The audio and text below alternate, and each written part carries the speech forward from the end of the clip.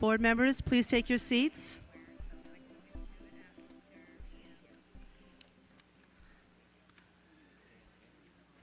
Board members, please take your seats so we can get started.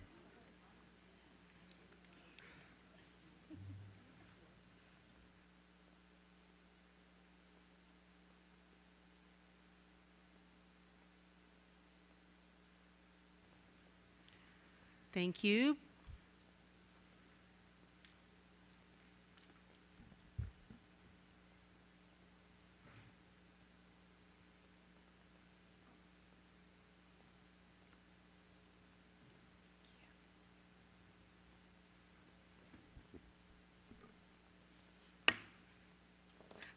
This July 13th, 2023 regular meeting of the Fairfax County School Board will now come to order.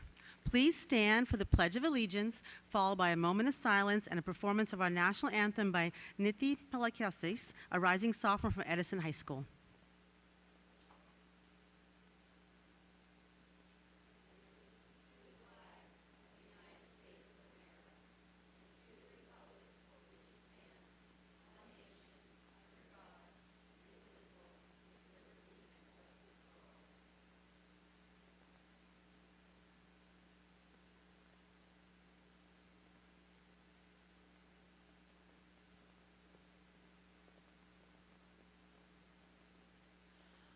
Oh, say, can you see by the dawn's early light what so proudly we hailed at the twilight's last gleaming, whose broad stripes and bright stars through the perilous fight o'er the ramparts we watched were so gallantly streaming, and the rockets' red glare, the bombs bursting in air, gave proof through the night that our flag was still there. Oh, say, does that star-spangled banner yet wave o'er the land of the free and the home of the brave? Thank you. Thank you. Thank you.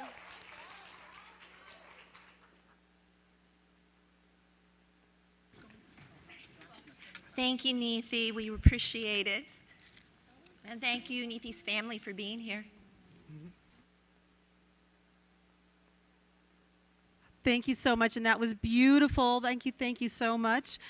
Before we get started, I wanted to recognize the Honorable Kate Hanley, former chair of the Board of Supervisors, who's with us today. Thank you for joining us today. And I would like to call on Ms. Pekarsky very quickly to recognize some of our Boy Scouts in the room. Yeah, thank you, Madam Chair. We have some very special guests here today working on a badge requirement.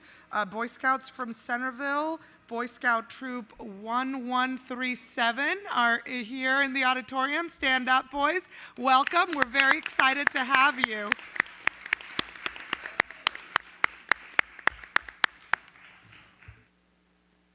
Thank you, and welcome to our meeting. Thank you for joining us today. We'll move on to agenda item 2.02, certification of closed meeting. In order to comply with section 2.2-3712D of the Code of Virginia, it is necessary for the board to certify that since the Fairfax County School Board convened a closed meeting on July 13th, 2023, to the best of each member's knowledge, only public business matters lawfully exempted from open meeting requirements, and only such public business matters as were identified in the motion convening the closed meeting were heard, discussed, or considered by the board. Do I have a motion? Dr. Anderson, is there a second? Ms. Cohen, all those in favor, please raise your hands. as Ms. Keys Gamara, Ms. Marin, Ms. Tolan, Ms. Corbett Sanders, Ms. Darnat Kofax, Ms. McLaughlin, Dr. Anderson, Mr. Frisch, Ms. Pekarski, Ms. Cohen, and myself. That is unanimous. Thank you very much. That motion passes. Agenda item 2.03, announcements. We would like to first welcome our new student representative for the school year 23-24, Rita Karim, to the school board. Welcome.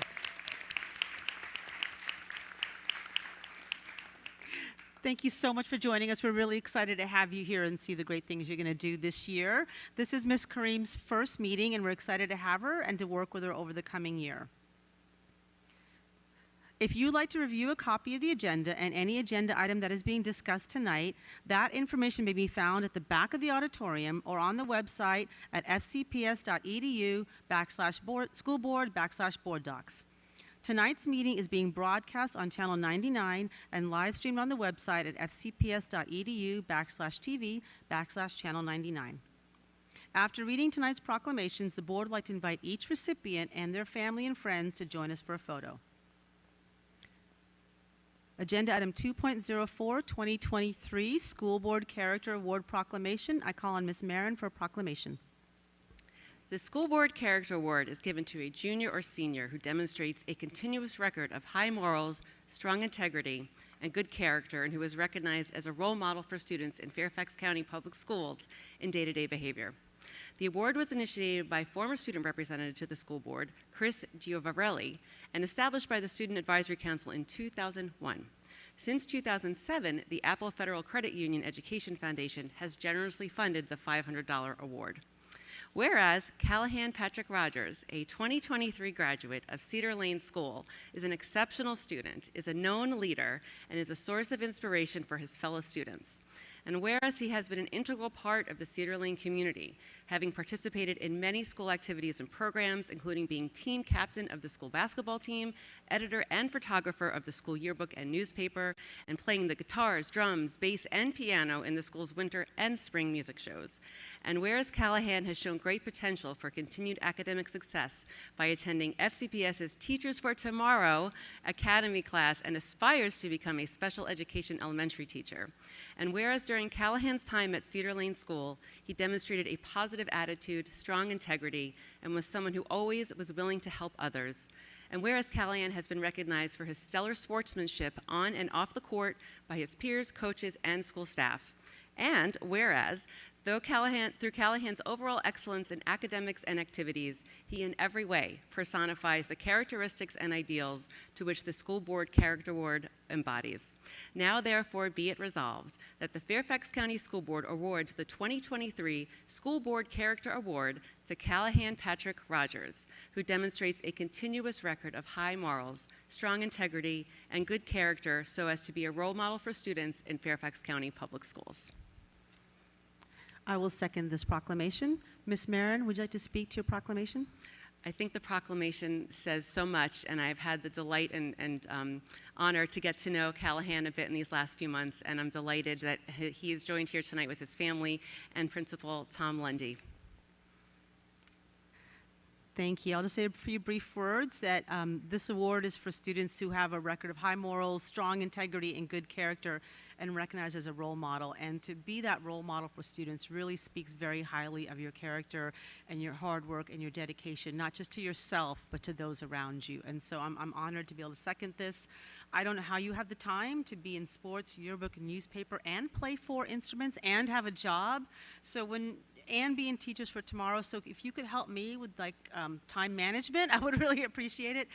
No, in all seriousness, it is so impressive to read about you, to hear about your background, to see just your big smile and your enthusiasm, and the fact that you want to come back and teach, hopefully for us, will be amazing. And I know the students will learn so much from you, both academically and just how to be an amazing human being. So congratulations. I'm honored to second this.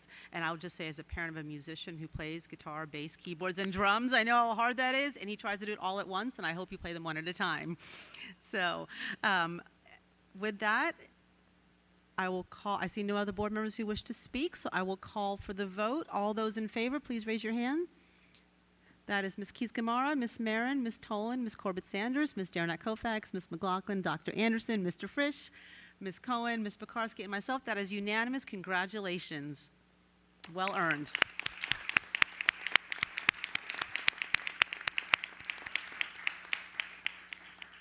Agenda item 2.05, proclamation honoring Daniel Warco and Jonathan Shames. I will call on Ms. Derenak Kofax for proclamation. Thank you, Madam Chair. Whereas Mr. Daniel Warco and Mr. Jonathan Shames have served on the Fairfax County School Board Audit Committee as our citizen committee members with dedication and professionalism, Daniel for 3 consecutive terms for a total of 6 years, and Jonathan for 1 term for a total of 2 years. And the success of the FCPS Audit Committee can, in part, be tied to the generous time and effort of these 2 contributing citizen community members. And whereas they both have been instrumental in fulfilling the roles and duties of the Audit Committee's charge. As Audit Committee community members, they must possess the knowledge needed to understand and evaluate Fairfax County Public Schools' risks and controls, including FCPS's Officer of Auditor General's activities. This includes, but is not limited to, the internal audit, activities over accounting, auditing, business, management, financial reporting, risk, and school district finances. In addition, they need to understand general local government processes as well as technical and complex financial reporting issues. And whereas Daniel has worked as a certified public accountant for over 25 years in both public and private sectors and included audit management experience, where he applied for his position here, he stated a desire to serve the public school system and hopes to add value. He and his 2 children, he has 2 children who recently graduated from West Potomac High School. Daniel's invaluable audit and accounting related experience has allowed him to be a valuable contributor to the Fairfax County School Board's Audit Committee. And whereas Jonathan came to us with over 38 years of experience, including leadership and financial expertise, where he also worked closely with other boards and audit committees, which exposed him to dealing with issues around internal controls, financial statement audits, management and operational audits, risk management. He joined the Audit Committee in July of 2021 after retiring from the private sector. He has 3 children who attended and graduated from FCPS, and he stated that he wanted to give back to his community. His wealth of professional experience as a certified public accountant made Jonathan a very effective member of our Audit Committee. And now, therefore, be it resolved that the Fairfax County School Board extends its deepest appreciation to both Daniel Warco and Jonathan Shames, as we thank you both for your outstanding service and dedication to Fairfax County School Board students, families, and the entire FCPS community. Is there a second? Second. Ms. Cohen. Ms. Derenak Kofax, would you like to speak to your proclamation? Yes, I've had the pleasure of working with both Dan and Jonathan last year as the audit chair and again this year as a member of the audit committee. I want to thank Dan, who's unable to be here, but I want to thank him for bringing his wealth of experience to the audit committee for the past 6 years. And he has been instrumental in helping us strengthen our internal controls, and it was wonderful to meet his children at West Potomac's graduation last month. So on behalf of the board, I want to extend our thanks and appreciation to you for sharing your time and experience with FCPS. And Jonathan, we are grateful that shortly after you retired, you wanted to jump right back in and help us with the audit committee. Your professionalism, expertise, and deep knowledge of the auditing process were so helpful to our committee. On behalf of our board, we want to thank you for sharing your time and talents in service to FCPS. Thank you. Ms. Cohen, would you speak to your second? Yes, please, just briefly. I had never been on audit when I was tasked with chair this year, and I think was understandably nervous. And the first thing that Ms. Coe told me was, don't worry, the 2 citizen audit members are amazing. And you all certainly proved that to be true this year, and just appreciated always the insightful questions, the tough probing questions, but always said with an awful lot of kindness and understanding. for, I think one of your #1 comments is always, I get it, it's a big system. And we are very lucky to have your talents, and we hope that this won't be your last time serving on the audit committee. So thank you so much. And Dan, who I hope will be glued to his screen at home later watching this, thank you so much, and thank you for the kindness, and again, the understanding. You all were amazing as we powered through some tough topics this year. So thank you so much. I appreciate it. Thank you. Ms. Tolan? Yes, I would like to extend a huge thank you to Dan Warco for all of his work. I had the pleasure of serving on the audit committee for 2 years with Dan, and certainly valued all of his expertise. Best of luck, Dan. 2 years ago, when a community audit committee position was vacated and John Shames applied, I told John he was the most overqualified person for this position that I could possibly imagine. Thank you, John, for being willing to bring your professional expertise in the private sector to the public sector, for asking tough questions always, and for collaborating closely as a thought partner with our Auditor General and with our board on so many topics. I know our sunshine laws and ways to do business were often a sense of frustration for you. So thank you for persevering to provide a valuable and badly needed service for FCPS. Thank you. Thank you. Ms. Keys-Gamarra? Yes, I too want to thank both Daniel and Jonathan. I had the pleasure of working with you both when I was audit chair, and it was really refreshing to have people come from the business world who were so professional, no nonsense, which I love, just bringing that best practices, a very objective, consummate professionals, and you really did help us to be better. So I just want to thank you. We really need that, and our community is grateful for your service. Thank you. Seeing no other board members who wish to speak, I will call for the vote. All those in favor, please raise your hands. It's Ms. Pekarsky, Ms. Cohen, Mr. Frisch, Dr. Anderson, Ms. McLaughlin, Ms. Janet Kofax, Ms. Corbett Sanders, Ms. Tolan, Ms. Marin, and Ms. Keys-Gamarra and myself. That is unanimous. Congratulations. With Ms. Amish away from the table, congratulations. Thank you for your service and your time and your knowledge and experience. It was very well received and very important to us to do our work, so thank you. With that, I would like to invite you, Mr. Shames, your family members, audit committee members, and all those here this evening in support of this proclamation to please join the board for a photo in front of the dais, and I ask my colleagues to remain at the dais for the next photo for our school board character award. Thank you.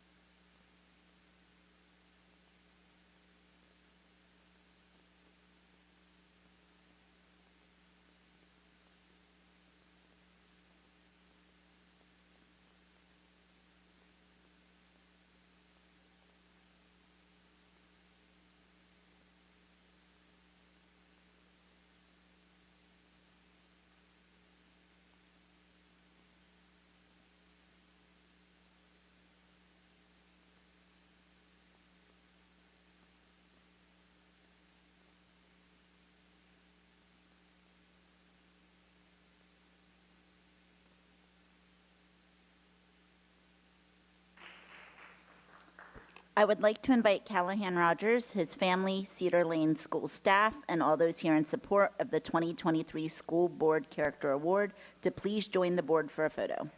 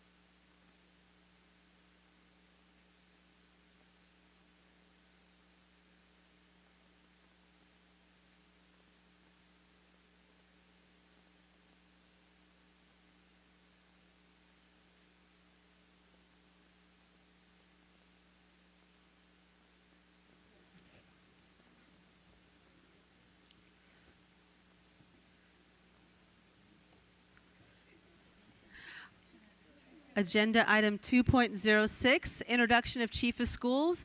As we noted during our June 26, 2023 regular meeting, we would like to take a moment during tonight's meeting to hear from our new Chief of Schools. I will now call on Dr. Ponce to provide a few brief remarks to the board, and welcome, Dr. Ponce. We're excited to have you here.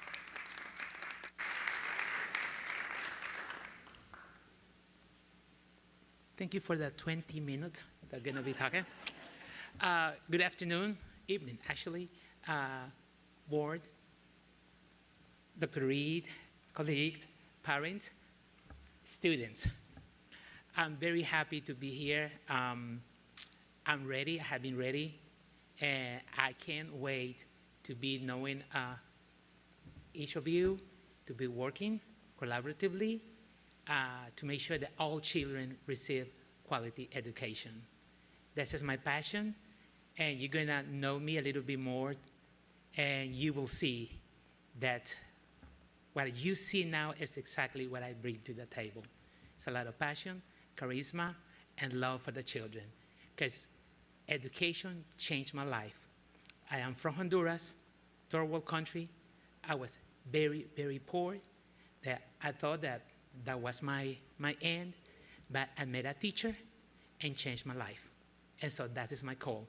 And that's exactly what I'm going to be doing. That every single child, all, but not all, you all, but all, ALL, will receive quality education. I'm going to bring the very best of me. And thank you.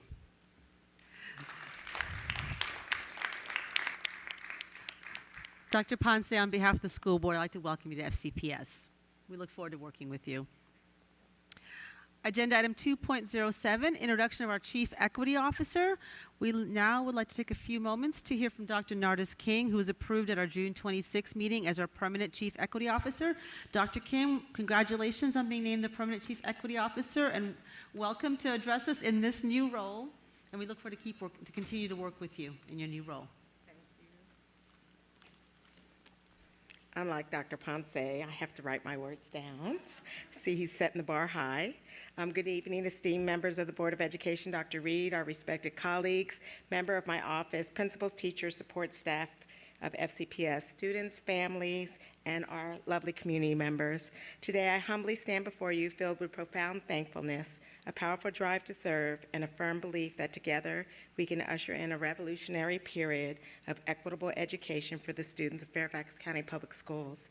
Throughout the past year and a half, I've had the privilege of working closely with the dedicated leaders of the Chief Equity Office.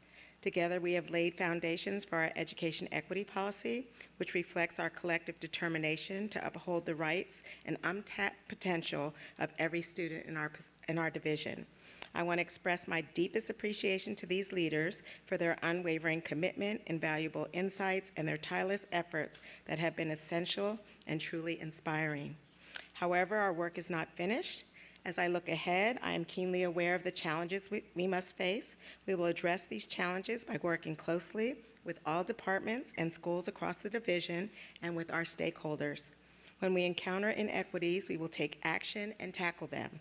These disparities present significant barriers to our shared goals of providing a fair education, and it is our collective responsibility to acknowledge and eliminate them. Today, I promise you and all our stakeholders that we will work relentlessly to pursue fairness, fight for justice, and ensure that every student can pursue their dreams. As I take on this role, I do so with a strong commitment and unwavering determination. I understand the assignment ahead, and I find inspiration in our shared dedication to this cause. We are not merely creating policies, we are shaping futures, and in every decision we make, we carry the hopes and dreams of our students. Thank you for this opportunity. Thank you. Thank you, Dr. King. Agenda item 2.08, introduction of our Region 6 Assistant Superintendent. And last, but certainly not least, we'd like to invite Dr. Michelle Boyd, who's our newly appointed Assistant Superintendent of Region 6, to provide some brief remarks. Dr. Boyd, again, congratulations on your new position. We look forward to continuing to working with you. Please. Thank you and good evening. And I promise we did not compare notes. I said, oh my, I wrote that down too. But again, good evening, Madam Chair, Vice Chair, school board members, Dr. Reed, FCPS staff, students, family, and certainly our community. I want to take this time to really express my gratitude and appreciation for my recent appointment as the Region 6 Assistant Superintendent.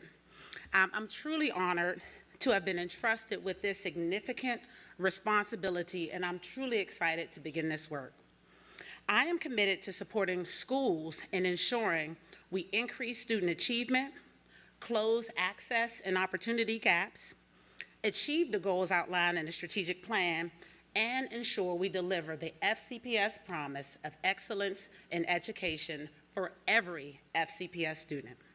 I look forward to partnering with our students, our staff, our families, and our community to ensure the FCPS vision becomes a reality. I am confident that together we will be able to achieve remarkable accomplishments and really create a better future for all. Again, thank you for this opportunity, and I look forward to the impactful work that we will do together. Thank you.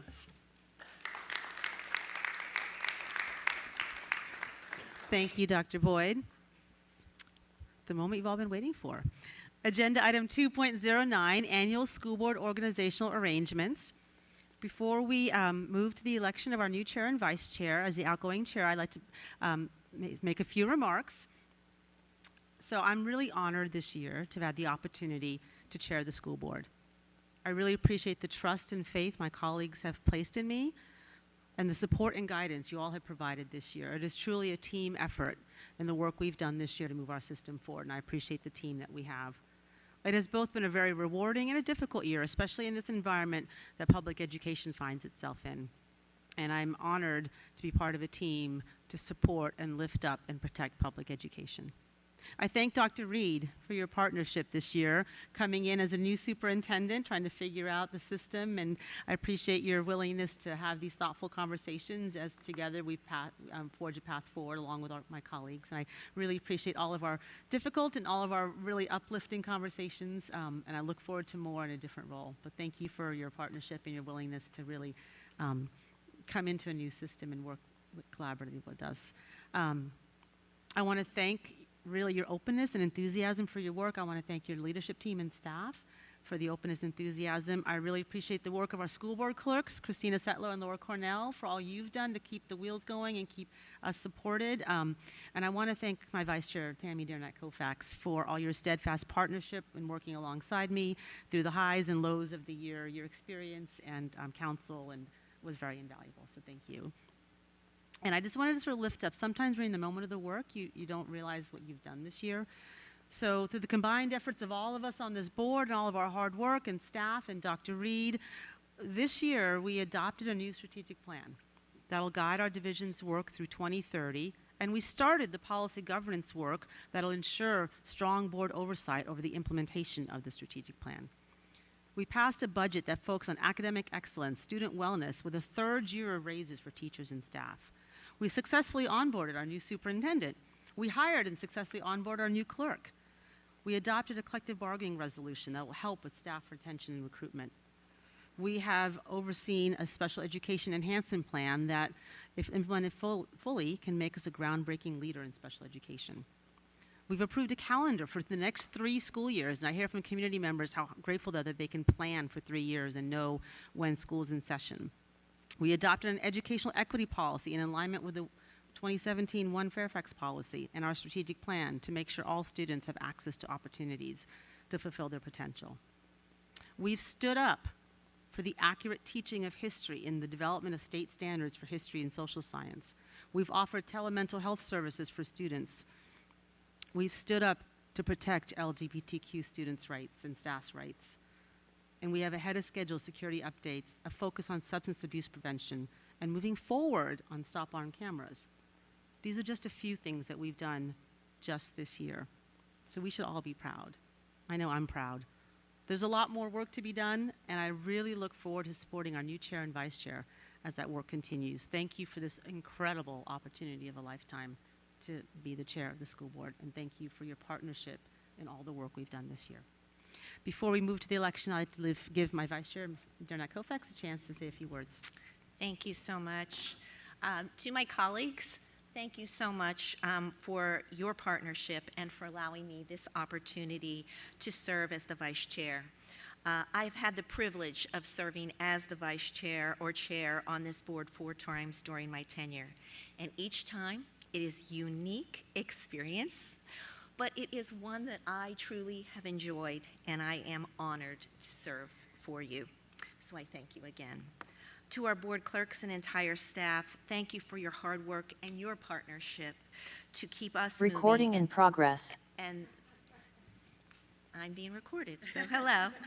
And for your hard work and partnership to keep us and the system moving forward for the people that we are doing it for, our children. Michelle, I've enjoyed our Wednesday meetings together, and I am so grateful for the chance to learn from you and to help you better understand FCPS and its many rich opportunities. And Ms. Rachna, thank you for your leadership as our board's chair this year. I truly appreciate your strong work ethic, your ability to quickly synthesize the many initiatives brought before us, and you're able to collaborate to come up with solutions. It's been another challenging year filled with opportunities, my friend, but I am glad to have been in partnership with you. Together with our colleagues, you listed the many, many things, so I will not go over them. I have some of them, but I want to say thank you, and thank you to everyone. We do have our challenges, but we are a good team, and we keep the system moving forward in the way we know best to make certain each and every one of our children out there have the opportunity to succeed. So everyone, I thank you again for this opportunity, and Ms. Rachna, I know you need a relaxing break, and I do thank you for my mug. That you know what that is. It is an awesome mug. With that, I will call on Dr. Reed. The next order of business, agenda item 2.09, the annual organizational motion.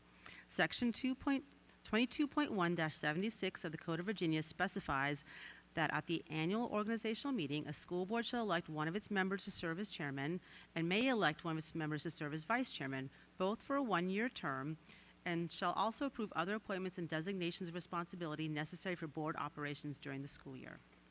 It has been the honor of my lifetime to be here, and I will now call on Dr. Reed to conduct the selection process for the school board chair for the next year. Thank you, Ms. Sizemore-Heiser, and I want to thank both you and Mr. Arnett Kovacs for a great year in terms of having the opportunity to onboard with both of you. So thank you for your patience, your grace, and your inspiring leadership. It's much appreciated. At this time, I will open the floor to nominations for chair of the Fairfax County School Board. Dr. Reed, I nominate Elaine Tolan for the chairman of the board. Is there a second? I second. Elaine Tolan has been nominated as chair. Are there any other nominations?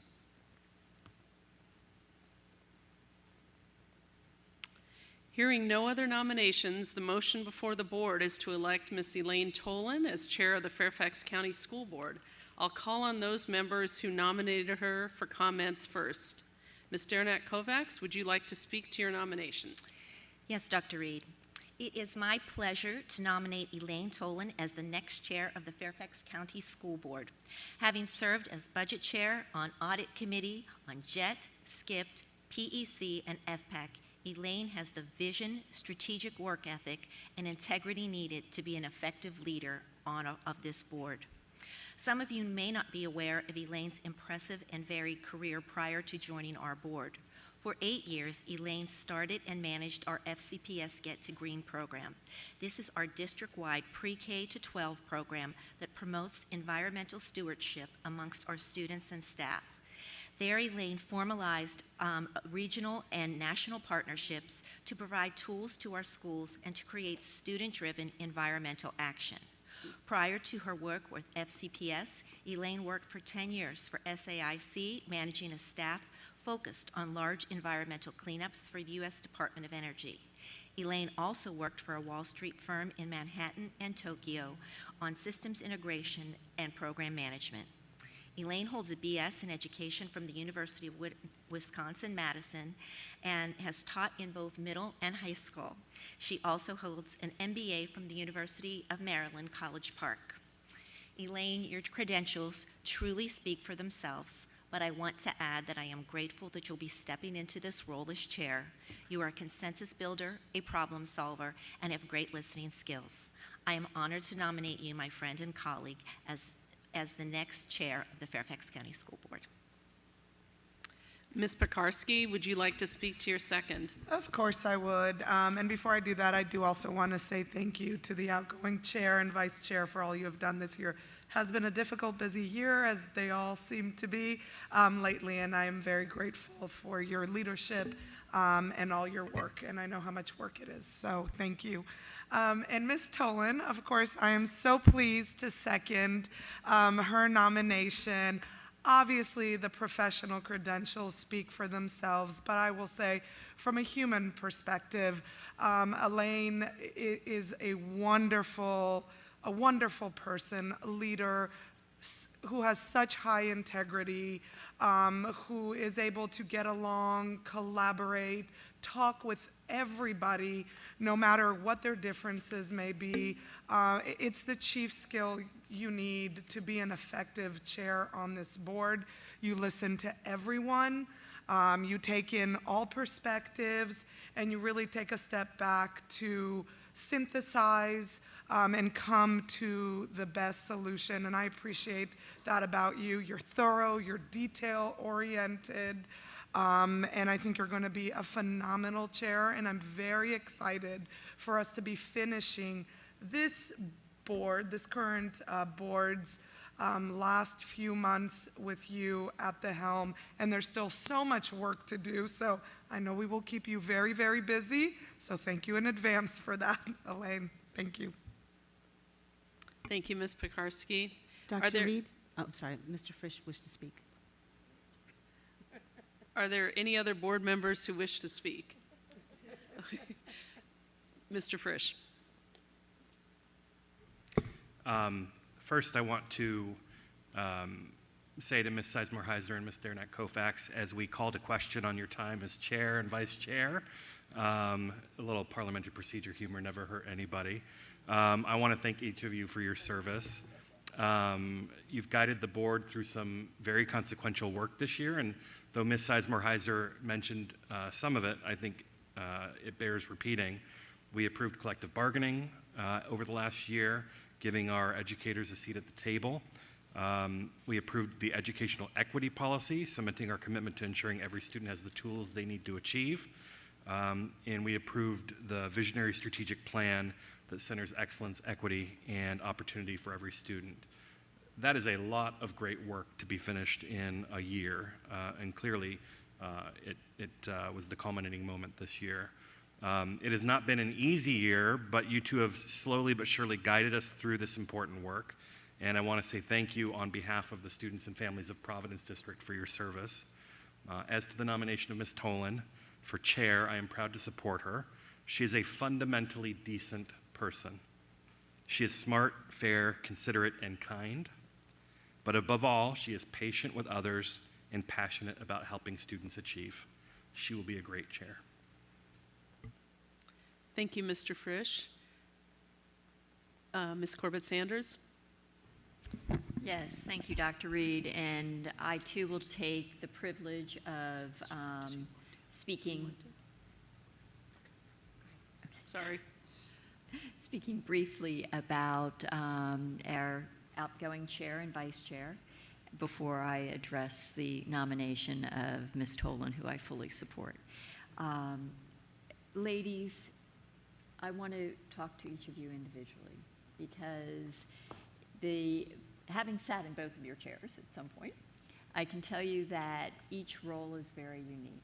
And the uniqueness of being a chair in transformational times can be challenging, but it's also one in which it can be inspiring. And we are inspired by all of the work that has been achieved this year, and it's greatly appreciated. And setting the tone for how we engage with staff and with each other is so important, and I think you've done that very well.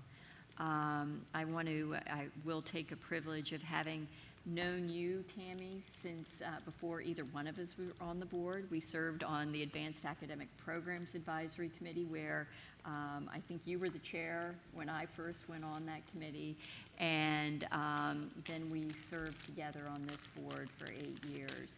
And I am forever grateful for your friendship, your leadership, and also for the work you have done in onboarding now 3 superintendents. That's pretty impressive. So you being able to share the wisdom and your experience both as a member of this board, but as a parent of students in our schools, and keenly aware of the challenges of an ever-changing community, and making sure that we meet the needs of each of our children by name and by need. You have done that for 12 years, and 3 of which serving as the vice chair and a 4th as the chair, I believe.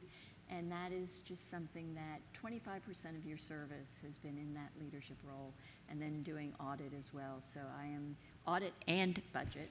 So thank you so much for all of your service. Now, Elaine, I have so enjoyed working with you over the past 3.5 years, and I cannot think of anybody I'd rather see sitting in the chair seat as we really start the implementation of our strategic plan. And we have lots of new staff and new leadership roles, and your combination, perfect combination in my mind, of IQ and EQ is exactly what we need in the leadership. And you're always willing to pick up the phone and make a call to find out where people are and how to build bridges. So thank you, and I look forward to supporting your nomination. Thank you, Ms. Corbett-Sanders. Dr. Anderson? Thank you. Thank you to Ms. Dernak Koufax and Ms. Sizemore-Heiser for your service. Ms. Tolan, I do want to spend my time speaking with you because, as I've shared with you in multiple conversations, you live above the fray. You have a deep sense of integrity, and I'm really looking forward to working with you in this position and supporting you. And as we've discussed before, I have a deep issue with the continuity, and absent the fact that you wouldn't be a year-long appointment, this would have been a complete no-brainer. But I'm really looking forward to supporting you, but I will not be voting in favor this evening, but it has nothing to do with you. It's just, I think we need the consistency, but I think you are an outstanding candidate for this position, and everything that has been said about you so far is 100% true. I have the deepest respect for you, and I think you'll be a wonderful chair. Thank you, Dr. Anderson. Ms. McLaughlin? Eileen, I know everyone has given you tremendous praise, well-deserved praise, and I wanted to add for our community to really appreciate how unique you are. There are 12 of us that Fairfax County voters put on this board, and when people say herding cats, they're not kidding. The 12 of us have passion and incredible, deep commitment, but it is 12 diverse personalities. And without question, in the conversations I've had with every one of our colleagues, you are held in the highest regard. And to serve in the role of chair is so important, to be able to have each one of us feel that you're going to listen and try very hard to bring us together as a board is what I believe elevates us. And so I'm thrilled to be supporting you. Dr. Anderson and I have a great relationship, and I totally appreciate where her concerns are.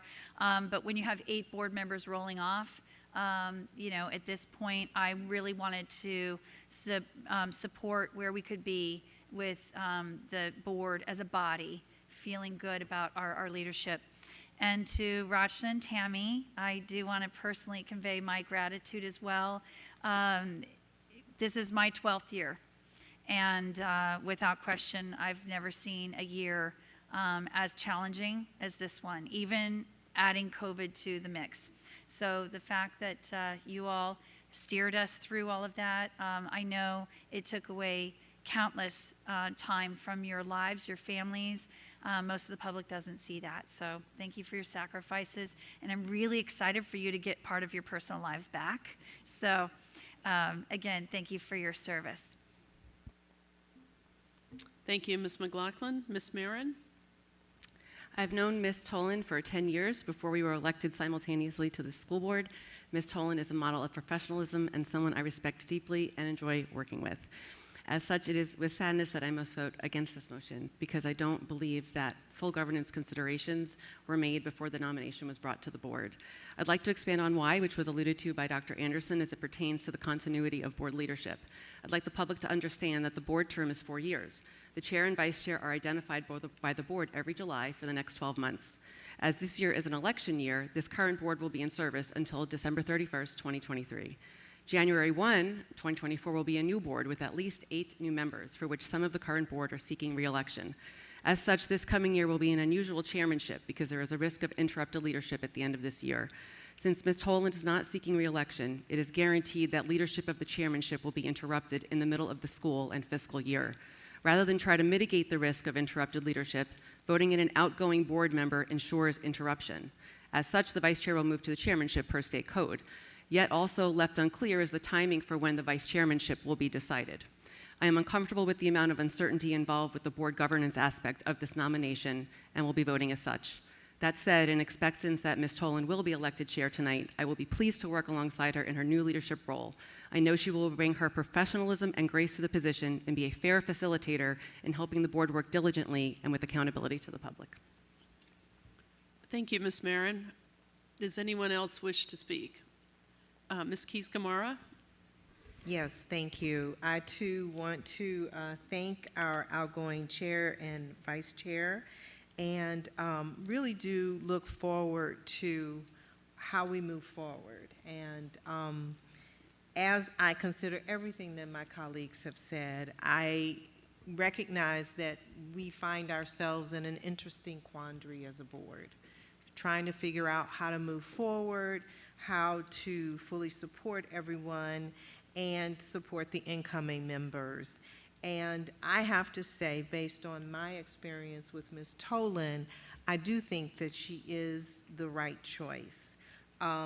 She has always, irrespective of the difficulties we've experienced since 2020, yes, there has never been a time when I couldn't talk to Ms. Tolan or that she didn't reach out to me. She has the ability to de-escalate conflict, a particularly noteworthy skill. She is a respecter of all. She is a leader who builds others and encourages team building. She's not one to leave anyone out of a conversation. And given the difficulties that being on the school board often brings, particularly in an election year, I look forward to working with her, and I think she's the right person for the job, so I will be supporting her. Thank you. Thank you, Ms. Keys-Gamarra. Ms. Sizemore-Heiser? Thank you, and I will take my turn last to speak, and I am thrilled, can I say thrilled, again, to support Ms. Tolan as the next chair of the school board. Everyone has said it, and so I will echo everyone's words. You are grace under fire. You are a consensus builder. You are somebody who listens to everybody, who thinks thoughtfully about all sides of an issue and tries to come to a solution that gets to yes and gets to win for everybody. And I think that's, especially in this time and era, a really important skill to have. I've really enjoyed conversations with you in the last 3 years, and I look forward to supporting you in this new role in whatever way you need and whatever way you want. But you are the right person in this time. I understand some of the concerns around continuity, but I think there's also a really important piece to have the right person in place in this era and time where public education is, to steer the ship in a calm, collaborative, consensus-building manner that keeps everything not just afloat, but really sailing smoothly. And you are more than that right person to do that. So I want to thank you from the bottom of my heart that I can take a recess for the first time in 3 years. And I'm really thrilled to be able to take a little bit of time, but I'm always here for whatever you need, whatever you want, and to support you in any way I can. But thank you, because it is a sometimes thankless, very time-consuming task, very rewarding task, but also very time-consuming. So thank you for the sacrifices I know you're going to make and the time I know you're going to spend. And I am beyond thrilled to support you as the next chair of the school board. So thank you for stepping up into that leadership role. Thank you, Ms. Sizemore-Heiser. If there are no other comments, then we'll proceed with the vote, which requires a majority of votes from those board members present and voting. The motion before the board is that Ms. Elaine Tolan be elected chair of the Fairfax County School Board. All those in favor of the motion, please signify by raising your hand and saying aye. That would be Ms. Keys-Gamarra, Ms. Tolan, Ms. Corbett-Sanders, Ms. Rachna Sizemore-Heiser, Ms. Derenak-Kovacs, Ms. McLaughlin, Mr. Frisch, Ms. Cohen, and Ms. Pekarsky. Those opposed? Ms. Marin and Dr. Anderson. Those abstaining? At this time, I am pleased to introduce the new chair of the Fairfax County School Board, Ms. Elaine Tolan.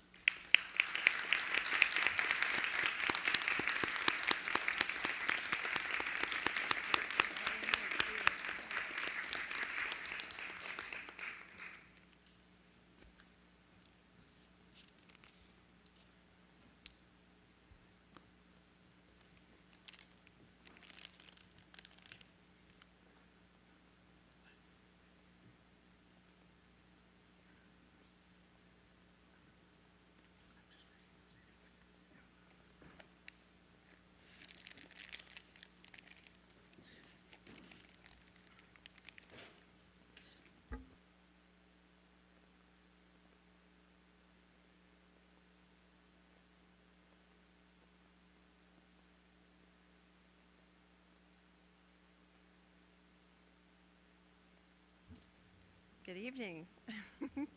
Thank you. I've got big shoes, big chair to fill here, so give me a little grace this evening. I am honored to have the opportunity to serve Fairfax County Public Schools and the students, parents, and residents of Fairfax County in the role of chair of the school board. I thank my colleagues for having confidence in me to serve in this capacity as we move forward together to continue building the positive momentum we are working on with our staff and our community. I thank Rachna Sizemore-Heiser and Tammy Derenak-Kovacs for all of the leadership and hard work over the past years. And of course, I have to thank my husband, Jim, who is here in the audience tonight, for all of the support over many, many years. It is an exciting time for our school district and our community. We are recovering well with COVID-19 after dealing with COVID-19. We have a new strategic plan in place and a superintendent with 1 year at the helm. We have new leadership joining us from around the country. Welcome. Bringing with them expertise and documented success in increasing student achievement and district-wide efficiencies. We have placed employees that have a depth of experience in our district in new key positions to leverage their knowledge and expertise. And we have plans to continue even more of these efforts. It is a time for us to look forward with optimism and a time to think big as we implement our strategic vision to provide excellence, equity, and opportunity for every student. There are new and continuing challenges on the horizon, such as school safety, students and social media, staff shortages in all areas, lack of federal and state funding, the impact of AI on education, and as always, how do we maximize student learning? FCPS is poised to be a leader in many of these areas. We have the staff expertise, we have the community expertise. Together, we need to raise our conversations to make sure our students have the best cutting-edge educational experience possible. I am proud to be in a leadership role as we do this work in partnership with our families and our Board of Supervisors. In a recent Education Week article, the author stated, Too often, education is seen as a system of compliance rather than an institution of inspiration and creativity. My experience working with FCPS is that we are full of inspiration and creativity, and we have the ingredients to be even better at spreading that across our entire county. I'm ready to get to work, so please join me. Thank you.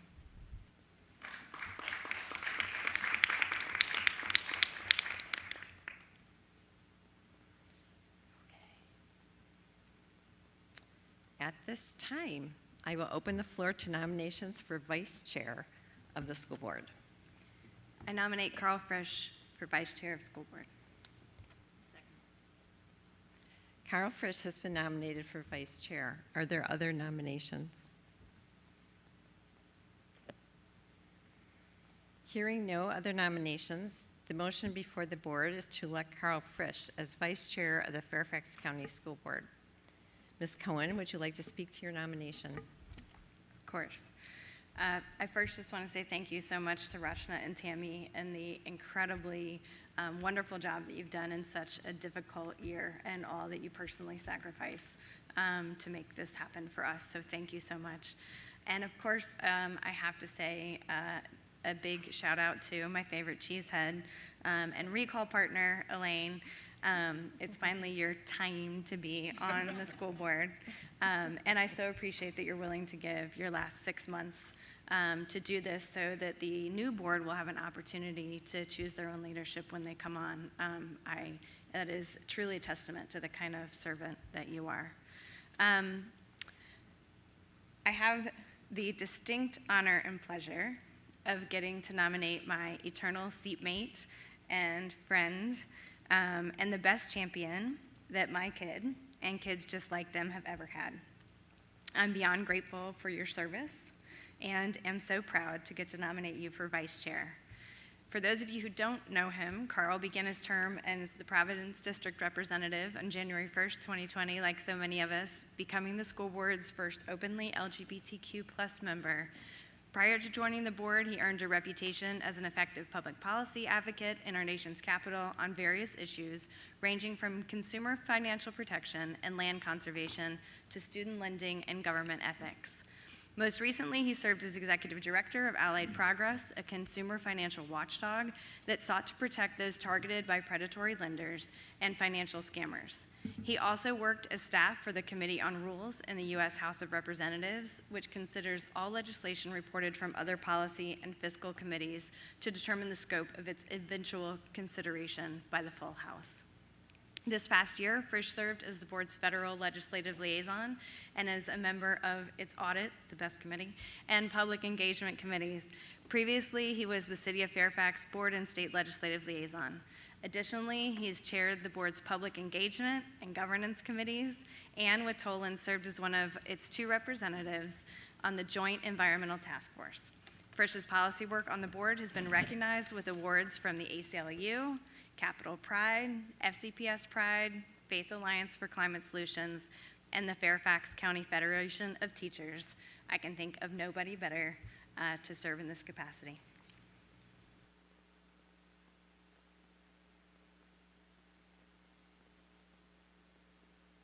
Falling down on the job already. Ms. Colbert-Sanders, would you like to speak to your second? Yes, thank you, Madam Chair. I would. It is my pleasure to second this motion tonight. I'm thrilled because a lot of the conversation in the nomination for your position for chair was about the continuity of leadership. And so tonight we are nominating for vice chair somebody who we fully expect to have a continuity of leadership. In addition to the continuity of leadership, I think it's important to understand, and Carl is one of 4 members who will be returning to the board ideally, but he's been a champion for both students and staff throughout his tenure on the board. And he's also been a proponent of our board priorities, which include employee recruitment and retention with collective bargaining, lead design schools and the JET goals, curriculum development, including workforce readiness in the environmental area, as well as addressing concerns about safety surrounding guns. Carl has demonstrated a willingness to innovate and bring new ideas on how we do board work. And my experience with Carl has been that he has been willing to not only pick up the phone and have a conversation with me, but be willing to pick up my phone call when I've called him. And those are key aspects of what we expect our vice chair to do, is to be able to do that as well as support the chair in their leadership and be a thought partner. And I do think that, Carl, you will be an excellent thought partner for Elaine in her role as chair and a thought partner with the superintendent. Thank you. Are there other board members who would wish to speak? I see Ms. McLaughlin. Thank you. I just want to say, Mr. Frisch, that I look forward to supporting your nomination. I have enjoyed getting to work with you these past 3 years, and we have served on a number of school board subcommittees together, and every time that you are the chair of those subcommittees, you are extraordinarily organized and thoughtful. You run the meetings extremely well and efficiently, always very knowledgeable on what we're having before us. And I just really appreciate that having sat here and watched this process over the last 12 years, it is a personal sacrifice. And so your willingness to partner with Elaine, which I know, having watched both of you, you really make a great team. I am excited and appreciative as a fellow board member that you're willing to give of your additional time to it. And selfishly, as a very busy Braddock District School Board member, I am glad others are doing the work so I can keep focusing on my specific district. So anyway, best wishes, and I'm looking forward to seeing you in this new role. Thank you. Ms. Keys-Gamara, was your light on from before? No. Okay. Ms. Sizemore-Heiser? It's kind of nice not to speak last. Carl, I'm thrilled to support your nomination and your work as vice chair. I'm really grateful that you stepped up into this role. Having served as vice chair before I was chair, I know that truly the best success of a chair-vice chair partnership is a strong partnership and friendship and ability to really work well together. And I know you and Elaine have a great friendship as well as a real great ability to work well together. So I think it's especially that partnership, right, of that mutual respect, that really being able to listen to each other. It is truly a team, right? So sometimes you may challenge each other's thinking, sometimes you may not agree, but being able to consistently work together through all of that and to support each other, because it is hard. And that support aspect is really, really important, right? To kind of be there for each other as sounding boards. And I know you guys will do that for each other. And so your steadiness, your steadfastness, and I've never seen anybody who works as hard and is as prepared for any meeting you walk into as you. And I know that hard work will really pay off as we're moving forward, as Elaine said, some really big, exciting initiatives, right? Moving forward, AI and many of these other things. And I know that hard work and that work ethic and the ability to pick up a phone and talk to people will pay off, but especially that partnership you have with Elaine. And I'm excited for that continuity. It is always difficult during an election year to figure out how to have that continuity, because you never really know who's going to be elected or not elected, so there's always a question of continuity regardless. So I think this is great to have the steadfast leadership, to have your strong partnership, and to have you as that continuity, and then have the chance for the new board to be able to select part of its own leadership too when we get to that point. So with that, I want to thank you for stepping up into this role. I want to thank Evan for the sacrifices I know he's going to make as you step up into this role, and I just want to say I am thrilled to support you, and as I said to Elaine, anything that you need, I'm here to help. Dr. Anderson? Yes, thank you. I do want to say some words to Carl, who I sit next to here. I sit next to in the work sessions, and we've had a lot of opportunity to engage because we also share several schools. We have been working very hard together on the Falls Church renovation. So I know that Carl is a really good partner. He is a hard worker. He is one who prepares, and he is one who has a vision and he executes that vision. So I wish you the very best of luck. I will be here supporting you, but I know you heard my earlier comment, and it just goes into this one too, but I'm happy to support you in your vice chairmanship, and I look forward to us working together as we support the schools that we share so closely. So congratulations. Ms. Marin? Yes, Carl, Mr. Fish, I look forward to your always professional and even-keeled approach. I have so appreciated your knowledge of Robert's rules. I've tried to emulate them. I hope to hone them this coming year with your help. I've been pleased to hear the other accolades regarding how you work, because certainly the role of the chair and vice chair is to facilitate all of our board members' work on our flat board. So on any of the myriad of topics that we're all passionate about, I know that you'll do the work to bring us together, make sure every voice is heard, and find a solution and get the work done. So thank you for stepping up.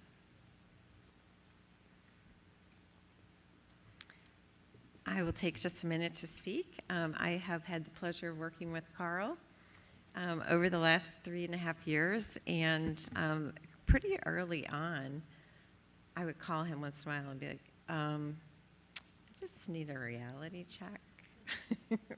And he's been super, super helpful, and you know, a good friend through these efforts. We are in districts that are right next to each other, so we also share a number of schools and have, you know, issues of the schools that we've worked on together, and it's always been a pleasure. And I am really, really excited to have someone that knows Robert's rules really well sitting right here. So look forward to that. Anyone else? If there are no other comments, then we'll proceed with the vote, which requires a majority of votes from those board members present and voting. The motion before the board is that Carl Frisch be elected vice chair of the Fairfax County School Board. All those in favor of the motion, please signify by raising your hand and saying aye. We have Ms. Marin, Ms. Rogers Sizemore-Heiser, Ms. Karen Corbett-Sanders, Mr. Annette Koufax, Ms. McLaughlin, Mr. Frisch, Ms. Cohen, and Ms. Pekarsky, and myself. Those opposed? Dr. Anderson. Is anyone abstaining? Ms. Keys-Gamarra, thank you. This motion passes. At this time, I am pleased to introduce the new Vice Chair of the Fairfax County School Board, Carl Frisch.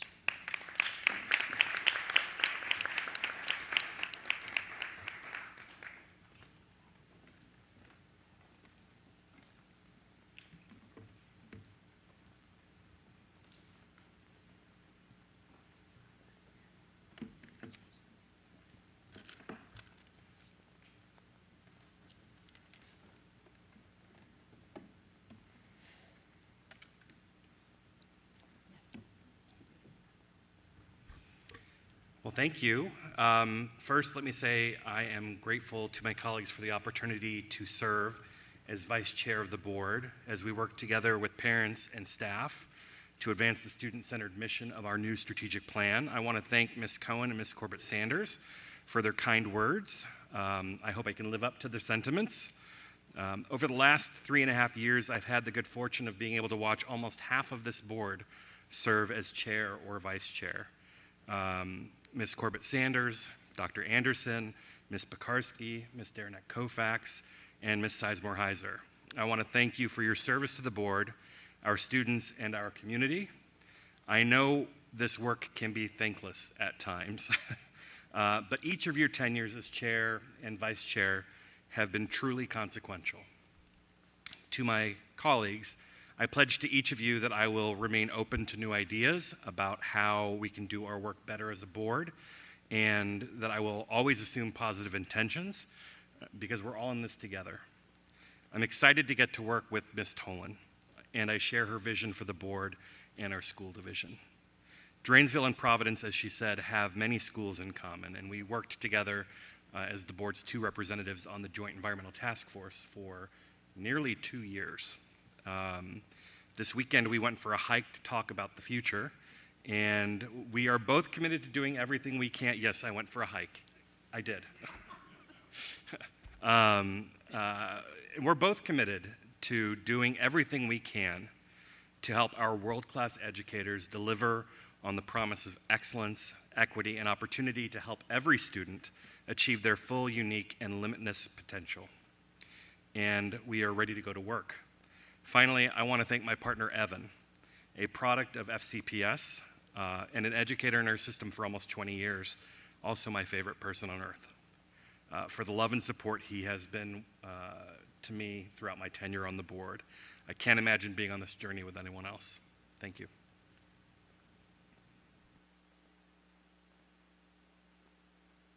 Some people do business on the golf course. Some people do business on the hiking trail. I now call on Mr. Frisch for a motion. Thank you. Here we go. I move that the school board authorize organizational arrangements and appointments as follows. Get ready. 1, designate the 2023-2024 calendar of regular business meetings, which are typically held on Thursdays, as well as closed sessions and work sessions. The board's calendar of meeting dates will be based on the school year and will be published in July as detailed in Attachment A of the agenda item. Special meetings, board committee work sessions, and other special functions will also be scheduled.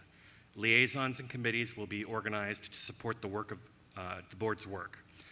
Committees of 3 board members consider student disciplinary cases in closed meetings, typically on Tuesdays. Number 2, set the salary of board members at $48,000 per year and that of the board chairman at $50,000, and reimburse all board members for travel expenses in the conduct of official business, including attendance at meetings, at the same rate as employees of the board. Number 3, compensate the student representative for attendance at public meetings not to exceed $50 per day and reimburse for related travel expenses at the same rate as employees of the board. Number 4, appoint Marty Smith to serve as the superintendent's designee to attend any meetings of the school board that the superintendent cannot attend. Number 5, appoint Christina Setlow as clerk of the school board with corporate surety bond as required by the Code of Virginia. Number 6, appoint deputy clerks of the school board for the limited purpose of signing titles of school division vehicles and countersigning payment warrants as detailed in Attachment B of the agenda item.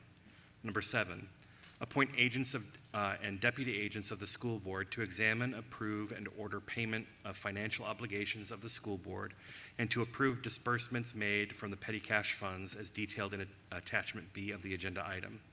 Number 8, appoint agents and deputy agents of the school board to examine, approve, and order payments only in connection with the Educational Employees Supplemental Retirement System of Fairfax County, ERFC, as detailed in Attachment B of the agenda item.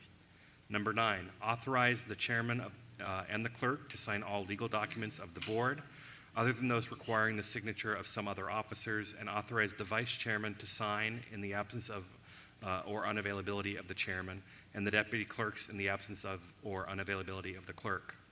Number 10, authorize Marty Smith, Chief of Staff, to execute official documents, including those relating to state, federal, and impact aid requiring the superintendent's signature, and those relating to the Virginia Department of Education reports, documents, requisitions, and other official correspondence in the absence of or unavailability of the division superintendent, effective through June 30th, 2024.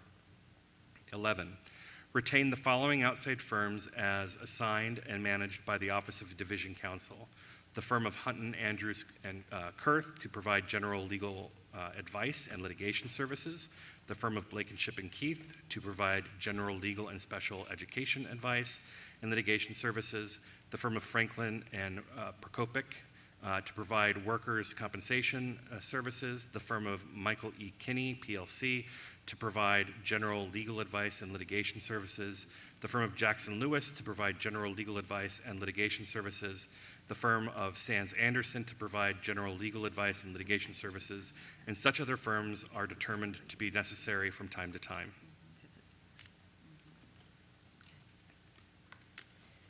Thank you, Mr. Frisch. At this point, I would like to offer a friendly amendment. Item number 2. The current salary for board members is $32,000 per year and $34,000 for the chair. As of January 1st, 2024, we will set the salary of board members at $48,000 per year and that of the board chairman at $50,000 per year. So without objection? Any objections? Can you just clarify where that change is? It's number 2, where it discusses the salary. So I'm seeing on board docs that it is accurately saying what you just said. So. Oh, just the script is incorrect. Oh, I see. Thank you. Okay. So if it's on board docs correctly, that's good. There are no objections to making that change here to what we have presented. Thank you. Mr. Frisch, would you like to speak to your motion? Oh, thank you. Is there a second? Second. And I have no words that I need to speak about it. It's very self-explanatory. Thank you. Okay. Ms. Marin, I see your light. Would you like to speak? Yes, thank you.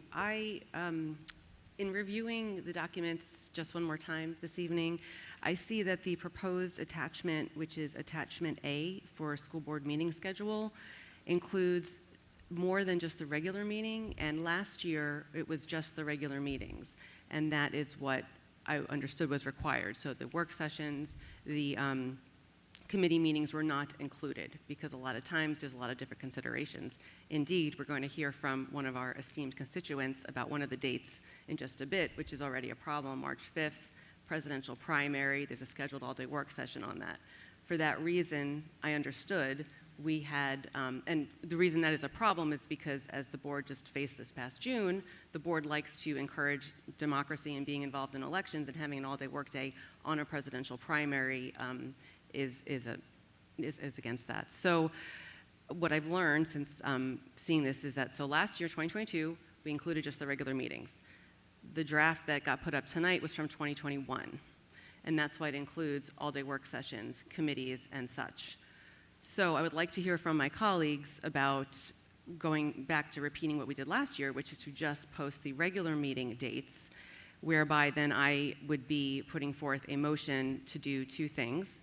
One would be to make a motion to update that, and this is not my official motion language, I just want to put it out there for your consideration and feedback, please, but one motion would be to change that attachment to only include the regular meeting so that it mirrors the 2022 schedule that we approved.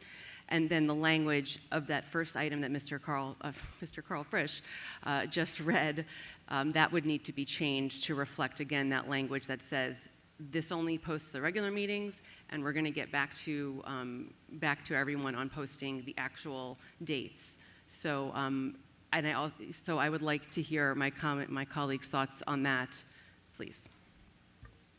Ms. Sizemore-Heiser? Yeah, I'm happy to provide some explanation on that. In previous years, before last year, we had a more robust calendar that listed regular meetings and work sessions to allow for the community and staff to better plan. And I know several colleagues have mentioned the desire to have a more set calendar earlier.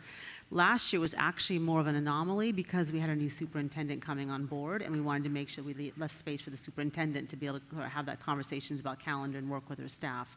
So that's the reason why the calendar looks a little more robust this year than last year. It's really to have that transparency and planning for the community and for the staff on the calendar. We can still do what Ms. Marin suggests and just vote the regular meetings and add them later, but it was really, last year was the anomaly as opposed to this year.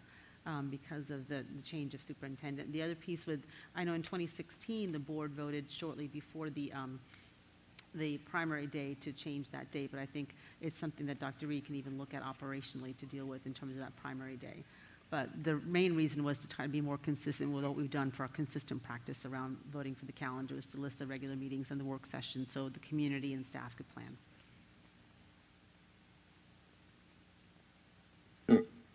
Dr. Anderson? Yes, thank you. Thank you, Ms. Mayor, for pointing that out. I did want to offer a clarification because I don't think last year was the only year where we just listed the regular business meetings. That also occurred the year that I was chair and Ms. Pekarsky was vice chair, because I remembered we listed the Thursday meetings during the organizational meeting, and then shortly after we met with Ms. Mulberg to set the rest of the schedule for the year.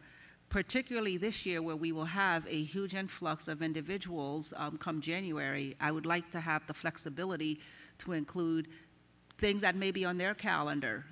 The regular business meetings must be agreed to here, but I think we should afford ourselves the flexibility of the rest of the calendar to be able to not only address what's happening with this board, but to address incoming concerns with the new members in the next year. Thank you.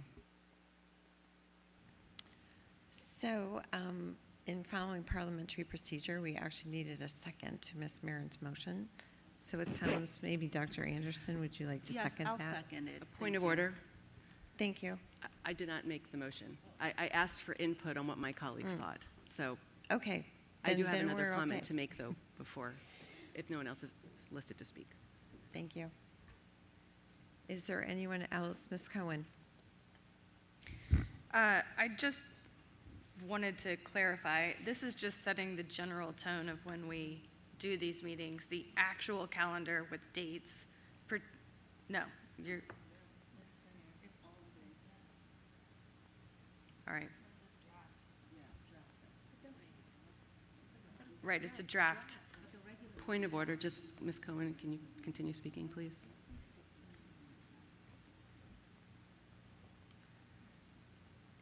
It's a draft meeting. It's a draft physical calendar. This is an agreement to that these are generally the practices of the board. So I guess I can defer to Dr. Reed, but in terms of being able to make the presidential day primary, we still have the opportunity to do that as a board, just as we did a couple of years ago when we had to change. Ms. McLaughlin? Yeah, I'm reading the recommended action, and I will say that if we vote on this, which is what I believe Mr. Frisch read for us to vote on, I will say I share the concerns, Ms. Marin, that you've raised, and I do recognize that it's saying draft, and as long as that's understood that it is draft, but because the document itself is titled draft. And so I would say, I think it's important before we vote that it be made very clear that if this is a draft, then we know we'll come back from our recess, and the first meeting we'll have is August 15th. And I would suggest, because I understand there's a retreat happening on that day, and for the public, that is not a retreat. We usually are in a cafeteria here in FCPS headquarters, so it is not as it sounds. But that would be an opportunity for us as a board to then, I think, review the draft, and then we would publish it as official. Because I do think it's important for many of us board members, that we're seeing this just as it was publicly posted. We have not had a chance to talk with each other, and I think that there are some things, including the presidential primary, that I know I have concerns as a board member over many years. We keep almost having the same dialogue, and not to draw too much attention to our former chairman of the Board of Supervisors, but I did talk to Ms. Hanley when we were out in the community recently, where I alerted her that this was an issue, and we've had to tackle this before, and we shouldn't have to keep tackling it every single time. It does not make us good partners with the County Board of Elections and with our commitment and desire to ensure the smoothest operations possible for our community as a whole. So I guess what I would say to my colleagues is that as long as we are very clear here tonight, and that this motion in front of us is clear that this is what we're doing, is approving a draft, But other than that, then I think, Ms. Marin, I would fully support a motion to, an amendment to Mr. Frisch's motion that just inserts the word that this is the draft for consideration. Or if you have another motion you want to consider, but I am very concerned, other than we'll have to just reopen our calendar, which I guess we can always do as well. But it's unfortunate we find ourselves here right now with this one. For anybody watching, we have more action items than you can imagine, and we've all been talking to each other nonstop for 2 weeks on all these other action items, and it just doesn't end. Mr. Kovacs. I do have words after all. I think Ms. Sizemore-Heiser and I, along with the clerks, had decided to do this draft calendar in order to make a smoother transition for the new chair and vice chair. As so many times have happened during this year, you all know that Ms. Sizemore-Heiser and I have had to change things on the calendar. We thought this would be a good base to get everyone started. You know, we understand there may be some things that have to change and some topics, but that's where we find ourselves. We left it in, we wanted to present something for our colleagues so they have something to begin work on, because it is kind of, it took a few weeks for us to do this here and there in chairs and with our new clerks. So thank you for pointing out some of those things, but there was not meant to be, this is the calendar and no one will look at it. It was like, this is a draft, this is how we think it should be laid out. And that's why it was presented this way. Ms. Covert-Sanders. Yes, thank you, and I am pleased to follow my colleague, Ms. Derenak Kovacs, because in the past we did have a calendar that was approved at this organizational meeting, and we have a requirement to, at a minimum, approve a calendar that includes our next meeting so that we have a way we can actually meet, because that's what the calendar is supposed to do, is indicate to the public when they can expect to see us working and in what format. And so that's why I will support this as it is, with the understanding, as we have done in the past, that where necessary, we can amend calendars. And so I would fully support adopting this calendar, which, by the way, is the school board meeting calendar. It is not the school year calendar. It's not when our students are in our buildings. It's when we are working. And no, I'm making sure that the public understands that that is the calendar we're talking about. And so I would urge my colleagues that tonight we proceed with adopting this calendar, make any changes throughout the year as appropriate, and what we expect our chair and vice chair to manage and to coordinate with us. But I do recognize the evening is getting late. We have people waiting to be able to participate in community participation, and I ask that we proceed. Thank you.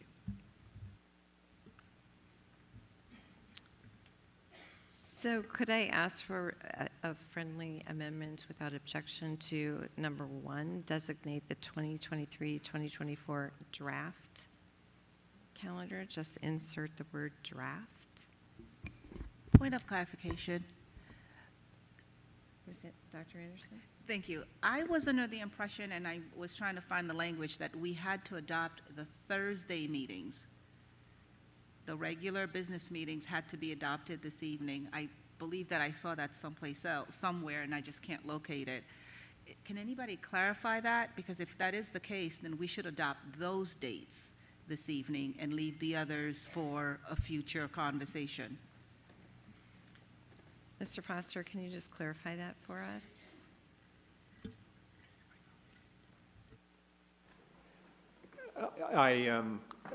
My recommendation is that the board go ahead and vote, and the calendar as presented, as has been noted, I think, by at least a couple of board members, this can always be amended as the year goes on as needed.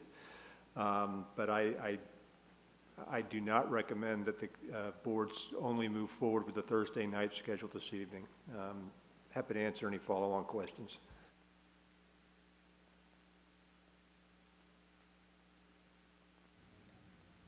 I'm so sorry, Mr. Foster, I couldn't hear the last component. I'm happy to answer any follow-on questions. Oh. He did say just prior to that that he did not recommend that we only have the regular business meetings. And I think that's why I'm confused, because that's what has happened before. I actually just looked through the meeting calendars for last July and the July before that, and the only things that were on the calendar were the regular business meeting items. And it wasn't the work sessions or the retreats, it was just the Thursday meetings. That's what was on the organizational calendar for 2022 and 2021. I didn't check any further than that. Right. Yeah, ultimately, it's a board decision as to how detailed you want to get with your draft calendar. You have a draft before you.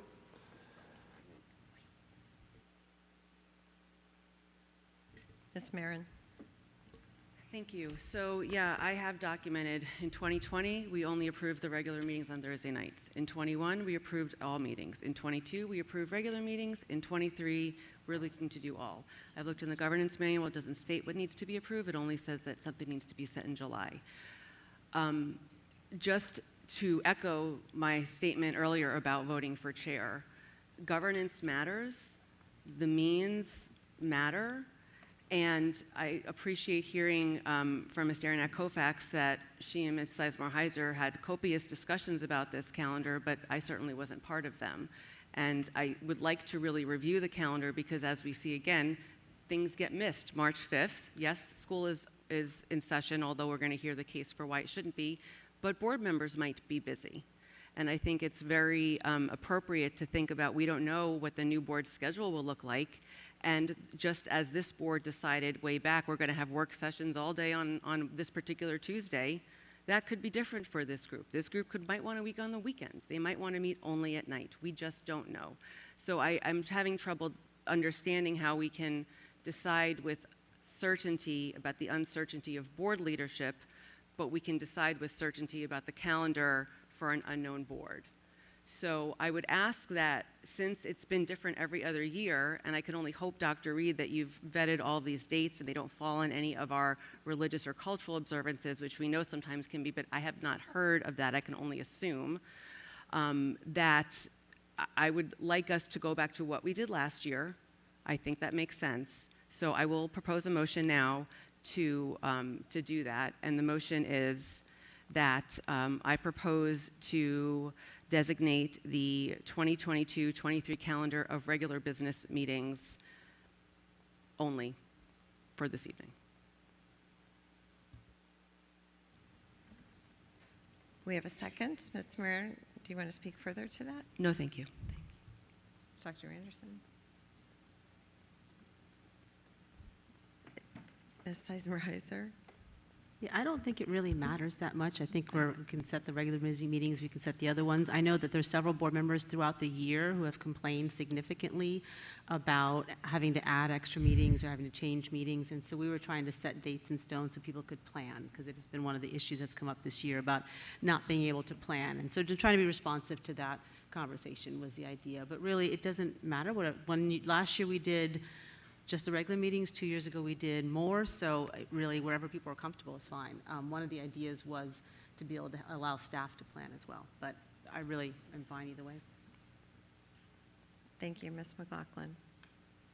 So I think this is actually a wonderful first lesson for our new chair and vice chair. There's no doubt that the chair and vice chair are always constantly working hard and trying to do their best, and there has been regrettable fluctuation in our practices over time. In years past, I've served on governance for probably 8 out of 12 years. One of the most important tasks of governance was to build the school board work calendar. And then it would the school board's annual calendar. It would then come to a work session and we would all see it. We would talk about it. We would have an understanding of what are the expectations of the sitting board for the number of work sessions, how we're going to hold them, and that hasn't happened yet. So that is on no fault of Ms. Sizemore-Heiser and Ms. Darren Kofax, and I truly appreciate that they are coming from this from a good place. But it is uncomfortable for me that I really do think that collectively, the 12 of us, this is a part-time job. Our lives are are impacted by it, and we really haven't had a chance, because half of our term was through COVID, to ever talk with one another on how are we going to do the business of the board with 12 people's work schedules and others. So it would be my preference that we follow perhaps what Ms. Tolan said, Chair Tolan, and that it would be a draft, and that we come in August at our retreat and let's build that into the conversation of how long we're going to, how many work sessions are we going to have? Are they going to be 4-hour ones and we have to do them more frequently? Are they going to be 6-hour ones and we will do them once a month? I think we owe it and have a responsibility to each other to have that collective conversation, because all of our lives are affected by this work calendar. And I would not expect Ms. Sizemore-Heiser or Ms. Derenak-Kofax to make and be able to understand or decide that. And so to me, inserting the word draft is the simplest thing, with the expectation that we will work on this at the retreat in August.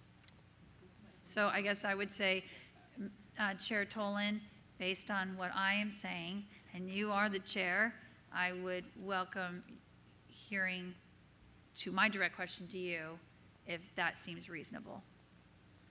I think it's absolutely reasonable to make sure that we have that discussion so that everyone is completely on board.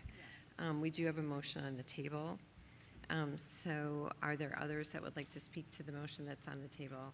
So just for process clarification, it's Ms. Marin's motion on the table, so I would be voting against it, because then I want the alternate motion, which is what you suggested, and we insert without objection the word draft. And that with a commitment of August, verbally from you and Mr. Frisch, that the August 15 retreat, we will work this out. Are there other, I see lots of lights, and I'm not sure if they're from previous requests for speaking. Ms. Marin, would you like to speak again? Yes, and this will be my final comment. Thank you, Ms. McLaughlin, for what you're saying, and I can be amenable to that. I can withdraw my motion. I will withdraw my motion. Thank you for seconding it. I do want to point out that when we take votes, I believe I understood that our vote is the decision. If we're deciding that something is draft, is it really a decision? I'm just trying to think, do we usually vote things in draft? And, is someone's promise good enough? We talk about this a lot when it comes to holding the superintendent accountable. It's not done until it's not a directive, until it's voted on. So saying that we're voting on a draft, it doesn't seal the deal for me, but I'm happy to compromise, and I'm glad we could have this conversation, and I'll look forward to more of it in August. Thank you. Okay, Ms. Marin is I am pulling my amenable to motion. Withdrawing her motion, but we Yes. have to have it withdrawn without objection. Okay. Is there any objection to Ms. Marin removing her motion? Okay. No objections. Okay. On the screen, we see the amendment so we are ensuring that the calendar that we are voting on is draft. So we are designating the draft 2023-2024 calendar of regular business meetings, et cetera, under number 1.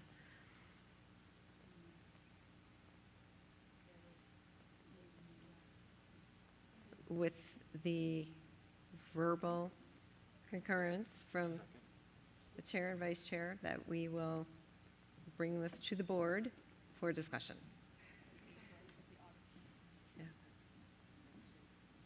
At the August 15th retreat. Okay. Do you second that? Okay. I do not need to speak any further to this motion. Is there anyone else who would like to speak? Okay. Can we please vote on this motion? No, we can't. No. Item 2 is fixed. Item 2 is fixed. No, first we have to vote on the amendment, and then we can move on to the next. amendment. We're amending. Move forward. Number 1. Okay, so let's vote on the amendment for number 1 for the draft calendar. All in favor, please. Ms. Karen Keys-Gamarra, Ms. Marin, It says draft. Ms. Karen Corbett-Sanders, Mr. Frisch, Ms. McLaughlin, Dr. Anderson, and myself. Are you voting? Those that oppose? Abstain? Ms. Pekarsky, Ms. Cohen, Ms. Sternach, Kovacs. Okay, the amendment passes. I'm Okay, sorry, can we so just now- and clarify we that have a- vote one more time? I'm sorry, you need the names again? Yes, please. Okay, those voting yes. Ms. Marin, Ms. Karen Corbett Sanders, Ms. Karen Keys Gamara, Mr. Frisch, Ms. McLaughlin, Dr. Anderson, and myself. Those voting no. Those abstaining. Ms. Sizemore-Heiser, Ms. Sternach Kofax, Ms. Cohen, and Ms. Pekarsky. Okay, so the motion passes. Now we can move on to the main motion. Okay. And in the main motion, we have the changes to number 2. The friendly amendment to change number 2 with no objection.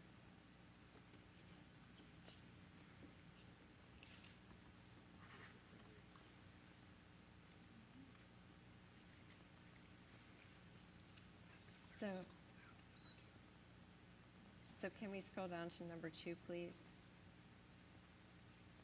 Here we go. Set the salary of board members at $32,000 per year and that of board chair at $34,000. Beginning on January 1, 2024, the salary for board members will be $48,000 per year and that of the board chairman at $50,000. So that is just, are there any objections to that change? Ms. Marin? Well, just a point, it's already correct in board docs. So, I'm sorry, can the chair just, Chair Tolan, I see it as correct in board docs, which is the public record. So what needs to be changed?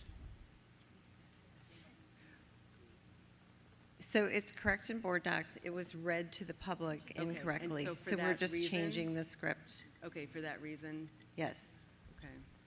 Okay. I thought what was written is Yes, what was. and we have no objections. Sure. So let's move forward now to the main motion. Okay. All in favor of the main motion read by Mr. Frisch? 1 through 11. Those in favor? Ms. Karen Keys Gamara, Ms. Marin, Ms. Rachna Sizemore-Heiser, Ms. Karen Corbett Sanders, Mr. Frisch, Ms. McLaughlin, Dr. Anderson, Ms. Sternach Kofax, Ms. Cohen, Ms. Pekarsky, and myself. That is unanimous. The motion passes.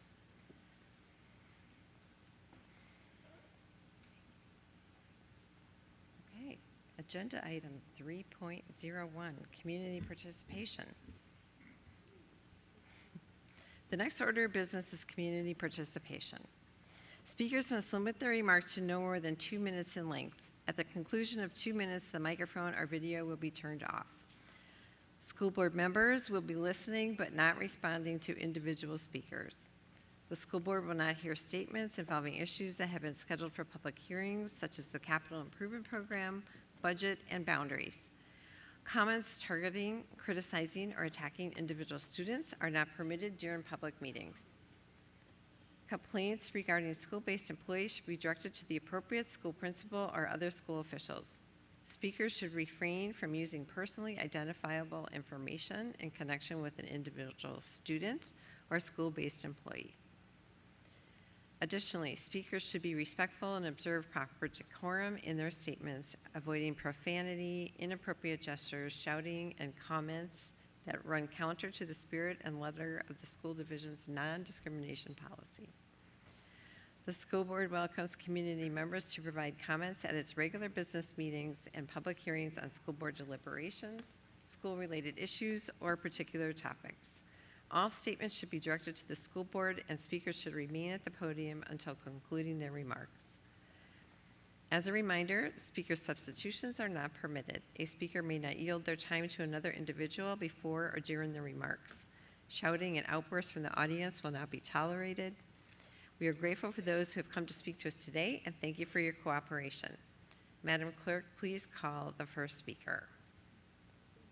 Student number 1, Catherine Hanley.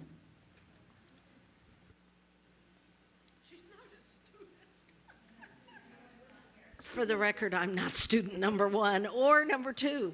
I'm Kate Hanley, Chairman of the Electoral Board, and before I begin my quadrennial request, I want to thank Fairfax County Public Schools for the effort and cooperation that everyone in the division makes to help the voters of Fairfax County have safe, accessible places to vote.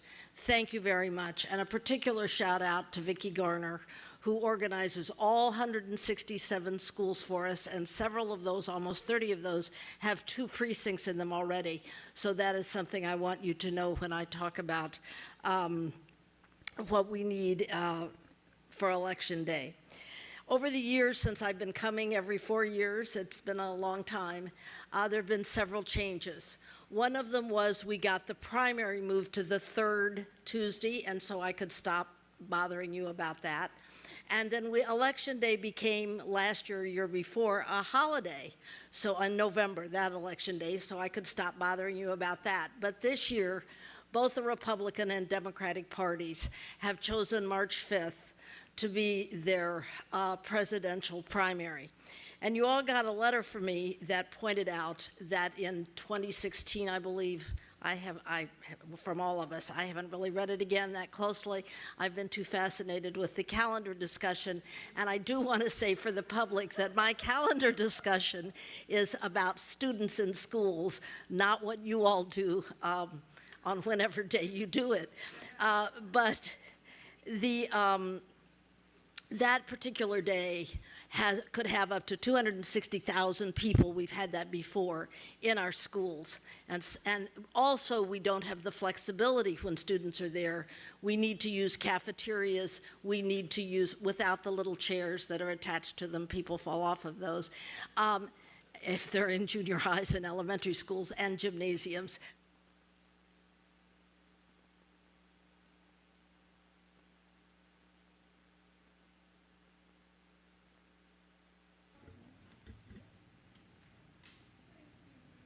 Thank you.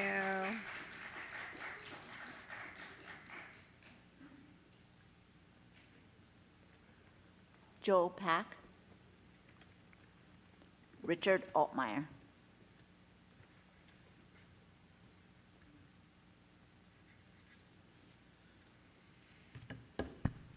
Good evening, board members. My name is Rich Altmeyer. I'm a resident of Fairfax County. Considering the equity policy just adopted, I feel it's valuable, given a kind of hard to understand policy, to issue for this board to issue some guidances to our teachers so help them execute within that policy. So I respectfully propose these guidances. Guidance 1, do not teach our children an individual by virtue of their race or sex bears responsibility for actions committed in the past by other members of the race or sex.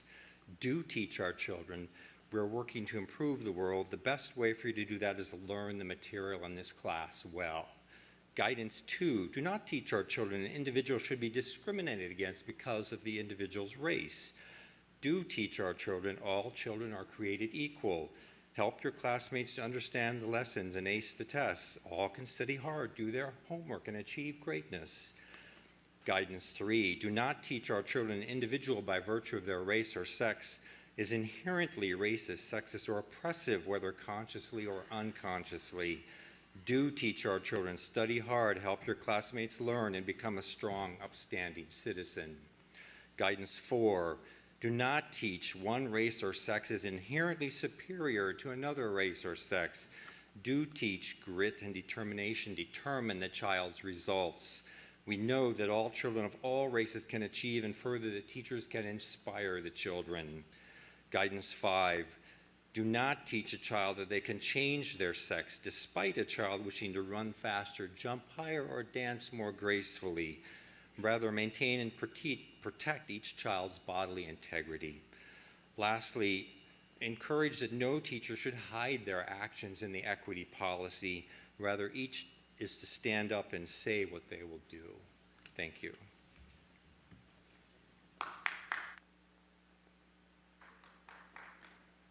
Elizabeth Zielinski.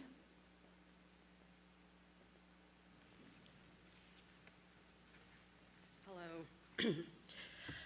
Although I serve as chair of your advisory committee for students with disabilities, I'm speaking tonight as an individual. I'm the parent of a teenager with unreliable communication, as well as a special education advocate with experience throughout Fairfax and neighboring divisions. I'm here to comment on the Student Rights and Responsibilities Policy and tonight's proposed amendment, which involves parents before taking statements from students with intellectual or developmental disabilities who are facing disciplinary suspension. These students represent a wide variety of communication challenges, and for some, a cognitive inability to understand the risk associated with making inaccurate statements. Policies primarily designed for non-disabled students do not accommodate their unique needs.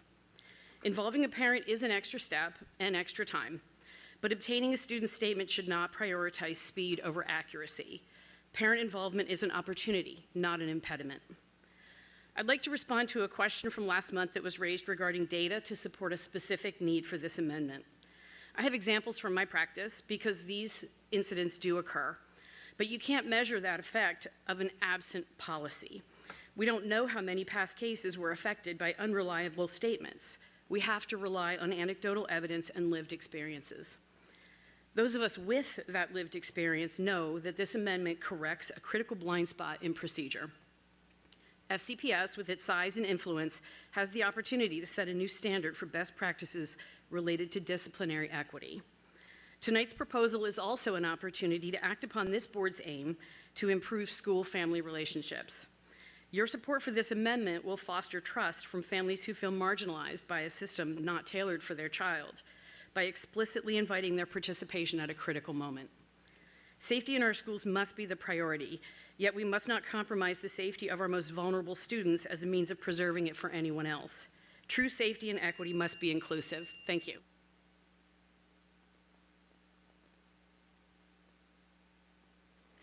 Holly Hazard.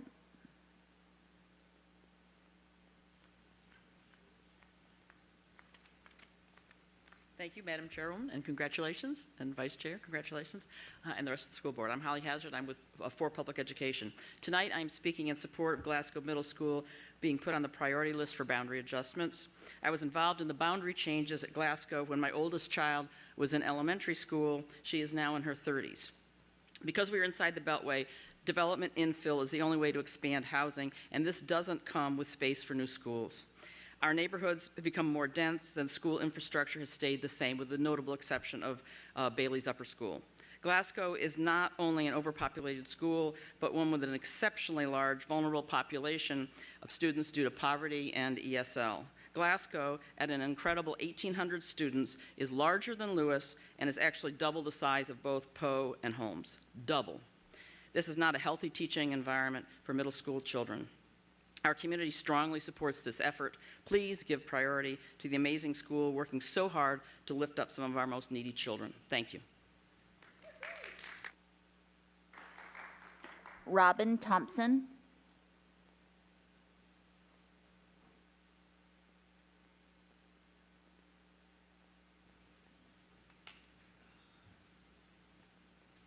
Good evening, ladies and gentlemen. My name is Robin Thompson. I would like to introduce myself. My name is Robin Y. Thompson. I would like to explain my relationship with Fairfax County Public Schools. I have worked for the public schools as a custodian, PHTA, and last, instructional assistant. I'm sorry, I'm just having difficulty. I worked with the population of special needs students. I was proud to work with them. Fairfax County gave me an opportunity to go to college. I took them on that opportunity because I wanted to figure out what the disabilities were and how they can manage them disabilities. I wanted to be professional. 2017, I came to the board with the ideas of opening up a community for special needs students, a community that would encourage them, invoke behaviors to push them up, a community with elementary school, middle school, high school, technical center, naturalization center, and if you can, put it in pools, in tennis and basketball. This type of community is needed because I see so many kids fall through the cracks after leaving high school. We cannot keep allowing this to go on. Our autistic children have developed data.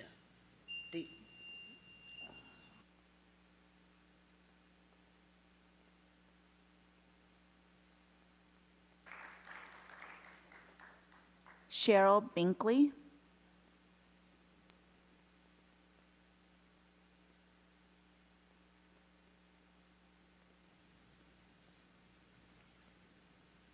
Hello, everybody. I know it's hard to believe, but I almost didn't come tonight.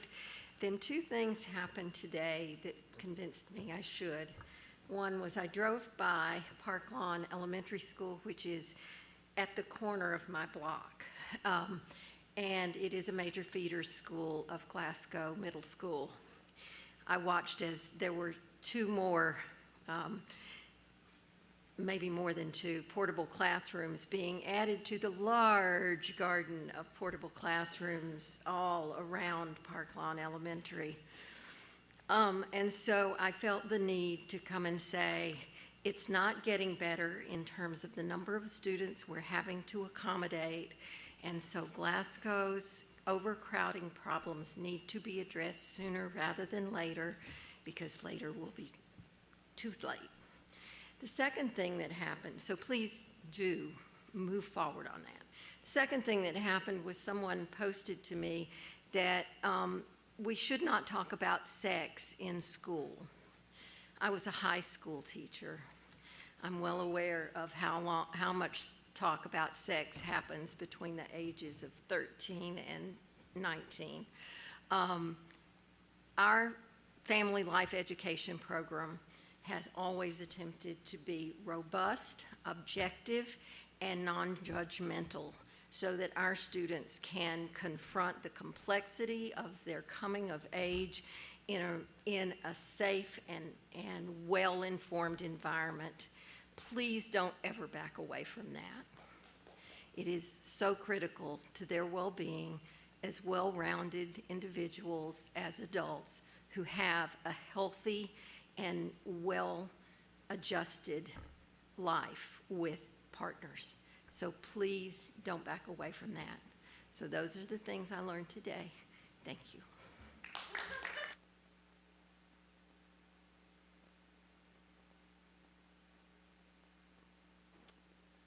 Next is video testimony from Amanda Campbell. Good evening. I'm speaking tonight as president of Fairfax County SEPTA regarding the proposed amendment to the SRNR that would change the requirements surrounding parental involvement when deciding whether to suspend a student with intellectual or developmental disabilities from parental notice to parental consent. Please note that I am recording this on July 7th, having only seen the first draft of the proposed amendment language. Students with disabilities in FCPS are already disproportionately disciplined, representing just 15% of the total population, yet making up 38.9% of out-of-school suspensions and 32.1% of incidents involving law enforcement in just the first semester of last year alone.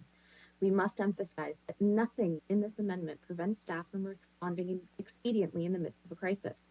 The new draft language also makes it clear that administrators retain the right to suspend a student based on other information if they do not receive written or verbal consent within 2 days. These were two of the main concerns voiced at the June 26th meeting, and the draft language clearly addresses them both while preserving the change to consent. In our June 28th letter to the school board, we shared documentation demonstrating that students with intellectual disabilities are at significantly higher risk of giving false statements when they are being questioned. We understand the concerns expressed by staff and the hesitancy to make this change. Those concerns, however, cannot override the inherent inequity in taking statements without consent from students who are at a higher risk for not fully understanding the consequences of such a statement. This school board has made a commitment to equity, and students with intellectual and developmental disabilities must be included in that. I am updating this testimony as of Wednesday, July 13th to add that we support the draft language that we received on Tuesday, July 12th. Thank you to board members as well as to Dr. Reed and her leadership team for putting this together so quickly. This draft is a significant improvement over the current SR&R language. We urge this board to pass the amendment tonight. Making this change is a small yet impactful step towards equity for students with intellectual and developmental disabilities in FCPS. Thank you.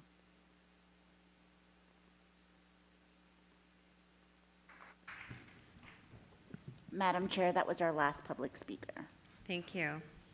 Agenda item 3.02, strategic plan update. I call on Dr. Reed for an update on the strategic plan.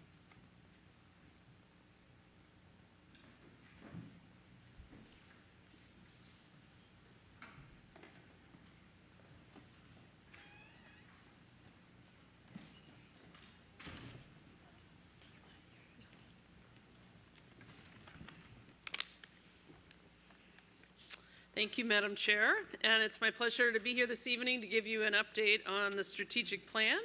There's a great deal of work that's been going into that.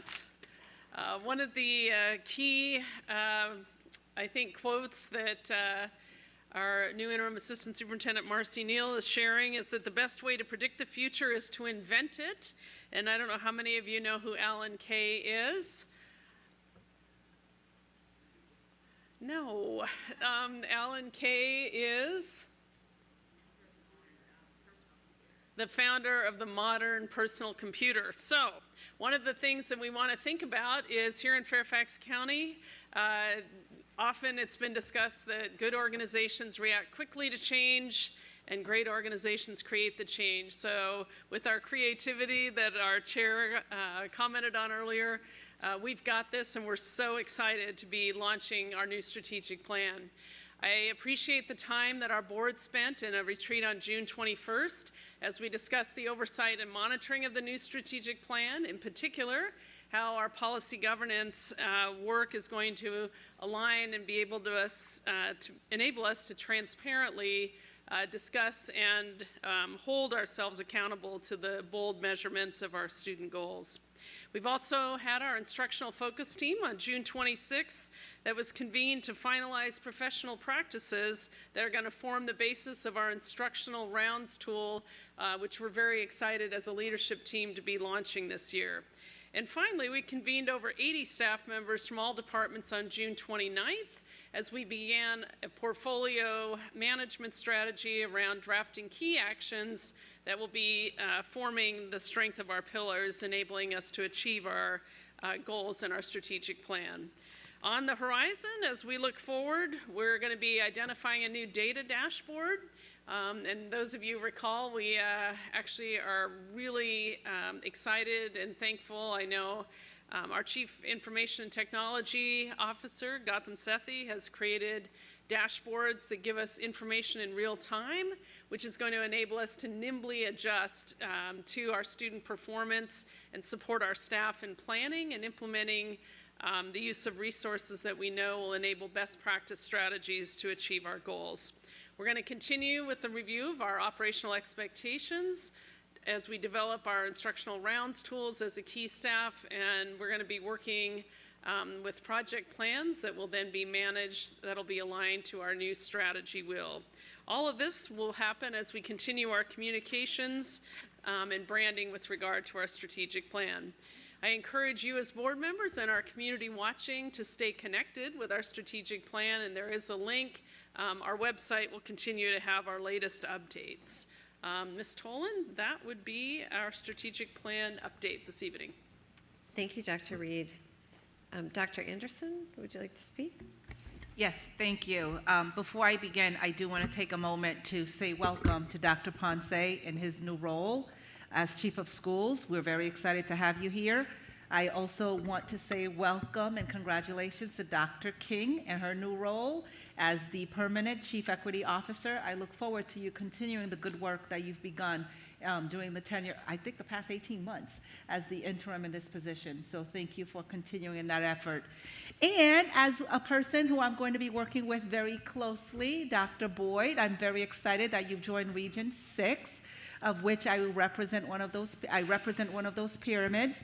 I'm excited for your leadership in this new role, and I look forward to gleaning from your past experiences to move Region 6 forward. So thank you to all three of you. Just very quickly, this is very exciting news, Dr. Reed.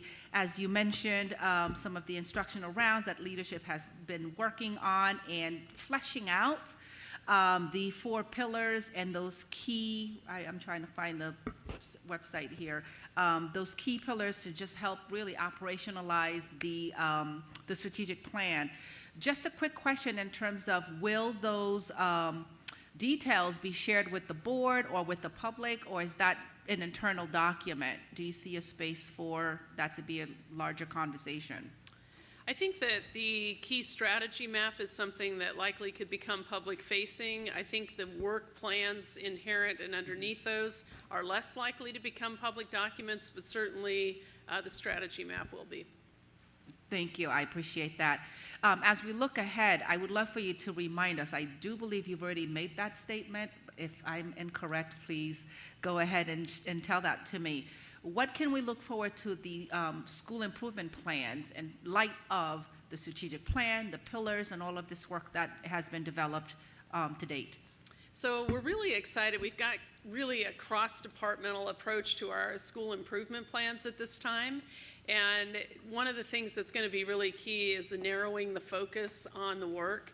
And so our principals, in fact, are going to be coming in, working with school teams this summer. And I would like to add a little bit. I think Ms. Neal could add something to that question, because I know she's heading up that effort at this time. Ms. Neal? Sure, and I'll invite my colleague, Ms. Clemengo, to add to that as well. So we've been going through a process revising the SIP process to prepare for summer workshops for our principals and our school leaders and our teams who come in to do that work. And so part of that has been the data the data dashboard that Mr. Sesse's team has been creating to provide schools with a consistent set of data, so that we know every school is at a minimum looking at a certain set of data, as well as any local context data that's important for them as they build their school improvement plan. They're going to go through a SIP, a needs assessment process, so they can look at that data, analyze that data, and help select strategies that are research-based strategies that we know are the highest levers for improving school achievement, student achievement. So. Thank you. And if you could also just give a little bit, and I don't know if Ms. Kamenko wants to talk about this piece, when parents are looking at the new SIP plans based on all of this work that's been involved, what will it mean to them? Just kind of connecting those dots to this work plan and how it would impact students in the schools. So our historical practice has been for schools to create what we call a SIP at a glance, right? So it takes that larger document that schools create and creates a view that is more meaningful to parents. It will help to sort of illuminate the kinds of things the school is focusing on. I think Ms. Neal was talking about the research-based the best strategies that we're going to have schools kind of choose from and include in their school improvement plans this year that really focus on the work of the strategic plan and really focusing in on third grade reading, our 8th grade math, and our course taking patterns. So there's a lot of work that's been done to take our school, to lead our schools and provide more direction so we can have more alignment. And I think those strategies that we have provided are things that parents can see, and hopefully that will be visible in what they're seeing coming home from their students. They're very much instructional type strategies, so parents should be able to kind of understand the connection between what things are looking like in their classroom and what they're seeing online, if that helps. No, it very much does, and I think that coupled with the pacing guides, which are now available in all areas, will be a real support to parents as they guide their children. Thank you all. Not seeing other board members that would like to speak. Dr. Reed, I would call on you for agenda item 3.03, academic matters. Would you like to share academic matters? Thank you, Madam Chair. It's my pleasure this evening to talk about our AVID program. And AVID, as you know, as a board in our community, is Advancement via Individual Determination. It's a well-researched program, and it's really an exciting opportunity to think about coupling high support with high expectations. And as we maintain those high expectations for excellence here in Fairfax County, this is a program we're really tracking and hoping to expand.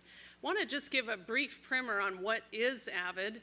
And AVID is a career readiness and college readiness system that's actually in over 7,500 of our schools across 47 states across this great country. Here in AVID, we have, or here in Fairfax County, we're going to be implementing AVID in 35 schools next year. We're continuing to add AVID, and we have a strong commitment to add AVID in particular at our Title I schools. So we've got a team at the central office that has been working very hard to make sure we have readiness at school sites, resources, team coaching, and just a lot of excitement around these strategies. Specifically, we looked at each region, and this is a chart that was established prior to the establishment of Region 6. So this is a transition chart, but you can see where the Title I schools in italics, we have 7 total, and the ones that are asterisked are new schools in 2023 and 2024. So you can see we're bringing on 5 new schools. Actually, I believe, yes, 5 new schools. And we're really excited to add to our middle school. We're adding Poe Middle School in Region 2 and elementary schools in Regions 1, 2, 3, and 5. And we're continuing to advance this. We have actually a plan. Our AVID team has partnered with our Title I team, and we're looking to adopt AVID across the board in Title I schools over the next several years. The very first Title I elementary school to adopt AVID in the entire division was Providence Elementary School in the Providence district, which came on board last year. Next year we have 5 new schools, and it's just a great deal of excitement. For those of you who had a chance to attend our demonstration site at Gunston last spring, the students were so thrilled to share their work, how they've organized their work, and their hopes and dreams for their future. Just want to share the distinction a little bit between AVID at the elementary level and the secondary level. And so there are elective classes and also school-wide models. So there's some similarities and some differences. But essentially, the largest difference between elementary and secondary is that AVID Secondary offers this elective course in addition to the school-wide model. So not only are students learning their Wicker strategies, which I know you can't wait to learn more about, and those are linked, but we also have the opportunity to have these elective courses for students to take a deeper dive into the strategies at the secondary school. Students are encouraged to participate in inquiry-based tutorials on a regular basis and have an opportunity to explore points of confusion from their other classes in these electives. Often, our AVID teachers are some serious superhero educators, and having met a number of those who also attend and support their students at scholarship dinners and other community events, it's really inspiring to see the work of our AVID program. One of the things that I think you as a board have really been clear about expecting is looking at data. What does our AVID program provide in terms of key supports? And I think these data points are honestly compelling. One of the things we want to look at is the blue would be students who are AVID students and the orange non-AVID students. And you can see that 84% of our AVID 8th graders took at least one honors course, and 85% of our AVID seniors took at least one AP, IB, or dual enrollment course. So this program, we believe, does provide the high support to maintain those high expectations for our Fairfax County students. We have a number of student testimonials, and I think the students are our greatest ambassadors for this program. So next steps for Avid in Fairfax County, we're going to continue to elaborate with instructional services, in particularly our math team. We have a fabulous Ms. Klemenko, our assistant superintendent in ISD, and Amy Hunter have met with me and laid out a 5-year math plan around algebra in 8th grade, as well as strong supports for mathematics in our division. We know mathematics determine 84% of our career goals at this time, and it's a key content area that Avid is really connected to. So our ESOL students in Title III have also teamed to implement Avid Excel. So the possibilities are boundless, and just look forward to more great things to come with our Avid program. So, Madam Chair, that is Academic Matters this evening. Thank you, Dr. Reed. We have a number of board members that would like to ask questions or make comments. Ms. Keys-Gamarra? Thank you. Really appreciate this report, Dr. Reed. I am a cheerleader, just truly appreciate the Avid program as I have learned about it as a school board member. Unfortunately, when my kids were in school, none of the schools that they attended had that particular program. I lament that, but I'll get over it. But I would say, one, Your Honor, I'm at work. Dr. Reed, it would be really helpful to have these reports prior to the meeting. It would help us prepare our questions. But I also want to say, you know, I appreciate the expansion, and I'm wondering what factors beyond Title I schools would help us to choose a school where we would need to place an Avid program within that school. Well, thank you, Ms. Keys-Gamarra, and I would say I think it belongs in every school, personally. I think at this point, based on the resources required, we have to start somewhere. It's not possible to provide the resource at every site in the same year. And I'm not just talking about finances for professional development, materials, and so forth, and sometimes extra staffing, but also just the staff capacity in terms of professional development. There is a program, there is a gear up for that program, and so I know our instructional services department's being very thoughtful about that readiness to implement, because that's key. So I think that the factors would be, honestly, what we want to always do is think about which schools, which students and which schools need the most support as we maintain those high expectations for each and every student, and start there, and then as we are able to finish the layering in of the program at really all of our schools. Okay. I mean, those strategies are great for all students. I agree with you. I have two comments.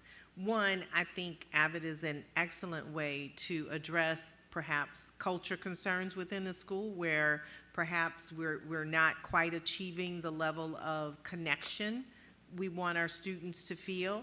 I think that's particularly important where research has shown that loneliness has become an epidemic. And I hope that we have that emphasis on connection. But I also think that where we have high ESOL populations, this program might be particularly helpful. So I can't say enough. I've visited a number of programs. I've seen a number of students really benefit from this. I understand the budgetary limitations, but perhaps there's a discussion we can have as we consider some of those things. I think at one point I mentioned to you that where perhaps we are not getting back the type of surveys we would like, that we may want to have a way of addressing those, and perhaps Avid is one of those considerations. So I look forward to those discussions. Thank you. Fair point. Thank you. Thank you. Ms. McLaughlin? Thank you. Dr. Reed, I will echo what Ms. Keys-Gamarra said. I'm trying right now on board docs to pull this up, and I can't even reference the PowerPoint to even talk to you more intelligently about this. A glow is that I'm thrilled about Avid. I think the data, as you know, being a fellow data junkie, that when you see that chart and you see the incredible growth of participation in AP courses from our 8th grade Avid students versus their peers where it's not there is tremendous. Where I'm trying to contain my frustration is I don't understand the game plan. You give us the data that shows how effective this is for 8th graders, and yet your team wants to grow this for elementary schools. Our 8th graders, our middle school kids need this to excite them to be college and career ready. If we can't get it everywhere, to me strategically, we start in our middle schools first and get to all of those middle schools, especially where our higher poverty is and where we see this disparities, the academic disparities first. Then I'd like to see it in our high schools because we know it's proven to help kids with applying to colleges, first generation, students who are underrepresented.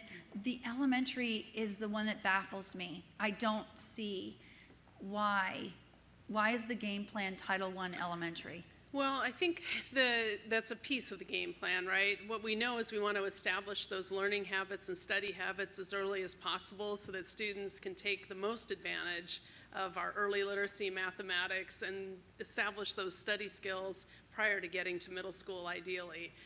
Your point's well taken, though. I mean, it belongs at every level. I think that middle and high school, we also have to find room and schedules at high school. But I think, if we could move, eventually the goal is to get it in all schools. But I think that the elementary school, the larger phase-in, is to establish those habits early. Well, I would say what would be helpful for the board and the public then is to bring data charts that show what it's doing for progress with our elementary school students, because the data isn't matching the strategic plan that you've laid out. It's also disappointing to me that we run Fairfax City schools. And so their entire pyramid has it, and yet all of our schools don't. So they have it at both their elementaries, their single middle school, and their high school. It's very hard for me as a school board member to stomach that, especially in the Braddock district, we have very few schools, and there are plenty there's high need. So to my colleagues, I really look forward to this. I think we need to take advantage of partnering with Dr. Reed on this. There's all this talk about recognizing how great AVID is. And Dr. Reed, again, to your credit, this is the first time I've actually seen something that's laying out what we're doing, where it is. I really would like for us to get this information sooner, if possible. But I would say that this is something that is very macro, very impactful, and I think there's more work that, in collaboration with you and your team, we can maybe make your strategic plan on AVID rollout be better than what I saw tonight. So yes, ma'am. I think we'll take that data, I'll take that feedback, and we'll come back with an update. I do appreciate it overall. Thank you. Thank you. Thank you. Dr. Anderson. Thank you. I'd be remiss if I didn't speak about this, because I know this is one of the things we discussed when we visited Justice High School. When you first got here, we were touring schools. The results are there. I've had the opportunity to participate in the AVID recertification at Justice High School, where students who are in college and beyond have come back to mentor others and to talk about how impactful it had been. The preparation that they received through the AVID program has been what has made them successful in their college careers. And these are the students who had the embedded AVID, the elective. Right. I love the idea of expanding it school-wide, because there are some particular tenets that I think every child can participate in, note-taking, and some of the other study habits. I think that should be across all of our schools. What I want to kind of plug in as we're talking about expansion, I'd like to pay attention particularly to our students. As Ms. Keys-Gamara referred to, our students particularly who are second language learners, who are first generation college goers, that's who AVID is targeting initially. That's how the program began. Right. Those students very often, they have other classes that they need to take, such as ESL classes, ELL classes, even other study skills classes that may prevent them from participating in AVID in the embedded class, because they need that level of rigor. And I know we've talked about this before, but I want to connect it to the Twilight program that you've begun to offer students opportunities in different hours. I know the staff at Justice High School, particularly Mr. Eric Welch, who has been the Avid teacher there for almost 15 years now, has been lobbying very hard for us to offer after-school Avid in an intensive fashion so that the students who are unable to take advantage of it during the school day because they have these conflicting schedules and they need that embedded full class, not just the study skills that are going to be provided across the board. I would like to hear that your team is going to look deeply into that because there is interest at that school site. The principal is interested, the staff is interested, they're willing and ready to go. I would love to hear how we can support that effort. Thank you, Dr. Anderson, and I couldn't agree more about Mr. Welch. I've run into him several times, and he is one of our most incredible academic cheerleaders and has results. Young people come back and really credit him with that inspiration and the tools to have their dreams, come true. And Principal Narcisse as well, I know, is a strong supporter at Justice High School. As we expand the Twilight program across the entire division, I think that's an excellent suggestion because these are strategies that should support students academically regardless of the course they're in. So that's one of the things I'll be asking Dr. Ponce to be aligning in terms of, we've talked about one of the roles of the chief of schools is aligning expectations across the regions, and I know our regional assistant superintendents and our instructional services department are avid fans. So I appreciate the excitement from the board as well. Absolutely. The other thing that I want to highlight is I've been super excited about the advisory periods that have been embedded in middle schools, and I think there's so much opportunity to maximize that time because it is consistent and it's a consistent curriculum that all of our kids can have access to. I see this as a space to provide those broad spectrum study skills because every teacher does not have to create the lesson plan. It's already created. I would love for us to be a little bit more intentional about maximizing that period to address some of these things in addition to the social emotional work that I do know that takes place during that time. Thank you, Dr. Anderson. And if you'll indulge me in just a moment, one of the things I was remiss in was recognizing that Dr. Ponce actually most recently was overseeing 52 high schools in the Houston school district in Houston, Texas. And I suspect AVID was a program that was key in Houston. And just wanted to give you a moment, Dr. Ponce, to to mention the impact of AVID as you see it and your commitment to that. Yes, I was very involved with AVID. Actually, when I was a middle school principal, I brought AVID to my middle school, and we saw that was in 2012, 2014. The data show that the children were able to learn how to write, and I'm also certified as an AVID person. I have been trained, and last year we will implement it and bring it AVID to all high schools as well. It was through ESSER, but it has been very good for the children, especially for EL students, special education.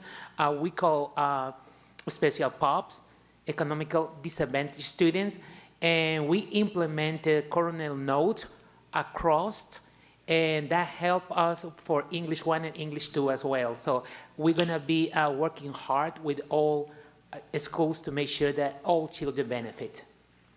Thank you, Dr. Ponce. One of the things I think that we can say about AVID is because it's in 47 states, it's been highly researched, it is identified as a best practice, it gets results. So we don't need to study it, we simply need to implement it. So thank you, Dr. Ponce. Thank you, Dr. Anderson. No, absolutely. I'm just really looking forward to that expansion because I know we have so many students in our area that would so deeply benefit from it, and I want to be sure that opportunity is provided. Thank you. Thank you. Ms. Corbett-Sanders. Yes, and thank you, Dr. Reed, and thank you, Dr. Ponce, for your comments as well. I had the pleasure of being at Gunston when we did the the day of service, along with Chair Tolan. And what's so important, I mean, I remember when Avid was initially rolled out, it was when my daughter was in elementary school in Fairfax County, and they were rolling it out at the middle school level. She's now almost 30. So it has been in pockets. But the thing is a lot of people don't understand what Avid really is. And so I think you did an excellent job of talking about where it's being rolled out and the benefits of it, but I think also emphasizing that what we're talking about is a pedagogy that is a skills builder approach. And the skills building that we're talking about are those executive management skills that are so essential for our children to be able to achieve at their highest potential in the academic world. It gives them not only the organizational skills, but the note-taking skills and the collaborative skills. And so I think it would be very helpful if we did something, perhaps a newsletter to the whole community, which kind of is an introduction to Avid for those that don't know what it is. Additionally, I was very happy to hear that you have a 5-year plan on mathematics and 8th grade algebra. Mm-hmm. As you know, this is something that is, those at the board know that I have been advocating for advanced math in all of our elementary schools for the greater part of the past 15 years. And one of the pieces of that advanced math in elementary schools that came up last year during our advisory committee reports is that although we have advanced math at all of our elementary schools now, it's not consistently deployed as to when we introduce advanced math. Some do it in 6th grade, some do it in 3rd grade, some do it in kindergarten. And so it would be very helpful to understand a little bit more about what your 5-year plan is and how we'll ensure the fidelity of implementation so that the FCPS promise is realized at every one of our elementary schools and consistently at the same level in each one of our elementary schools. So I don't know if one of your Monday letters or some other way that you can find to getting us that 5-year plan, I'd appreciate it. Yes, ma'am. Thank you. Yep, you bet. Ms. Cohen? Thank you so much. I really was excited to see this on Academic Matters and wanted to give an opportunity to shout out the Key Middle School program, who I think has been such a model. I know just a couple of years ago they had to rent a bus so that they could take all of their teachers who were interested in getting trained in Avid, and they wound up taking about 40 staff members. And it's outstanding, and as you said, it's a model that works for every kid. In our family, we were the beneficiaries of having a teacher who thought this was an opportunity for our oldest, instead of strategies for success, to take Avid. And so what I so appreciated what Dr. Ponce just said, that I think maybe sometimes people don't realize that for a lot of our students who access special education, this is such an outstanding fit for executive functioning skills and the same kind of reach opportunities that are given. It really is outstanding. I would argue it, along with EIP, are some of the best things that we do in this system. One question that I had is, in talking to the folks at Key a couple of years ago, that one of their biggest concerns was the opportunity maybe to partner Avid with ESOL teachers, so that they were really able to have a much higher recruitment in Avid for especially newcomers who potentially were still really struggling with some language acquisition. And so I will throw that into the mix of, as you look into Avid and look at different populations in schools, and I would argue that with our SPED students too, of again going back to that kind of team teaching opportunity that we have as a way to really increase participation in the Avid program. But thank you again. This is such an amazing program, and I appreciate you highlighting it. Thank you.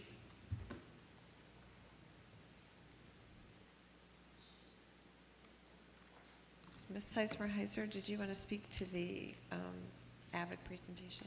I had actually turned my light off, but I'll say a few words if you don't mind. Just briefly, I love the wicker. I never heard that phrase before, but embedding some of those into advisory, I would, and we've talked about this before, but really look at using that in conjunction with the intervention period for those who need more explicit education, to that way it's fewer students who have to give up an elective for some of this explicit training, while keeping the elective program for those who want the full breadth or need the full breadth of programs. So really having that, I think if you have the wicker skills in the advisory period, and then more explicit intervention during intervention block, you could reach a lot of students and allow them to have an elective for something that gets them that connection and belonging to school. So I'll just leave it at that. Thank you. All right, seeing no other board members that would like to speak, I just want to echo my support for the program.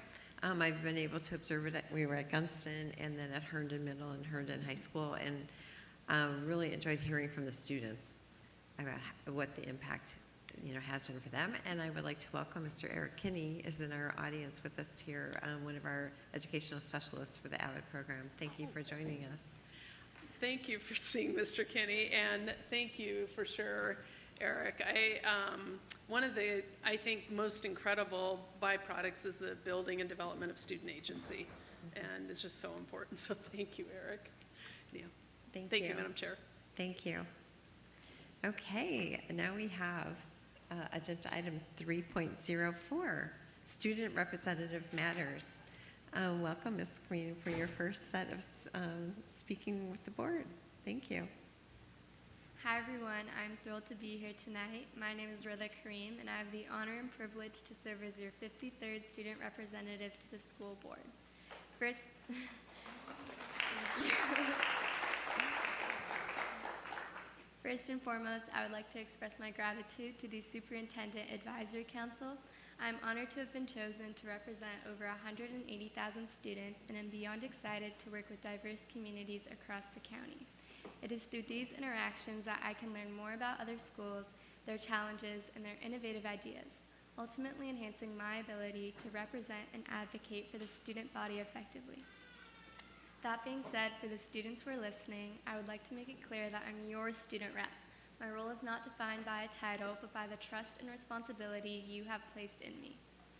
Moving on, I'm currently appointing student representatives for all advisory committees, and I encourage all of you to take this opportunity to make an impact and apply for a position that interests you. In my aspirations for the upcoming school year, I'm committed to ensuring equitable practices and promoting the enhancement of technological skills. Firstly, I plan on introducing initiatives such as the SPIRIT program, which is powered through the Department of Justice. This program aims to provide opportunities for students to identify areas where inequitable practices exist and actively execute solutions to address them. Secondly, because of the advancing nature of technology, I aim to collaborate with local organizations that offer enhancement of technological skills, providing hands-on training and real-world experiences to empower students with the necessary skills for the digital age. Lastly, I emphasize my commitment to actively listen to students without judgment and provide them with a safe space to share their perspectives. By demonstrating interest in their experiences, I aim to build trust and encourage honesty. Thank you. Thank you. Thank you. Yes, and Ms. Green, we see your mother in the audience as well. Thank you for joining us. Thank you for lending us your daughter for several hours this school year. Thank you. Thank you for all your support. Absolutely. Okay, we are on to agenda item 3.06, fiscal year 2023 year-end review. I call on Dr. Reed for the introduction. Thank you, Madam Chair, and I'd like to introduce our Chief Financial Officer, Lee Burden, for the end-of-year budget review. Ms. Burden?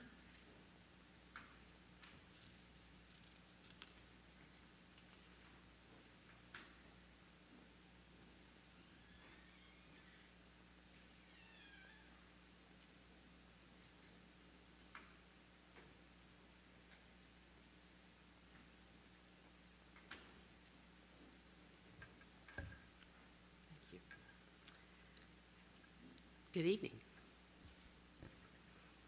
The year-end review offers an opportunity for final revisions to the fiscal 23 budget and provide carryover information and revision to the fiscal 24 approved budget. Once the year end is approved by the school board, we have to forward it to the county for inclusion in their year end packet for the adjustments to our budget. All of the data is as of June 30th of 2023. On page 1 of the attachment, the summary identifies the changes to fiscal 23 based on revenue and unspent expenditures, and then increases to fiscal 24 for routine reserve funding, commitments and carryover, and also for expenditure adjustments that are recommended by the superintendent. The revenue variance from budget to actual is a decrease of $42.4 million that is attributable to an increase in sales tax, and the sales tax increase was about $15 million, but it's offset by a reduction in basic aid and the calculation error for VDOE, which fiscal 23 and fiscal 24 was subject to, so that the net is 7.6 as increase in state revenue overall. There are also some unspent federal funds to be carried over, and that's the majority of this, and that is a little bit of ESSER 2, which we'll finish that up in September, and then ESSER 3, of course, and our fiscal 24 plan for that spending that you all approved in March. And then there are a couple of other slight revenue increases that are attributable to tuition increases. The next section of the chart I'm going over reduces the amount that we have for reserve funds, which is the school board flexibility reserve of $8 million. You may recall that we do not budget for that annually. We carry it over every single year, and if any of it's used, then we replenish it and bring it back up to the $8 million at year end every year. The fuel contingency is $2 million. We also have encumbrances or undelivered orders of $53.3 million. Schools and multi-year projects carryover is $83.1 million. Department carryover, $29.4 million. And then we recall that when we had to align the adopted budget for fiscal 24 back in May, we increased the beginning balance in fiscal 24 to help us address the reduction in funds from the county and the state.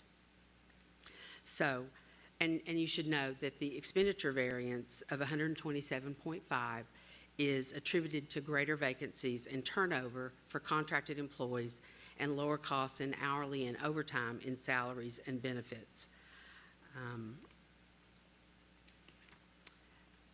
The next section is basically the recommended expenditure adjustments. The Special Ed Compensatory Services Fund at $30 million. You all know all about that, the OCR and what we need to do for our students to get them back up to speed. This number is the number, the original number, and the special ed group has been working very hard to give us an updated number for that. So this number may change, but for now, we don't want to change it, and so we're leaving it at $30 million. We also are recommending a staffing reserve replenishment at 200 positions, or $21.5 million. We have 360 positions budgeted in fiscal 24, and all of them have been allocated. You should also know that the projection for this fall is about 180,000, but the number in June of the number of kids that we had was 182. So we've been running ahead of what we have projected next fall all year long, and so there's a decent chance that we're going to need some additional staffing reserve. As the next item is the achievement gap closing strategies. As part of the fiscal 24 budget process, this was one of the things that we reduced and said that we would fund it with year end, again, in order to align with the county and state funding levels. And that number was $6 million at the last time that we talked about it, but we have increased that. Transfer to construction for major maintenance is at $7.1 million. That's the same amount as it was last year. Recall that back in 2014, we had been budgeting $10 million for major maintenance, and due to budget cuts, we needed to cut $3.6 million out of that. And so now they are, ever since then, they have been regularly budgeted at 6.4 with the promise that we would budget 3.6 million to bring them back up to the 10 at year end every year. We increased that last year and this year as well, just because of the backlog of maintenance projects that need to be completed. We've also included a line item for enhanced summer school reserve for the summer of '24. We know that we're going to need enhanced summer school for a number of years, and as a result, we may need to have some additional funds for next year's summer school. Recall that this past year's summer school and this current year, a lot of that was funded with ESSER funding, and so of course we won't have that next summer, so we're trying to err on the side of caution. The human capital management system replacement, recall that we included the recurring costs in the adopted budget, and these are the one-time costs of $6.6 million that it was our plan all along to fund that with year-end, because it's just, it's one time. The substitute incentive, you may remember that in fiscal '22, we initiated a substitute initiative that that helped us with hard-to-fill Fridays, just basically help us overall with their substitute fill rates. My understanding is that has worked very well to increase the fill rates, but we do need to increase them further, so we're continuing this initiative for one more year. The Safety and Security Screening Pilot Program, $3 million is included to fund a pilot program to install security scanning technology at selected high schools. Utilities, we build a rate increase into the adopted budget, but then we actually get the new rates in May after the adoption is done, so this regularly appears on the agenda for year-end review, and we've got $2.9 million for utilities rates increases. Fuel inflation is also an item that we often have to fund with year-end, because we did budget an increase in the fiscal '24 budget, but then we get the numbers as far as the rates go, and it's a little bit more, and so we have allocated $2.1 million for that. Transfer to the construction fund for turf fields.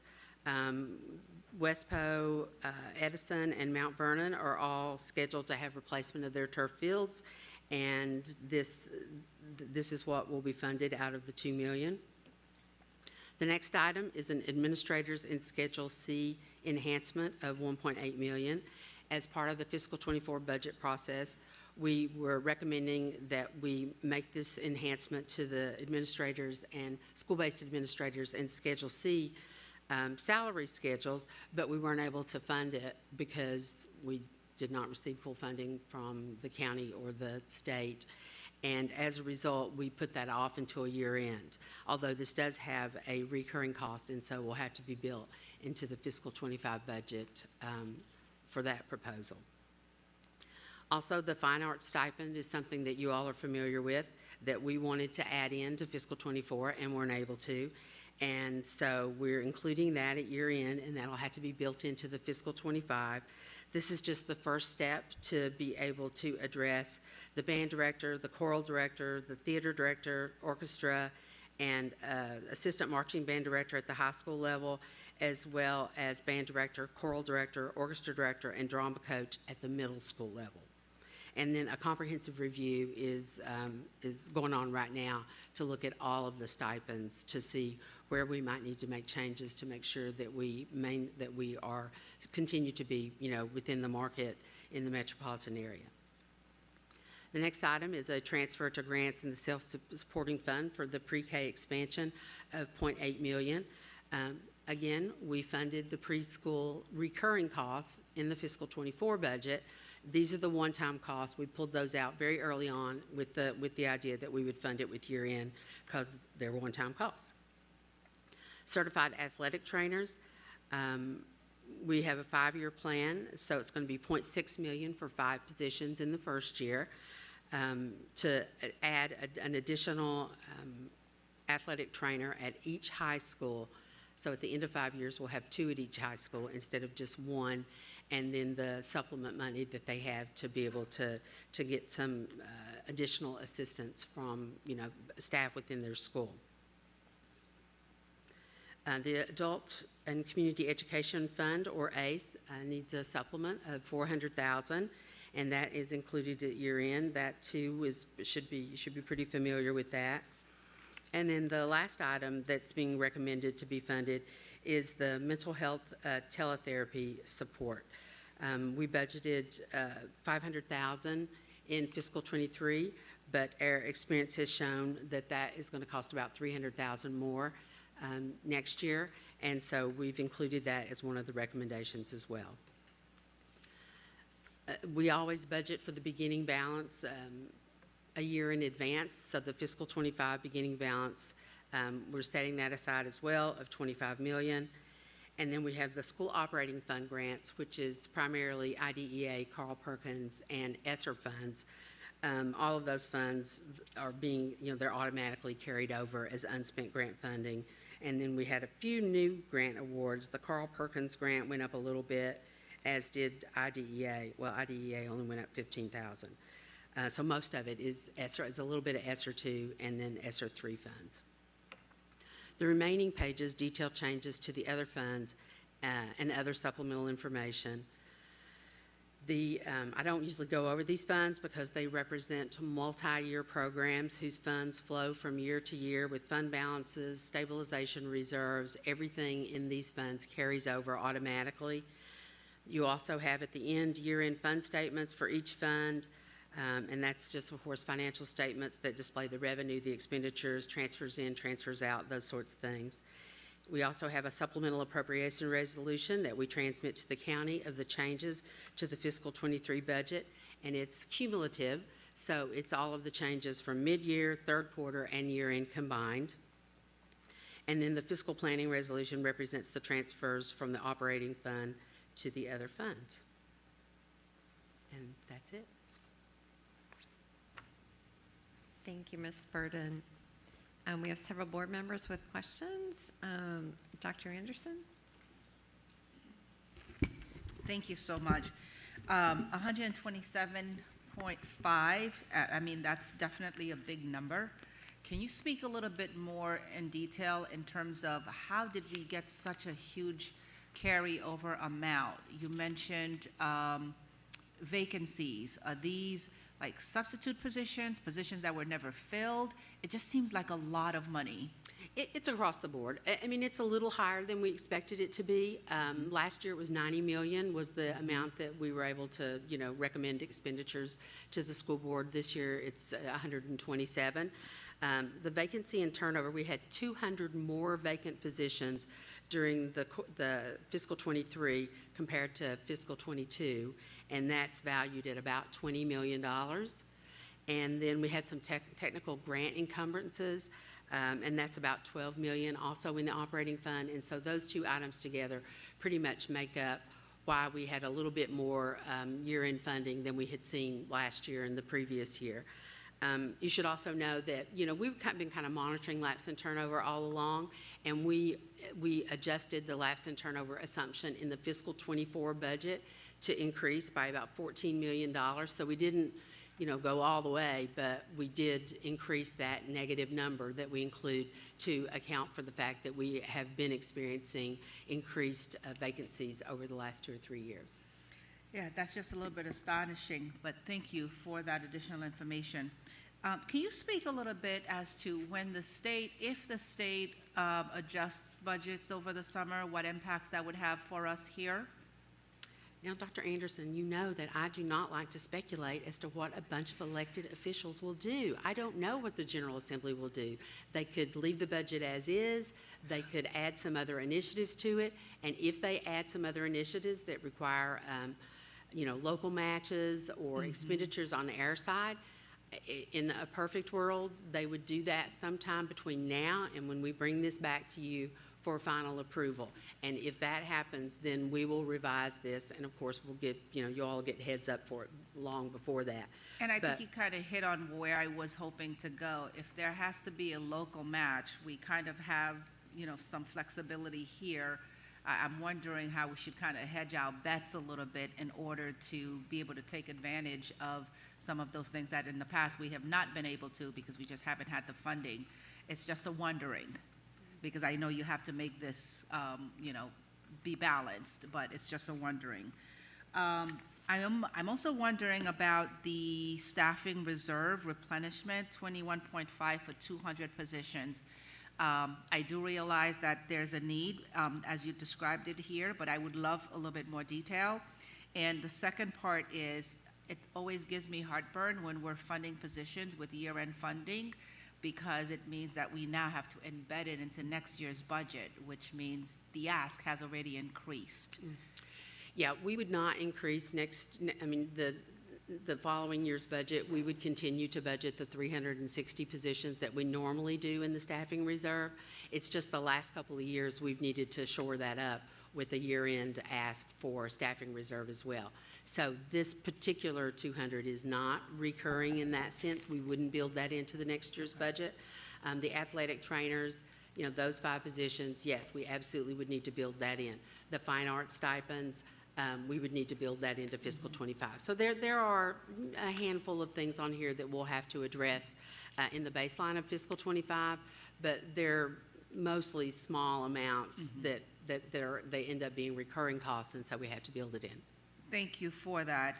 And I do agree with you that there are smaller amounts that we'll have to build in, but I still want to reiterate what I have shared in the last couple of years, and I know others have as well, when we're rebuilding the budget in the fall, is to ensure that we are showing where we are being fiscally prudent, where we are maybe not funding things that no longer serve the division, because we need to reallocate those resources into some other places. Thank you for that. My last question regarding the advisory committees. I know each year we have this push and pull of having the reports be provided to us in May, June, July. By this time, it is entirely too late to impact the budget. Is there space for us to squeeze a little bit of that here, given the significant number of this carryover? No. Our normal process is, you're absolutely right, that the meeting with the advisory committees, and not all of them actually have a budget request. Right. A couple of them I don't think had that this year, but we take a look at that when we start building the fiscal 20. There's always it's the next year's budget that we try to address, whatever, assuming the school board wants us to do that. It's where we try to address what they've recommended. Well, I'm hoping, Ms. Tolan, that we can lead to you and we can look to you and Mr. Frisch to kind of help us determine a cadence that allows us to really pay attention to the advisory committee recommendations, because I know very often we want to act upon them and we just haven't the dollars, haven't the funds to do that. So I'm hoping we could just restart on when we get those reports so that we can be more responsive. I think I'll stop there. Thank you. And there it is. I just wanted to add, we have had that discussion in just going through those advisory committee reports, that we might want to even look forward to some kind of a set format that staff would use to report back. We get reports from, we'll be anticipating those reports from staff soon. Responding to all of the recommendations, so that we've got some work to do on that. Absolutely. Ms. McLaughlin. Thank you. Ms. Burden, I guess my first question to you and Dr. Reed would be, Section 4 talks about the FY24 school operating funds. It looks like it's ESSERs 2 and 3, and that there's $65.8 million in carryover. And then at the top, Section 1 talks about, because of our voluntary resolution agreement with the feds, that we would be dedicating $30 million for special ed compensatory services fund. So my question would be, why can't we use some of the $65.8 million? That's the ESSER dollars, which is what the ESSER funds were supposed to be about COVID, post-COVID, and then that way the $30 million can go somewhere else to where we also have need. Well, my gut reaction is that we checked with the feds, and they said we absolutely could not use federal funds to meet a requirement that they have imposed on us. So that's the first problem. The second problem is that all of the ESSER funds are allocated. The ESSER 2 funds just have a little bit left, like 3 or 4 million, which is the final cleanup of all of the HVAC projects that we funded with ESSER 2. And then ESSER 3, the board approved the allocation of those funds in March, and so we need those funds to fund that plan. Okay, Dr. Reed, I will just say again, this board, or at least some of us on the board, were very disappointed that the system did a VRA with the federal government and didn't come talk to us. We are being harmed by the federal government coming after a large school division like us when we were no different than just about every school division that closed. And listening to Ms. Burden, I still don't understand. Rather than being unsure, I hope you and your team, working with our division council, go be sure.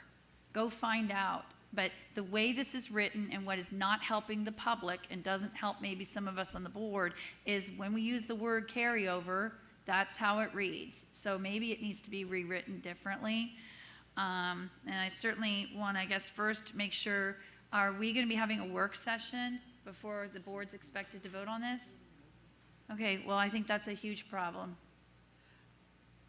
So if I might respond, Ms. McLaughlin, I think on item 4 with the carryover of unspent grant funding, my understanding is that we actually planned for it to be unspent and have encumbered it. In other words, I believe some of this is going to pay the 30-minute, the extra half hour for our special education teachers, a significant portion. So you are correct, I think, in the suggestion that it's not clear, and perhaps it's the language. So it's a carryover that was planned so that we would have the funds to provide that support for our teachers this year. So we probably need to add something there, and I'll work with staff on adding a statement that makes it clear that, because otherwise it looks like money that we don't have a plan to spend. And there is a very clear plan, except for, I believe, around 3 million-ish. But I could be wrong about that. That's just kind of a... It's all allocated. I think we're also holding, it is all allocated, but we were thinking next year's summer school is one of our last big ESSER pushes, because we want to continue. We knew it would take several years to work with our students coming out of the pandemic, and next year's summer school is, again, one that we anticipate being enhanced or enlarged to utilize those funds. But I will look at language to make this more clear. Yeah, I mean, if we want the public, and I'm just one taxpayer, when I see a $127 million carryover, $100 million more than we typically have, that's 3 pennies on the tax rate. So I'm just trying, I just think that we're not messaging this very well. And I also don't understand, based on what has been past practice, and I know this goes with the Board of Supervisors, this is a significant amount of money. So how is it that we're not going to have a work session to have a conversation, or are we just going to plan on a 5-hour vote on what's going to happen with the carryover? Well, Ms. McLaughlin, it's my understanding we have not previously had a work session on year end. I would say... Last year. Last year was the first year that we didn't have one. Oh, last year was the first year we did not. Just last year, but otherwise well, that's my whole history. That's okay. It is our practice that we do it, and I imagine that we can have a longer conversation on why it didn't happen last year. But well, there's a tentative all-day work session on the draft calendar for August the 27th, the Tuesday before the 31st meeting, and I appreciate that, Ms. Burden, and I think you know that this is something I've always taken very seriously. And I mean, Dr. Reed, I can't say this enough. Please understand that we are held accountable, constitutionally held accountable, and this is a significant carryover for the last 2 years compared to the history of this division in more than a decade. So I think that it would be in our best interest to have a work session that we can hopefully expand upon more details in this document. And I look forward to maybe having a meeting with Dr. Reed and then also with Ms. Burden, so I can talk more extensively or where my concerns are. Yes, ma'am. I mean, you know, you've got to acknowledge that it is not just Fairfax County Public Schools that has an increased carryover due to vacancies, the Great Resignation, the pandemic, all of the things that we've experienced for the last 3 years. Every single public organization that I am aware of has had increased fallout at the end of the year because of the things I just mentioned. So it is more than we're used to. It is a little bit more than it was last year, but it is by no means unusual for a public entity during the last 2 or 3 years that we've had to not have a significant carryover than what they had had previously. Well, then there's the public talking points that you've proved my point. Without having that context, the public's going to have the same reaction that I just had about 5 minutes ago. Thank you. Ms. Carr-Sanders. Thank you, Ms. Burden, for this presentation, and I absolutely understand and appreciate the unique challenges that we are in based on a whole myriad of reasons, including I was a bit surprised at the number of vacancies, and so I think going forward it might be helpful if we were to get a perhaps a quarterly update on just vacancies, because I think people will better understand that. But there are some interesting pieces of this budget that I'd like to better understand, and I would also like to speak to a bit Dr. Anderson's question about what can you expect from the state budget. I don't think any of us know what to expect from the state budget, but I do believe that this board should be advocating regarding the recent JLARC study, which was extremely explicit about the chronic underfunding that the state and frankly the federal government has taken towards public education. And so although we have a carryover, that carryover is largely attributable to the staffing issues, the recognition that we've had to address the impact of COVID, and we've had money to address it through ESSER funds, but there's a staggered approach to spending it. And then there's another area that I would like to bring attention to, which is there is a bill before Congress right now, which I also think this board should be getting behind, and that is a bill to fully fund the IDEA. And that's the Individuals with Disabilities in Education Act. The IDEA has never been fully funded, and it is with the generosity of the people of Fairfax County more than anybody else that has allowed us to have the robust programming. So I understand the frustration that, you know, did we suffer during COVID? Could we have done things better? You know, hindsight is always 20/20. However, we do have to address the needs and that voluntary resolution agreement. So it's appropriate to be in there. My question, though, is about two things. What are you anticipating in the specifics of the admin increases? And will that make us competitive with neighboring jurisdictions so we don't continue to have administrators move south? And then the second question I have is regarding the safety and security screening project. I see you have some funding in there, and I would like to better understand what those are. Yeah, the administrators and Schedule C enhancement, you're absolutely right. That is our attempt to stop the poaching, if I can be blunt. This came about during the fiscal 24 budget process, and it will bring principals and other administrative salaries to 100% of the estimated market maximum.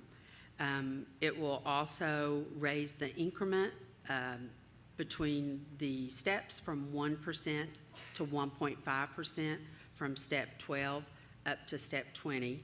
And we extended the scales to 20 steps. Again, one of the things that we grapple with is that the divisions that are closest to us have 30 steps, one of them has even more than 30 steps, and we only had, I think, 16. And so we've increased ours to 20 as well to give people who are top of the scale so they can see some growth and not think, well, I need to just go ahead and go somewhere else and work, because we want to keep our people. We want to retain them. And we're hoping that this will do that. Like the elementary principals market average was 96.7%, and with this change, it'll be 104%. Middle school went from 93% to 101, and high schools is going from 92 to 101%.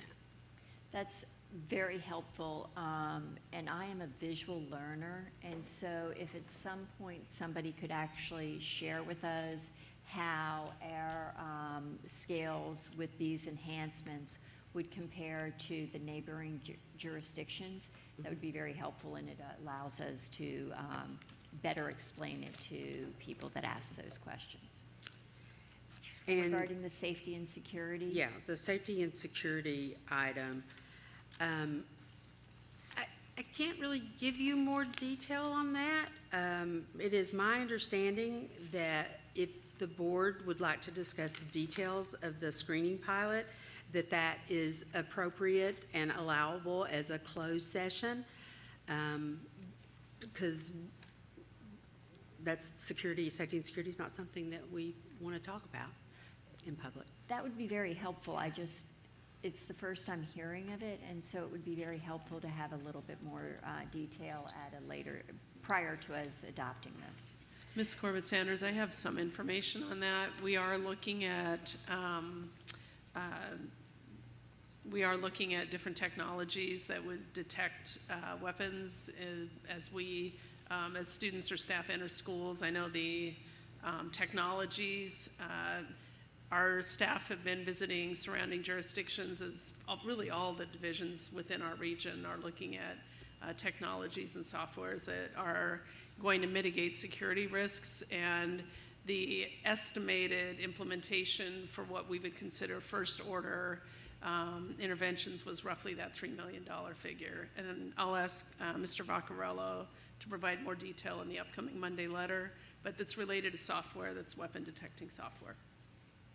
I'm very glad to hear about that, and I'm at first blush thinking that's an easy thing to support, but having a little more details would be helpful.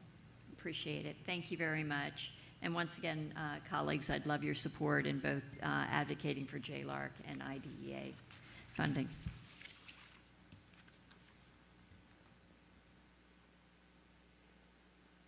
Thank you, Ms. Burden. We don't have other board members currently with questions, but it sounds like we'll be discussing this further before our vote on the 31st.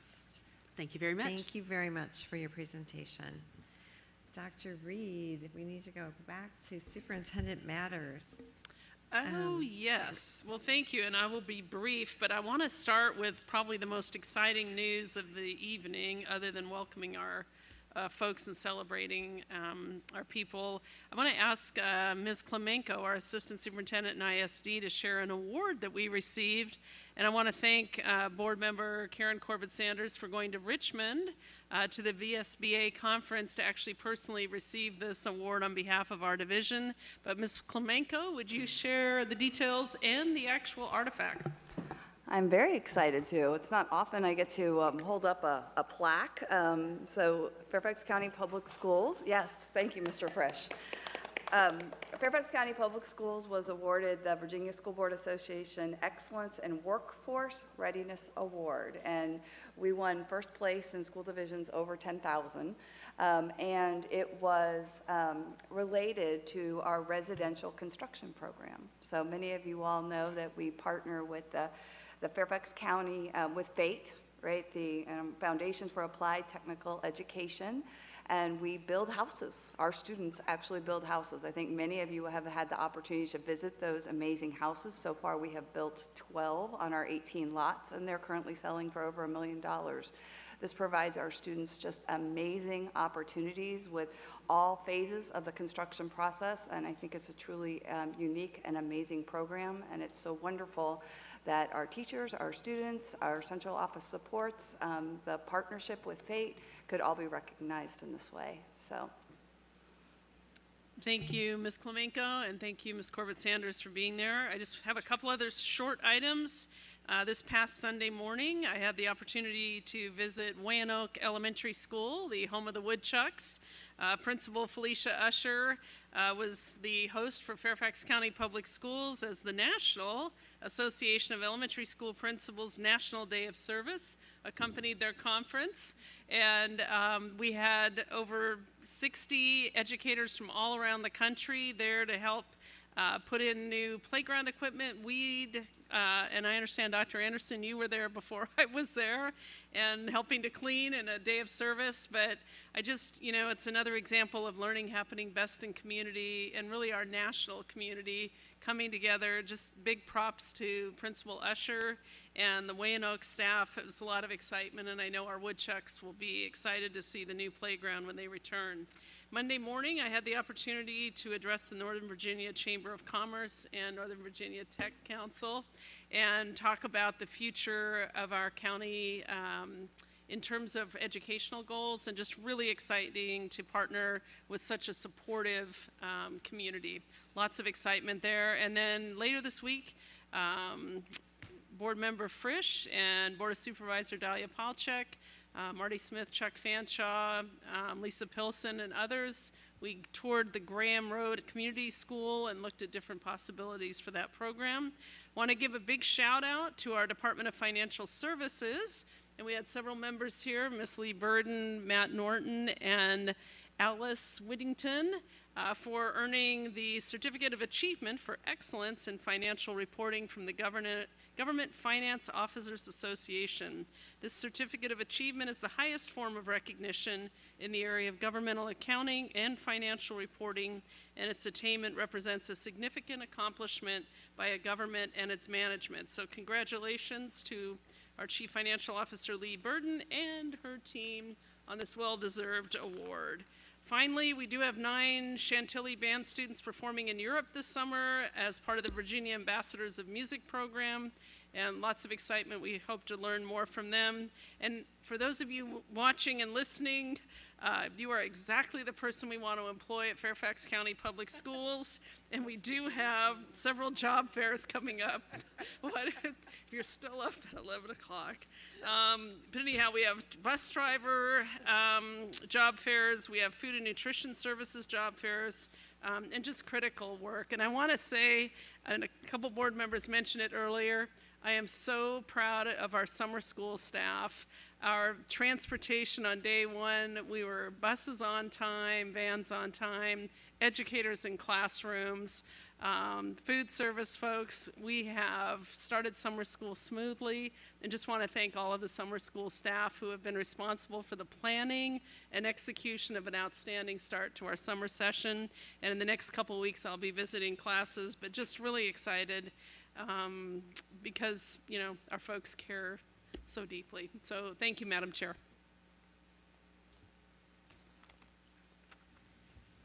Okay, agenda 4.01, confirmation of action taken in our closed meeting. Motion number 1. I call on Mr. Frisch for a motion. Thank you. I move to authorize council to take the steps discussed in closed session related to a pending litigation matter. Is there a second? Ms. McLaughlin? Thank you, Ms. McLaughlin. All those in favor? Ms. Keys-Gamarra, Ms. Marin, Ms. Sizemore-Heiser, Ms. Corbett-Sanders, Mr. Frisch, Ms. McLaughlin, Dr. Anderson, Mr. Annette Kofax, Ms. Cohen, Ms. Markarski, and myself. I believe that is unanimous. Motion number 2, I call on Ms. Cohen for a motion. I move that the chair of the school board be authorized to execute on behalf of the board the contract for a chief position in operations as discussed in closed meeting. I will second that. All those in favor? Ms. Wachowski, Ms. Cohen, Mr. Annette Kofax, Dr. Anderson, Mr. Frisch. Ms. McLaughlin, are you voting? Mr. Frisch? Ms. Karen Colbert-Sanders, Mr. Rochester Heiser, Ms. Marin, Ms. Keys Gamara, are you voting on this one? We're on number 2, motion number 2. Thank you. And myself, and Ms. McLaughlin. That is also unanimous. Thank you.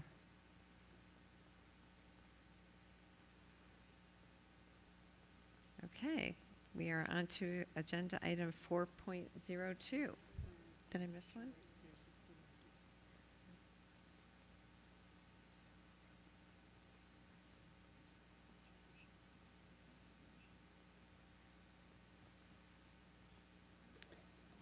The other issue is done Madam Clerk. as 4.06, so it's later in the votes, since we have it written out separately on board docs.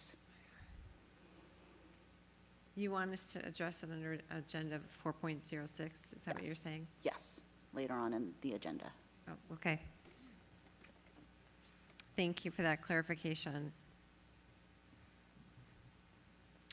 Okay, so then, agenda item 4.02, the FY24 OAG Risk Assessment and Audit Plan. I call on Ms. Cohen for a motion. I move that the school board approve the FY 2024 OAG Risk Assessment and Audit Plan. Is there a second? Second. Ms. Cohen, would you like to speak to your motion? As always, Ms. Coe and her team do such an amazing job. I so appreciate all of the work that goes into sort of the cat herding of our different priorities of what we'd like to see audited in the year, in addition to the things that are required to be audited.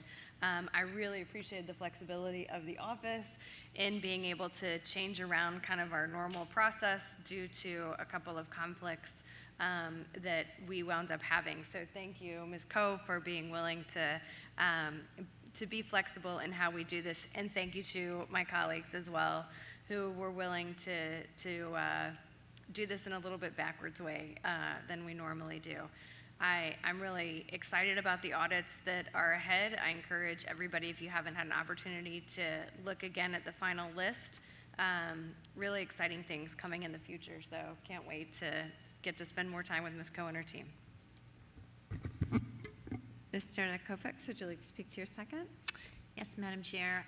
Thank you to our audit team under the direction of our Auditor General, Ms. Esther Coe, for your robust outreach to our staff, our board, and citizen members of the audit team via phone calls, interviews, and surveys to identify our audit topics for this coming year. In addition to their personal outreach, their financial, reputational, and operational risks were reviewed, and risk conditions were reevaluated. The audit team has reviewed this plan more than once, maybe twice or 3 times, and a presentation was given to our full board.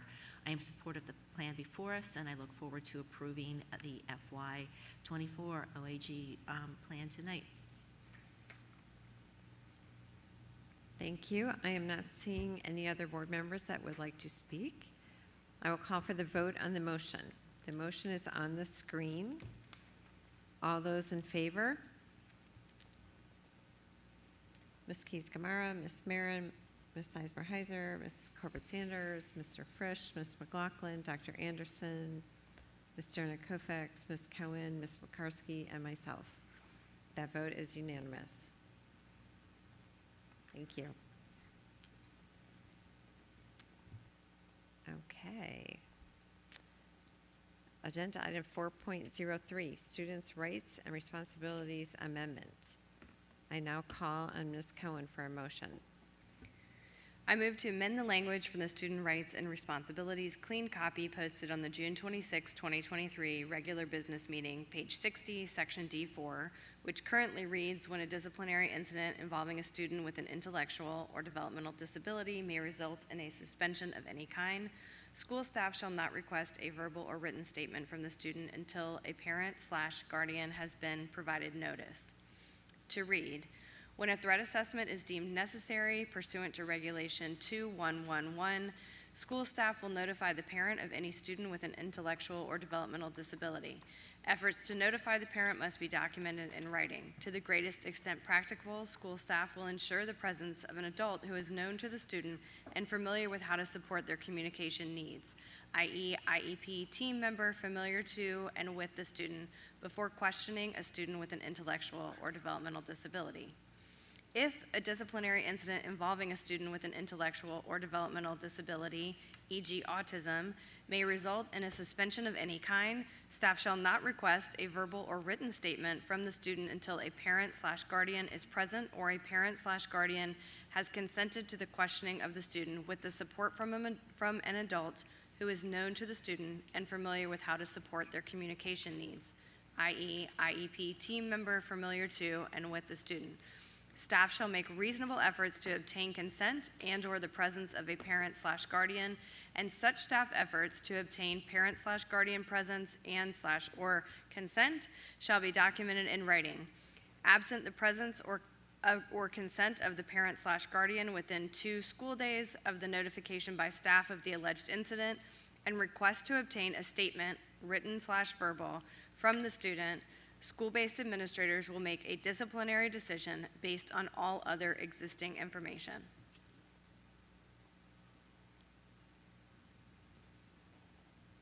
Thank you. Is there a second? I'll second. Ms. Cohen, would you like to speak to your motion? I would. I appreciate all of my colleagues having the patience to help us work through this one. As you all know, this is something that I feel very passionately about and have brought up the last few years of having concerns about statements being solicited from students who potentially might not have the support that they need to be able to make appropriate statements on their own behalf that are then used in a discipline process. I know that initially that we had some concerns from some board members who were worried about a couple of issues. One was implementation, and I so appreciate Dr. King and Dr. Reed who worked with our principals to make sure that this was language that could be agreed upon, understood, and could actually be implemented. I also, there was a question from Ms. Keys-Gamara about ensuring that we were not in a situation where this would keep any principal from, to the fullest extent, examining any kind of safety or security threat. And we went back and made sure that exigent circumstances are absolutely removed from the equation, and that, of course, all school staff should be immediately dealing with any sort of safety and security issue. So I appreciate it. I, again, want to thank Dr. King and Dr. Reed and Ms. Sizemore-Heiser and our ACSD chair and my ACSD representative and SEPTA president, Amanda Campbell, who also worked through some of the language with us. Thank you. Ms. Sizemore-Heiser, would you like to speak to your second? Yeah, I appreciate this is in response to the follow-on motion from the board from the last meeting to develop it. I really appreciate Dr. Reed and Dr. King working hard, and Ms. Edmonds Hurd as well, working hard to develop it. We have talked to, I want to just address a couple of thoughts on this. First of all, the purpose of this assessment, of this amendment, is to ensure that students who have intellectual developmental disabilities are able to give accurate statements in response to a disciplinary procedure. We have bifurcated the threat assessment parts because of, there were several concerns about safety and making sure principals could be safe. So if there's a threat assessment piece, we do not have to get parental consent for questioning, nor does they're going to try their best, it says to the greatest extent practicable, to get a support person in there. But the threat assessment process, per its own regulation, is a separate process in the disciplinary process. There is also on page 48 of the SRNR a blanket statement that applies to the entire SRNR. And Dr. Reed, if I could ask you to, I'll ask you a minute to talk about it, but a blanket statement to the SRNR that says for the entire document, nothing herein stops a principal from being able to manage get information and manage an emergency or a situation in the schools that threatens their safety or security. So regardless of any of the pieces of the SRNR, a principal always has the ability to manage safety and security. So Dr. Reed, I'm just going to ask you that question on the SRNR. If a principal needs to either question somebody or investigate, do they have that ability regardless of the other pieces of the SRNR to do that in an emergency or exigent circumstances? Yes, they do. Could you point to the section of the SRNR that gives this permission? Yes, ma'am. We have currently, thank you for bringing this up, currently in regulation on page 48, G, the statement notwithstanding foregoing, nothing contained herein shall be construed to diminish the authority of the principal. To one, protect the health and safety of students and others in connection with the school or school-sponsored activity, or two, to ascertain the facts about any incident. The principal shall do so in a reasonable, good faith manner and shall be accountable for respecting the rights and responsibilities of everyone in the school. Thank you. So it's really clear in the SRNR, both from a threat assessment perspective in the amendment itself and from the SRNR about emergency circumstances. Reality is, if you think about this language that we're adding here, it is like a Miranda warning, right? The purpose of Miranda warnings is to give due process to people to make sure that they know their rights before they speak. Everybody's goal, I believe, our principals, our staff, our teachers, and people on this board, is to make sure students with intellectual developmental disabilities who may not have the same capacity to be able to speak or understand the consequences of what they say, or may use echolalia or scripting, or may not understand fully the questions that are being asked, have the support in the room when it comes to discipline that might lead to a suspension. That is all we're talking about. Do they have the due process so that we all can make sure that they're able to give accurate information and reliable information in a disciplinary proceeding, separate from an emergency situation to keep the school safe? And it's only in a discipline proceeding that may lead to suspension. We talk a lot about equity on this board. Students with disabilities get out of school suspension 2.5 times more often than those without disabilities. In addition to that, studies show that students who are suspended are much more likely to be in prison, to not graduate, to have poor secondary outcomes, and to have poor educational outcomes and grades. All this does is to ensure that we give people with disabilities who have difficulty communicating or understanding the right to have either a parent in the room or a familiar adult who can help support their communication. That is it. In the same way that when we look at a court case, for example, you can go to trial without a defendant speaking, and we think it's a fair trial whether the defendant who's on trial speaks or not. But it's more unfair to have a trial where the verdict is based on unreliable information. That's all we're trying to do here, is to help the student make sure that they have the supports they need to give reliable information in their own discipline proceedings. That's what this does. We have talked to, thank you, Dr. King, very much for checking with the Principal Association's heads to make sure that they are okay with this language. We have talked to ACSD, to SEPTA, and other community advocates who approve of this language. We've looked at the threat assessment regulation, which specifically says that information of threat assessment is part of that process, not part of the discipline process. So it's really just making sure that some of our most vulnerable students who already have disproportionate discipline are able to adequately participate in the process.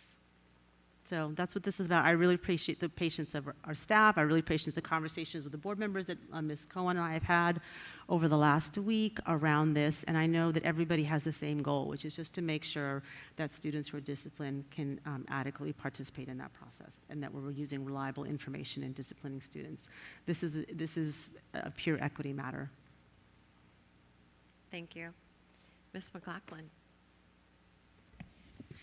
Dr. Reed, I know I spoke to this 2 weeks ago, but this is something I've been championing for 12 years about more restorative practices and student-centered practices for discipline.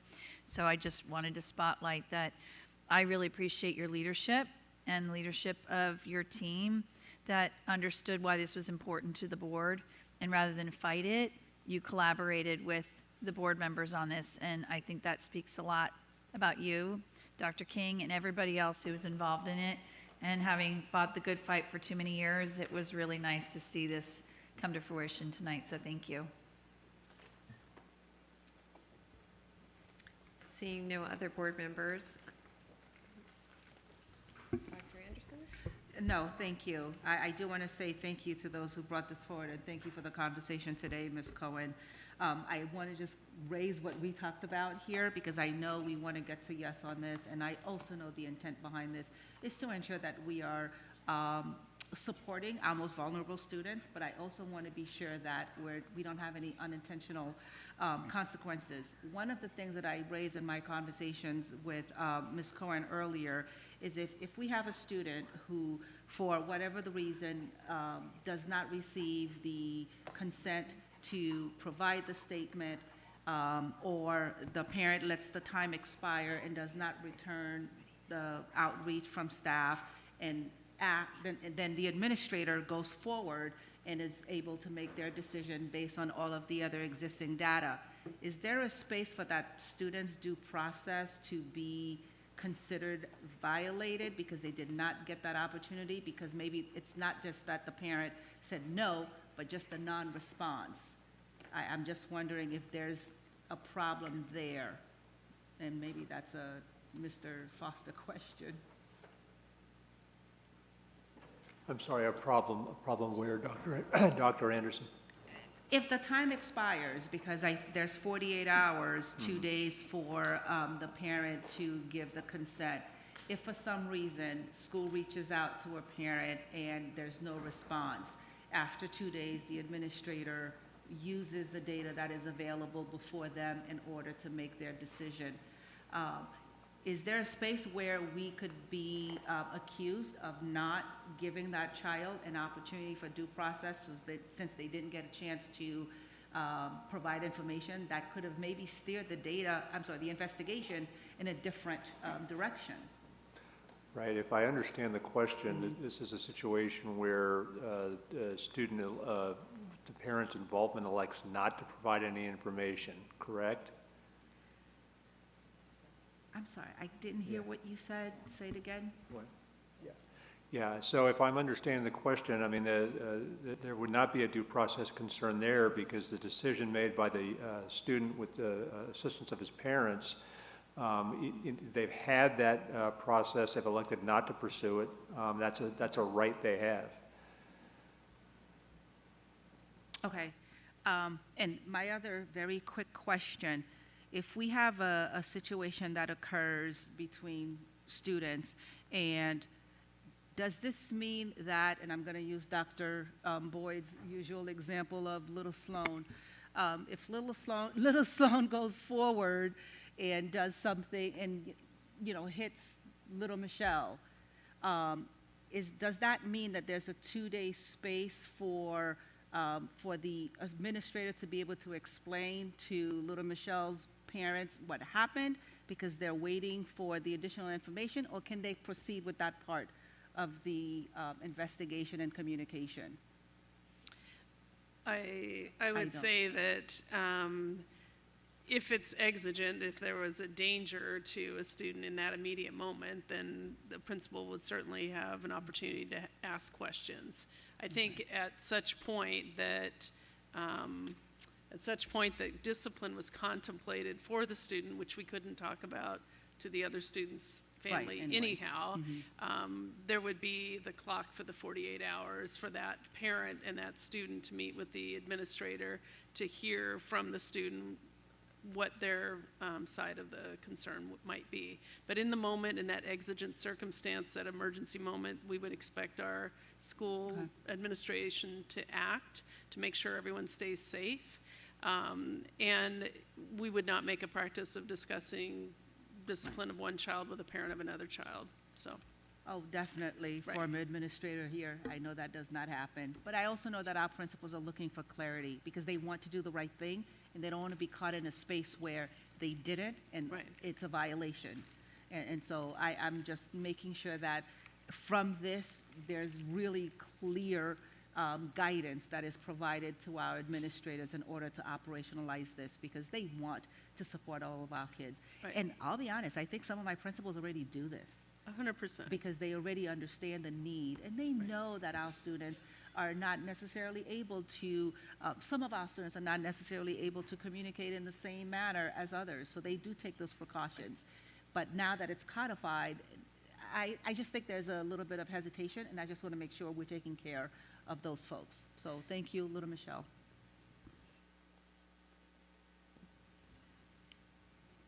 Mr. Kovacs? No. Oh, that's you, Mr. Frisch. Excuse me. Thank you. We haven't changed the labels yet. I appreciate the makers of the motion for bringing it forward and the work that went into it. The parents that I spoke to made it clear that they want their children to be heard. They just want it to be done appropriately. And I think that's fundamentally what this comes down to, is making sure that we're protecting the civil rights of these kids and making sure that when they do speak, that they're heard appropriately. So I appreciate the conversation. I appreciate the work that went into this and what got us here. I appreciate staff's willingness to work through this, and I look forward to voting for it. Ms. Keys-Gamarra? Yes, thank you. Just one question, and just for clarification, and I also want to address Mr. Frisch's concern with respect to making sure a child is heard. In the event that it's important that part of what we're trying to protect is the child themselves, are we imposing a 2-day waiting period to get that information? Let's say in Dr. Anderson, she walked away because I wanted to use little Michelle. In that situation, and let's say there's something that we need to address with the child that actually is having difficulty communicating. How do we make sure that we're actually not harming that child? Do we have a 2-day waiting period to get information from that child absent parental consent? So as I understand it, it's not a 2-day waiting period. We would hope to connect with the parent as soon as possible. What we're, I think, saying is we would wait as long as 2 days, but really the hope would be, and I would expect more often than not, we would have some reasonably immediate connection with a parent or a family member, and in particular, even a staff member who would be familiar with the student's communication needs within that 48 hours. But we're really, I think the intent would be to try to have that conversation sooner than later. Okay. I also want to make sure we're not having some unintended consequence, because when I read this, and there was a part, I appreciate the fact that there was a parenthesis on the end of this that's been removed, and I appreciate the cooperation in removing that. But I do want to make sure that when principals read this, they don't see a 2-day waiting period. Right? Yes, ma'am. Yeah, I think this is a really good conversation for all of us, because it's highlighting the need for professional development and clarity, because we want to all read it the same, I think, in that spirit. Right, and I sent a question earlier to Ms. Sizemore-Heiser with respect to, when I read over this initially, I think, oh, you can't talk to this child unless you get this permission. Is that what this says? And if not, then please clarify, and I want to make sure that our principals understand that as well. Correct. So are you asking for clarification on that? Yes. So the clarification on that is that in exigent circumstances or in an emergency circumstance, we would expect our school principals or school leadership to speak to the child or intervene to keep the child safe, as well as the other children safe, as well as other staff safe, right? Like, safety is our priority. What we're saying is if there's something about that incident, once everyone's safe, that might result in discipline, that at that point, we really want a parent to be part of that conversation, or a trusted adult, someone in the family who's familiar with that student's communication needs, to be part of that conversation should discipline result as a part of that conversation. And that's really a step after making sure we've secured the safety of that child, other children, and any staff in the vicinity. Okay. Ms. Sizemore-Heiser? Yeah, thank you, and I really appreciate the question and the conversation, and I agree. I think it helps to clarify the professional development. But I just wanted to make it clear that this isn't saying you can't speak to the child at all, and it's not saying you can only speak to the child in exigent circumstances. It's around a verbal or written statement that's being collected for discipline purposes, right? So if you want to say, are you okay? I mean, you can talk to the child. It's not a wall, right? It's just when you have those statements that you collect from students for discipline that may lead to a suspension. So it's not even all discipline. It's discipline that may lead to a suspension. You want to make sure that there is supportive communications. There's someone, either the parent or someone who is familiar with the student to help support that statement.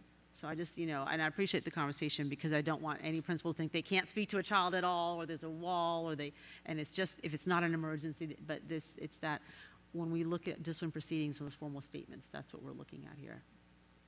Things that will be used in a discipline proceeding from the child. You want to make sure that child has support. Thank you. Okay, seeing that no other board members have comments, I just have a couple of sentences myself. I just wanted to sincerely thank Dr. King and Dr. Boyd for reaching out to principals. I know that was something I had asked for after our last meeting because I really wanted to make sure we weren't doing anything, unintentionally to, impede the process, operationalizing, this good work. And I also want to extend a huge thank you to our our ACSD and our SEPTA community members. I know they have worked tirelessly to collaborate with all of us to make sure that we got this wording just right. So with that, I will call for the vote. The motion is on the screen. All those in favor? Ms. Keys-Gamarra, Ms. Marin, Ms. Sizemore-Heiser, Ms. Corbett-Sanders, Mr. Frisch, Ms. McLaughlin, Dr. Anderson, Ms. Staranek-Kofax, Ms. Cohen, Ms. McCarskey, and myself. That is unanimous.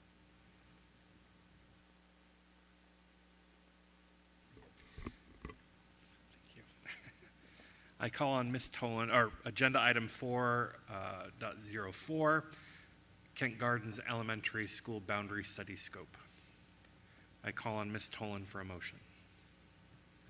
It is recommended that the Fairfax County School Board authorize the Kent Gardens Elementary School Boundary Study Scope to include Chesterbrook Elementary School, Churchill Road Elementary School, Franklin Sherman Elementary School, Kent Gardens Elementary School, and Spring Hill Elementary School boundaries. Also, Haycock Elementary School AAP and Churchill Road Elementary School AAP boundaries, and the middle school and high school boundaries for options that may involve a split feeder.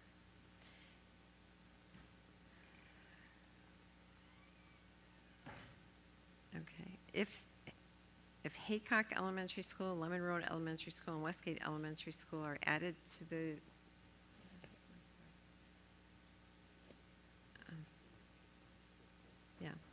yeah, this is just extra information in the script. Is there a second?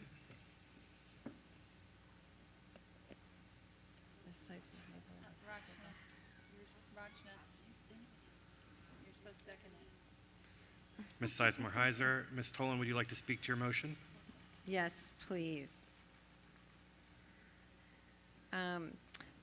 We discussed this at our last meeting. This is an administrative step to set the scope for our facilities department to begin to develop scenarios for presentation this fall to our community. Based on some input, with unanimous consent, I move to add Haycock Elementary School to the list of schools included in the full boundary scope. And 1 second. Seeing no objections, I think that is in order with unanimous consent. Yes. Ms. Tolan just asked for unanimous consent to add Haycock Elementary School to the list of schools included in the full boundary scope.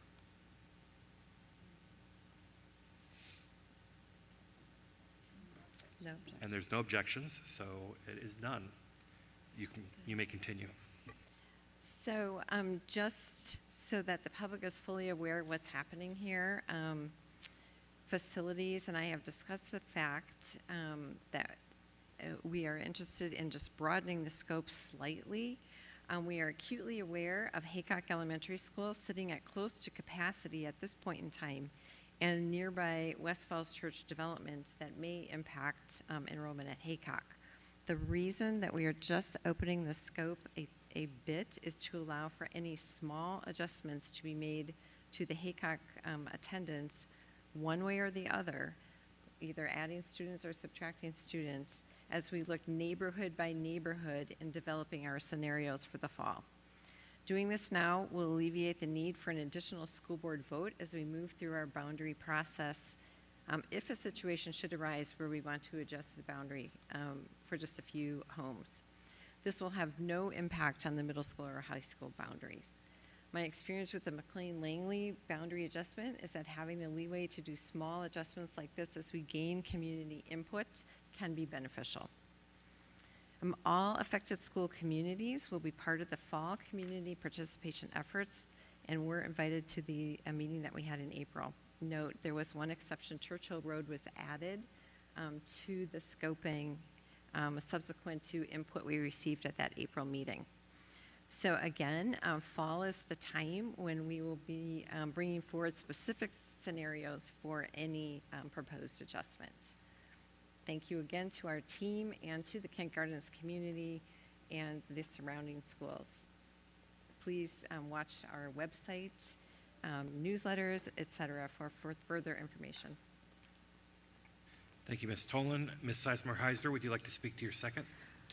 Given the lateness of the hour, I'll just say I really appreciate all the hard work that our facility staff and Ms. Tolan has put into shepherding this. I know this was from the amendment passed to the CIP that we passed in February, and I'm fully supportive of adding Haycock, but I also want to just make sure that we are mindful of the fact that it is very close to capacity and there's a lot of construction around that area. But I appreciate adding it just to make sure that we don't have one or two houses that get left off as we're doing the scoping. So it's important to have the full breadth of what we can look at. But I also just think this is a school that staff has worked very hard to try to implement many different solutions over the years to address the overcrowding, but it is significantly overcrowded. So I think it is a good point in time to really look at capacity solutions and look at some of these small boundary adjustments to help relieve the overcapacity issues at Kent Gardens. So I look forward to supporting this, and I thank you, Ms. Tolan, for bringing this forward. Thank you, Ms. Sizemore-Heiser. Dr. Anderson. Just really briefly, I do want to say thank you to Ms. Tolan for being so thoughtful about this, because in order to be efficient and really responsive to your community, you have to expand that.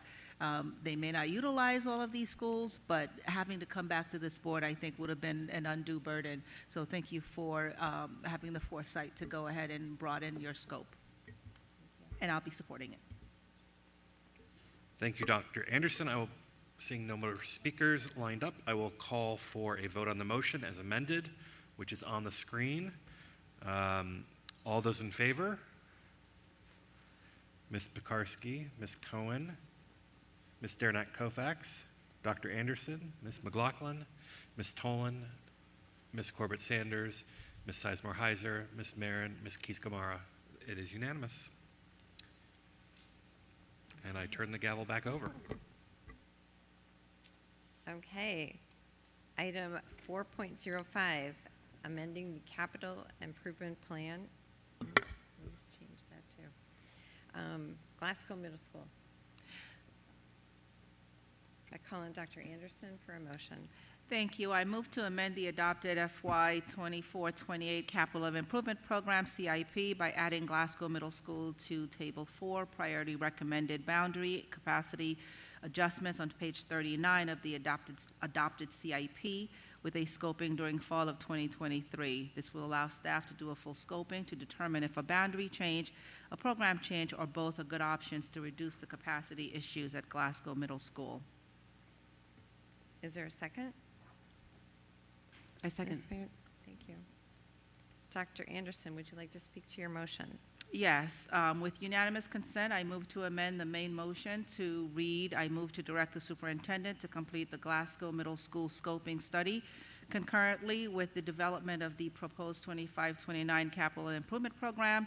The initial scoping project will be added to the end of the existing FY 24-28 CIP work plan. This project will be considered for inclusion in the priority recommended boundary capacity adjustment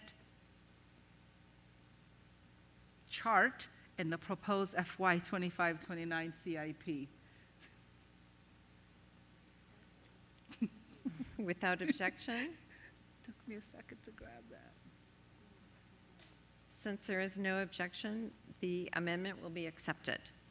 Dr. Anderson, would you like to provide additional remarks? Yes, I would. Before I go ahead and get started on that, I know there were some questions to the initial proposal at all. Why is this happening at this point in July when our CIP is adopted in February? To that end, I'd like to ask Dr. Reed to weigh in terms of what led us here. Thank you, Dr. Anderson. I think that I want to say it's been clear for a number of months that Dr. Anderson's had concerns about the size of Glasgow Middle School and has addressed that topic with me on multiple occasions. It's also, we've had a year where it's my first year new to the division. We also had our lead oversight of facilities new to the division. And it's my understanding that we certainly had some confusion, certainly miscommunication, lack of clarity on specifically the process by which we would get this included in the chart and the current SIP for the February vote. I'll own the responsibility for that at this point. And one of the things I think that is important is to realize that moving forward, I'm more familiar with the process and can make sure that we have the critical conversations at the critical time where they need to happen. Having said that, initially when this topic came up, we raised the concern, I know on the part of staff, around the work plan that was generated as a result of the February vote. In the dialogue that we've had over the last week or so, I think we've reached a reasonable solution in which we're able to move forward with the scoping that Dr. Anderson's referring to look at the possibility of mitigating the size of Glasgow Middle School as a part of the work plan for this fall, but not to interfere with the originally scheduled project. So we believe the staff have met Mr. Smith, Mr. Fanshaw, and I, and have reviewed that work plan and believe we can complete that within the time of fall of 23 and come back to keep us as close to the schedule as we would have been had we included it in February of this spring. So that is my explanation of how we're there, and I support the amendment. Thank you very much for that. I appreciate that because this is an issue that I've been speaking about pretty much since I got on the board. There were some other attempts in terms of addressing the number of students at Glasgow, and I do want to be sure to not use the term overcrowding because with the modular that is in place, the school is at 94% capacity, but it is still a middle school that has almost 1,800 students. That is larger, as you've heard from some speakers earlier, that is larger than even John Lewis High School. It is untenable, 47 buses, literally 1,600 students being dismissed at a time. And prior to this conversation today, you've heard from other parents and you've received emails from those parents regarding the concerns that we have and also the administrators of having so many students in that school. In addition, the size of Glasgow is even beyond the capacity that is provided in FCPS policy in terms of size of middle schools. It is well beyond that. So this issue took years to get here, and we should have addressed this multiple years ago. But it is time for us to ensure that this community is not harmed because of what Dr. Reed explained by having to lose a year of the process. So I'm very appreciative of your ability to work with staff to really understand and address that. The community is waiting to have this. I've worked on a boundary before, and I have not had people asking for a boundary process. So this is something that is being welcomed by the community to address the size, particularly since we have two other middle schools that are under 900 students each. So I'm really looking forward to having this work done. I know the school community, the staff, the principal, they are looking to be able to service their students in a manner that is tenable, because this has been very challenging with this high number of students. So I would appreciate your support for this evening. But I do want to say a very quick thank you to the members of CPDC and your work in dissecting this not once, but twice. This is the second time we've engaged in this in CPDC, and I am glad to see that we are yielding some results. Thank you. Ms. Marin, would you like to speak to your second? Yes, please. You know, the board is committed to making database decisions about the capital improvement program. You know, my colleagues and I have said that we want to make one criteria on how to make decisions, that it shouldn't be based on membership advocacy, and I've certainly heard Dr. Anderson say this numerous times. But yet the data are showing that this middle school is way over capacity, and the range of challenges just keeps growing. Also, let's remember Mason District is a special case when it comes to middle schools. This board approved action for the superintendent to look into why are the middle schools in Mason District of a different configuration of 6, 7, and 8 compared to other middle schools. And that came back kind of inconclusive, but yet here we are with another circumstance. So as much as we've talked tonight about governance and having processes, there also is an urgent need that has emerged here. And I think it's very much warranted to address this and then continue the work that the facilities department has done to map out how we more systematically and through data make decisions about capacity and facilities issues.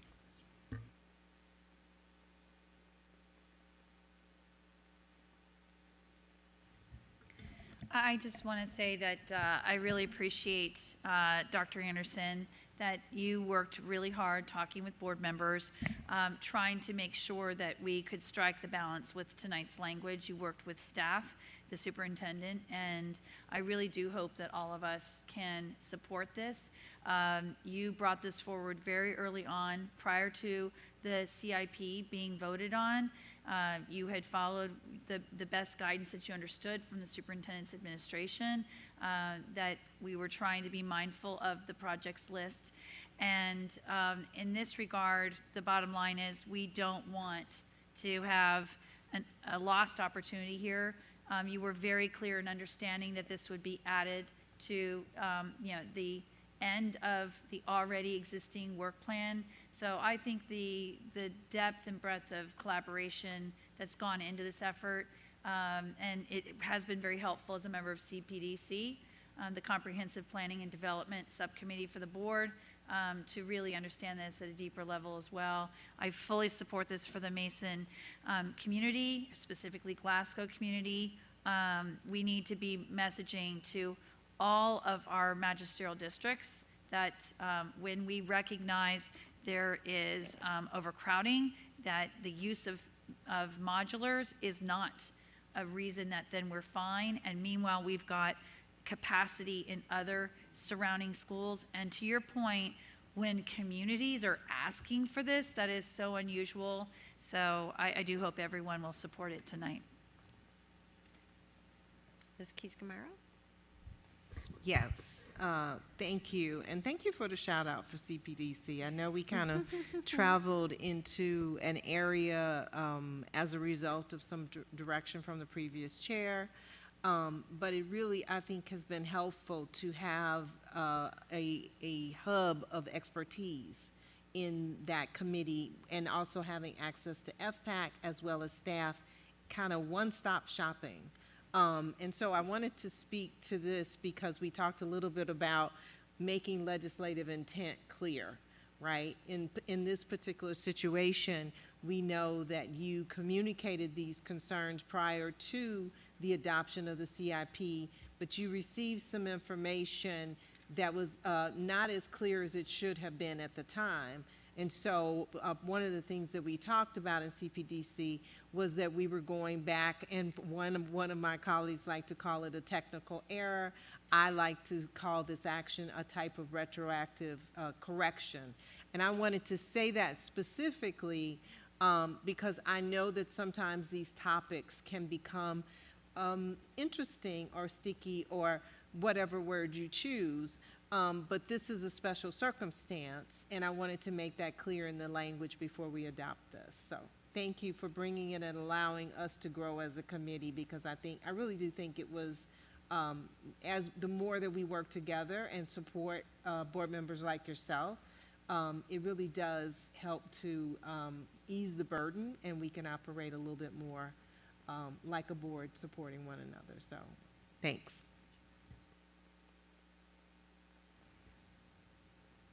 Okay, I don't see others that would like to speak. I would also just like to thank Dr. Anderson for her collaborative efforts on this, and I know staff has been very involved in this and spending a lot of time.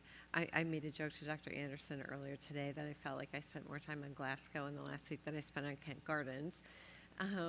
But so as someone also with a lot of facilities issues in my magisterial district and in a very engaged constituency, I appreciate where you're coming from, and I want to thank the Glasgow community as well for spending time to send us emails, give us information, speak at our meetings, and help us to understand what the issues are. So thank you. With that, I will call for the vote on the motion as amended. Both the motion and the amendment are on the screen. All those in favor? Ms. Keys-Gamarra, Ms. Marin, Ms. Sizemore-Heiser, Ms. Corbett-Sanders, Mr. Frisch, Ms. McLaughlin, Dr. Anderson, Mr. Koufax, Ms. Cohen, Ms. Pekarsky, and myself. That is unanimous. I would like to call Ms. Corbett-Sanders for a follow-on motion. Thank you, Madam Chair. I move to direct the superintendent to provide the board with guidance based on best practices and pedagogical research for the optimal size of elementary schools, middle schools, and high schools. This guidance should be used to inform future capital improvement plans. And with unanimous consent, I would like to modify the motion to add the words that were left out, which say, and program makeup. So it should be size and program makeup. Any objection? Seeing no objection, the amendment will be accepted. Do we have a second? Second. Thank you. I think we did that. Ms. Corbett-Sanders, would you like to speak? Yes, thank you, Madam Chair. This is really a process that we need to put in place to really get the best thinking from our superintendent on how we should approach future activities or future challenges, such as what we've seen with Glasgow and other schools of, do we include things in our capital improvement program? Do we need to have more specific guidance on boundaries? And this is really asking for the best thinking of our superintendent going forward. Dr. Anderson, would you like to speak to your second? Yes, briefly. I could not be more supportive of this, because absent this kind of data, this kind of research, this kind of guidance, then we get what we have right now in many of our schools, Glasgow included. I would love for this work to be the driver in terms of our decision making, and also to spur staff recommendations to make adjustments once we have schools that are falling outside of said guidance. So it should not be work that is arbitrary. It should be work that has a criteria, which I believe this kind of research will provide. Thank you. Ms. Cohen? Yeah, I appreciate the follow-on motion here. I think my only concern is there's a lot of really great research out there about right-sizing schools, and we still find ourselves right back in the same place that we continue to be in, which is, I look at my Sully neighbor to me, next door to me, and we have overcrowded school on top of overcrowded school with nowhere to put anybody. We had this conversation 3 years ago, the same conversation that Dr. Anderson did, about looking at boundary scoping for Chantilly because of this severe overcrowding. And the answer is there is nowhere for our kids to go. So I guess, what I would say, this is great. Of course, as a parent of a secondary school with 4,500 kids in it, I would argue that it is certainly not right-sized for the best educational practices and educational experiences for our kids. Meg and I both have the distinction of having 2 of the 3 secondary schools in the county that we represent. And, I think we all agree they're too big, and what is the answer? And so I guess, I, again, am thrilled at the idea that this is going to be part and parcel of the conversations that we're having. And I guess the question that we leave ultimately, especially those of us leaving the board, to you and your team is, then what? So I appreciate this, and I hope that it will be used to guide, since we unfortunately are not in the business of new schools anymore, though we would like to be, that this is more a conversation of how do we right size. So thanks for the follow-on motion. Ms. Eisberheiser?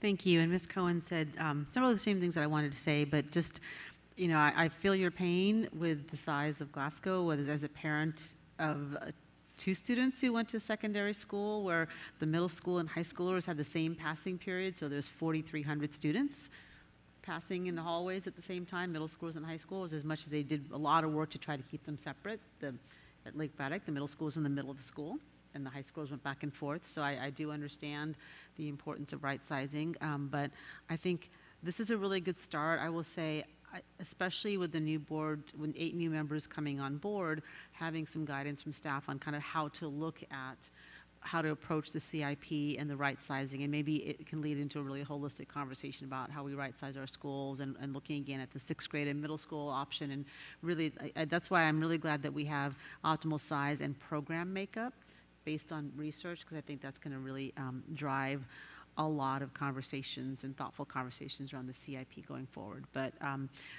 I feel your pain with the school size. I know it is challenging. I personally, my students had a great experience at Lake Braddock, but the size is big, and it is a lot in the hallways. Thank you. Ms. McLaughlin? I know it's a very late hour, but Dr. Reed, I do want to just give a little history lesson.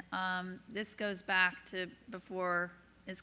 Koufax and I were on the board, and it was when the community was questioning the closure of Clifton Elementary. And when we got on the board, there was many of us who talked about then closing Clifton because it dropped below 400. Well, then what's the best practice and pedagogical research about what is the right size? And so we've got some elementary schools, like one in my own neighborhood, that is under really close to 300 students for a K-6. But we closed Clifton, and that one's still sitting open. Well, I can jog to any elementary school within a mile. So there's just things in our system that have not made sense for quite some time. And I just think that under your leadership, with your team, we're in a really good space to use this follow-on motion to just help us continuously improve as a division. And I really look forward to supporting this. I want to thank Ms. Corbett-Sanders for doing this. This is so important because when we are the 10th largest school system in the United States, if we're not being driven by what's here, just as another tool for your team, then we really miss an opportunity to do our best work on behalf of students, staff, and the county as a body. Ms. Koufax? Yes, happy to follow Ms. McLaughlin. I do want to add to that, Dr. Reed, there was a study done. We have a study. Let's get our staff to look at that. And so you can start from there to, I don't think it was probably done within the last 7 years. So It's one of those things that when you look at optimal sizing, not much of the data would change there. I think some of the things that Ms. Cohen brought up were also very much reasons why we didn't move forward in some areas of this. So, you know, start there, move forward. I will support this, but we are, as many colleagues noted, kind of boxed in some places. So, thank you. Okay, I don't see other board members that would like to speak. I just have a couple of comments just along these lines too. This is just one piece, Dr. Reed, of many items that probably need to be looked at for best practices around capacity, et cetera. You know, when we do our renovations, we generally add capacity to the schools just to kind of take advantage of, you know, being there and doing the work. But I'm not always sure, you know, we need that capacity, or if we're building above, what is the optimal capacity? You know, it's something we need to think about. However, it's also a great opportunity for, if we're right-sizing the elementary school, perhaps we've got room for pre-K. You know, and we're looking for our pre-K, you know, spaces, et cetera, across our community. So, you know, there's some opportunity there to be looked at as well.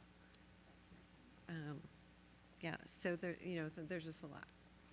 Anyway, I do appreciate the motion, and at this point in time, not seeing others that would wish to speak or the vote.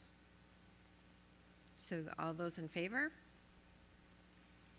Ms. Keys-Gamarra, Ms. Sizemore-Heiser, Ms. Colbert-Sanders, Mr. Frisch, Ms. McLaughlin, Dr. Anderson, Ms. Darren Kofax, Ms. Cohen, Ms. Makarski, and myself, with Ms. Marin away from the table.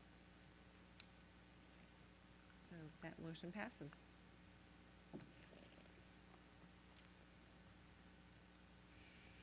Okay, we are on to 4.06. Contract notification and approval during the school board's summer recess. I call in Mr. Frisch for a motion. Thank you.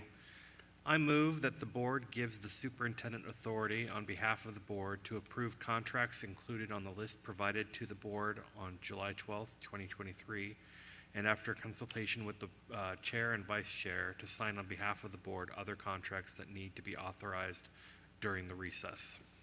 Is there a second? Mr. Frisch, would you like to speak to your motion?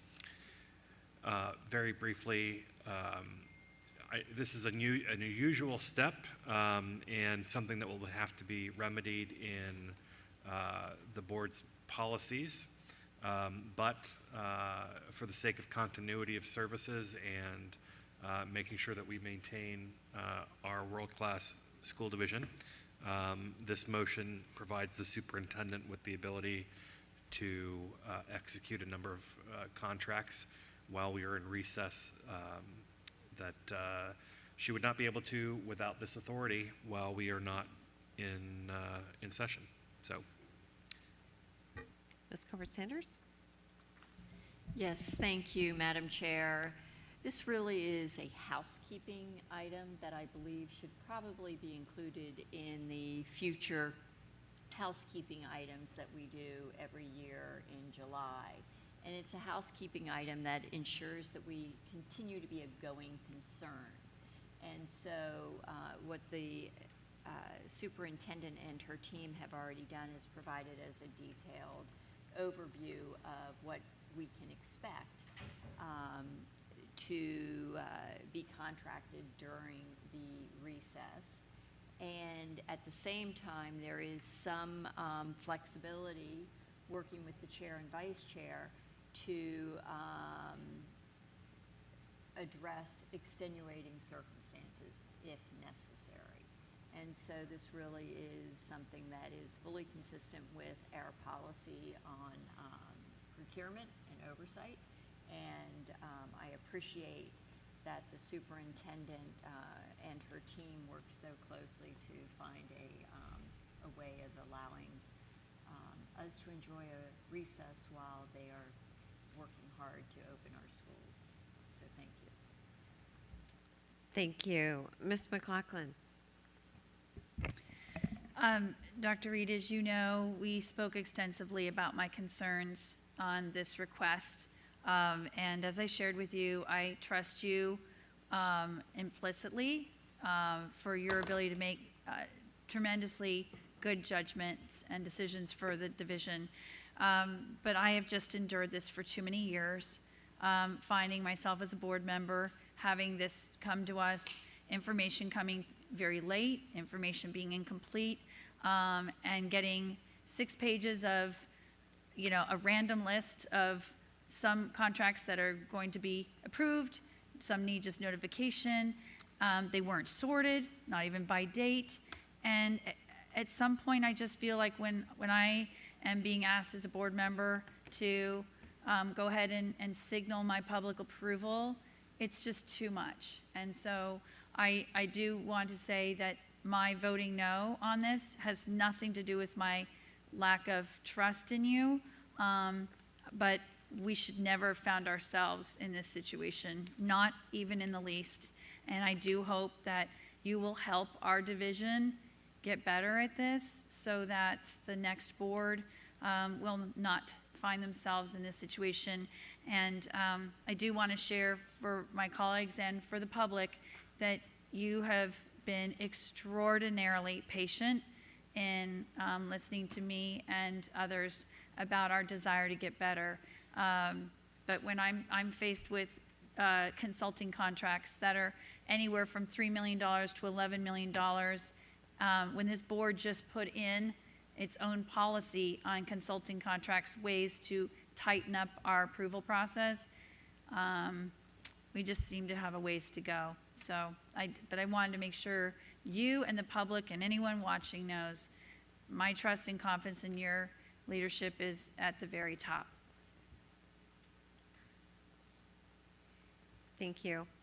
I want to remind the public in particular that part of the reason that we're here with this housekeeping motion is that, I guess a couple of months ago, maybe more than that, during this past year, we increased the number of contracts that the school board is taking a look at before they're approved. We changed the thresholds for dollar amounts on contracts. So the school board is seeing a lot more contracts than they have before.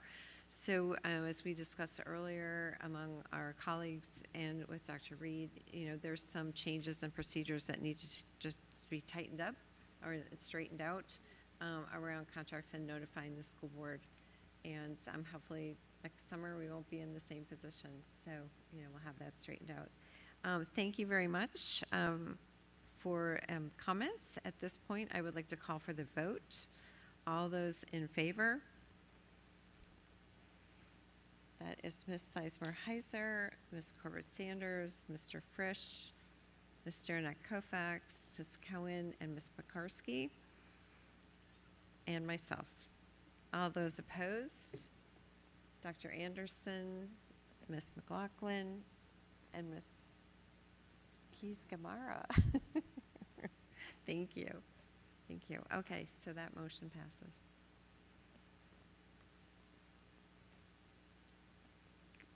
.07, community participation changes. I call on Ms. McLaughlin for a motion. I move to approve the changes to the school board's governance manual and the meeting script language as outlined in the attached documents. Is there a second? Second. Ms. McLaughlin, would you like to speak to your motion? Yes, Chairman Tolan.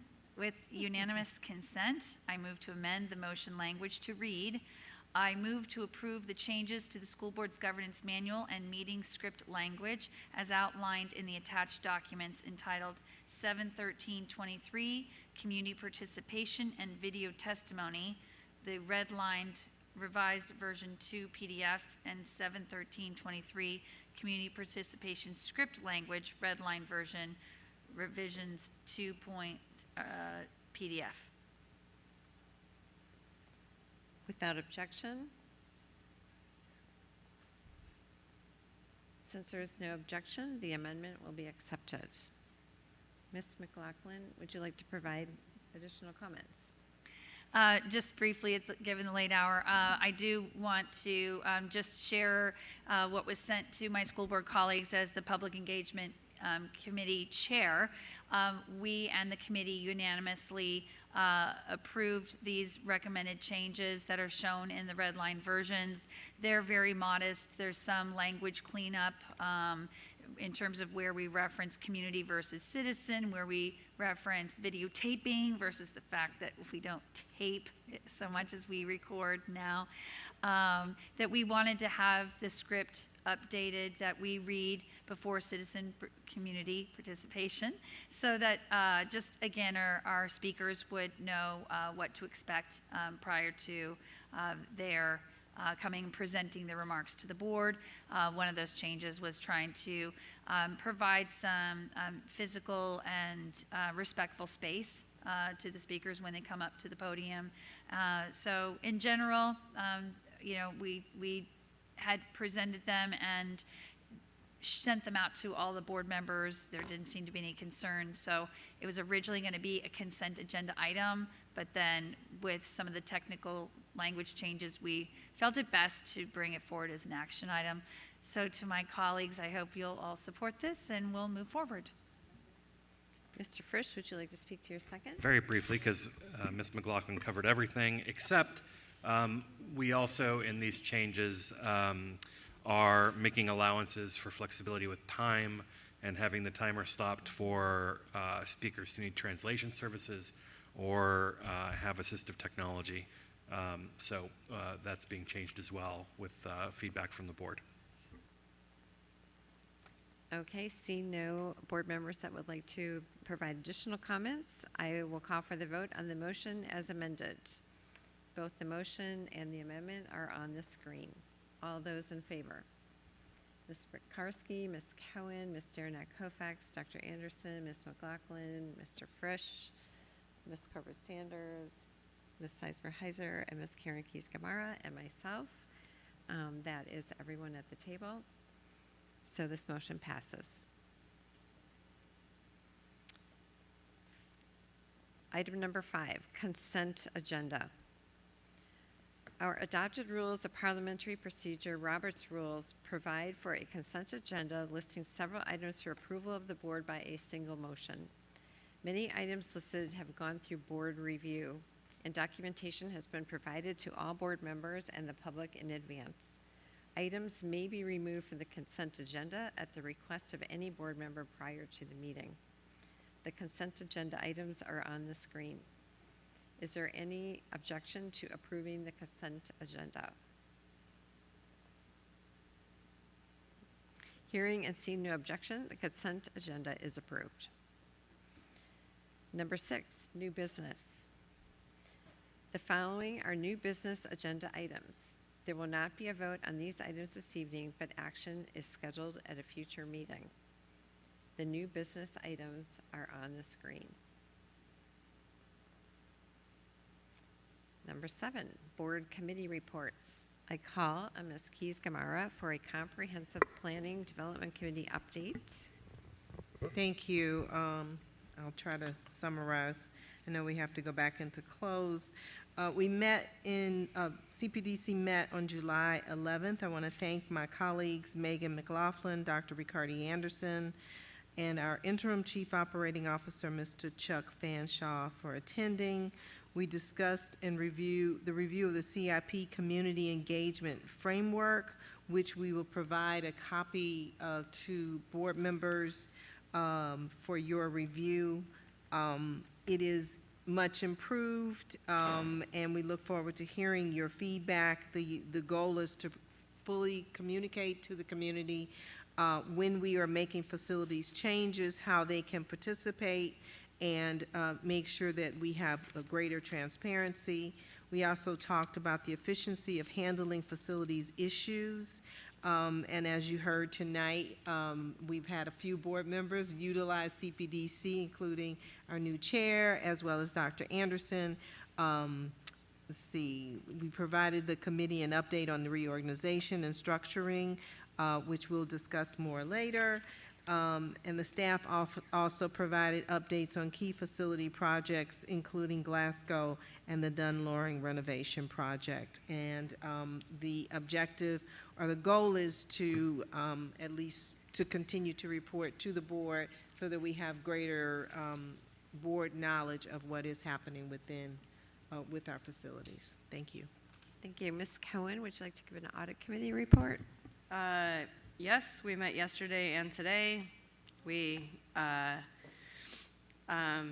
sorry, it's so late. Yesterday, yeah, now it's not today anymore. Did our follow-up presentation, looked at continuous monitoring for Q1 and Q2, looked at the audit plan that we approved tonight, and also had a preview, and then got to see today our IT cybersecurity audit report.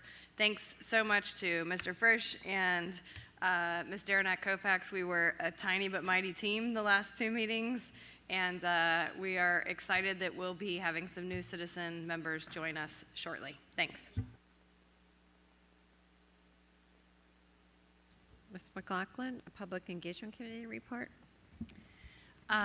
Well, y'all voted on the work we've been doing, so the only other thing I guess I would add is that I really appreciate that Mr. Frisch and Dr. Anderson have continued to speak with individual board members about how we can make our school board standing committees be more effective and expansive to the work we do. And so that will be carried over for the next lucky individuals serving on the Public Engagement Committee. But other than that, I think we've covered it quite well this evening. Thank you for those reports. The next item on the agenda is board matters, considering the fact that it is after midnight and we will be going back into our closed session. Without objection, we've been doing that all night. Without objection, we will not have board matters. I did want to welcome Ms. Kareem again, and thank you for sticking it out to the very end. Thank you for being here. We look forward to working with you. Happy summer, everyone. This meeting is adjourned. No, it's not adjourned. No, I'm sorry. Oh, I'm sorry, because we're going into closed. I'm sorry. Madam Chair, point of order. Yes, thank you. Since we're going back into close and then coming back to certified close, may we, I don't know the exact, do you remember, Mr. Morgan, what the exact wording was when we did this? No, I do not, but I think if it's just clear that you're Mr. Frisch? adjourning until, or recessing until after the closed session. That way you can certify Thank you. and adjourn. Thank you. Without objection, can we change that to recessing until? I appreciate it. It's overzealous. Thank you, Madam Chair. Thank you for the correction.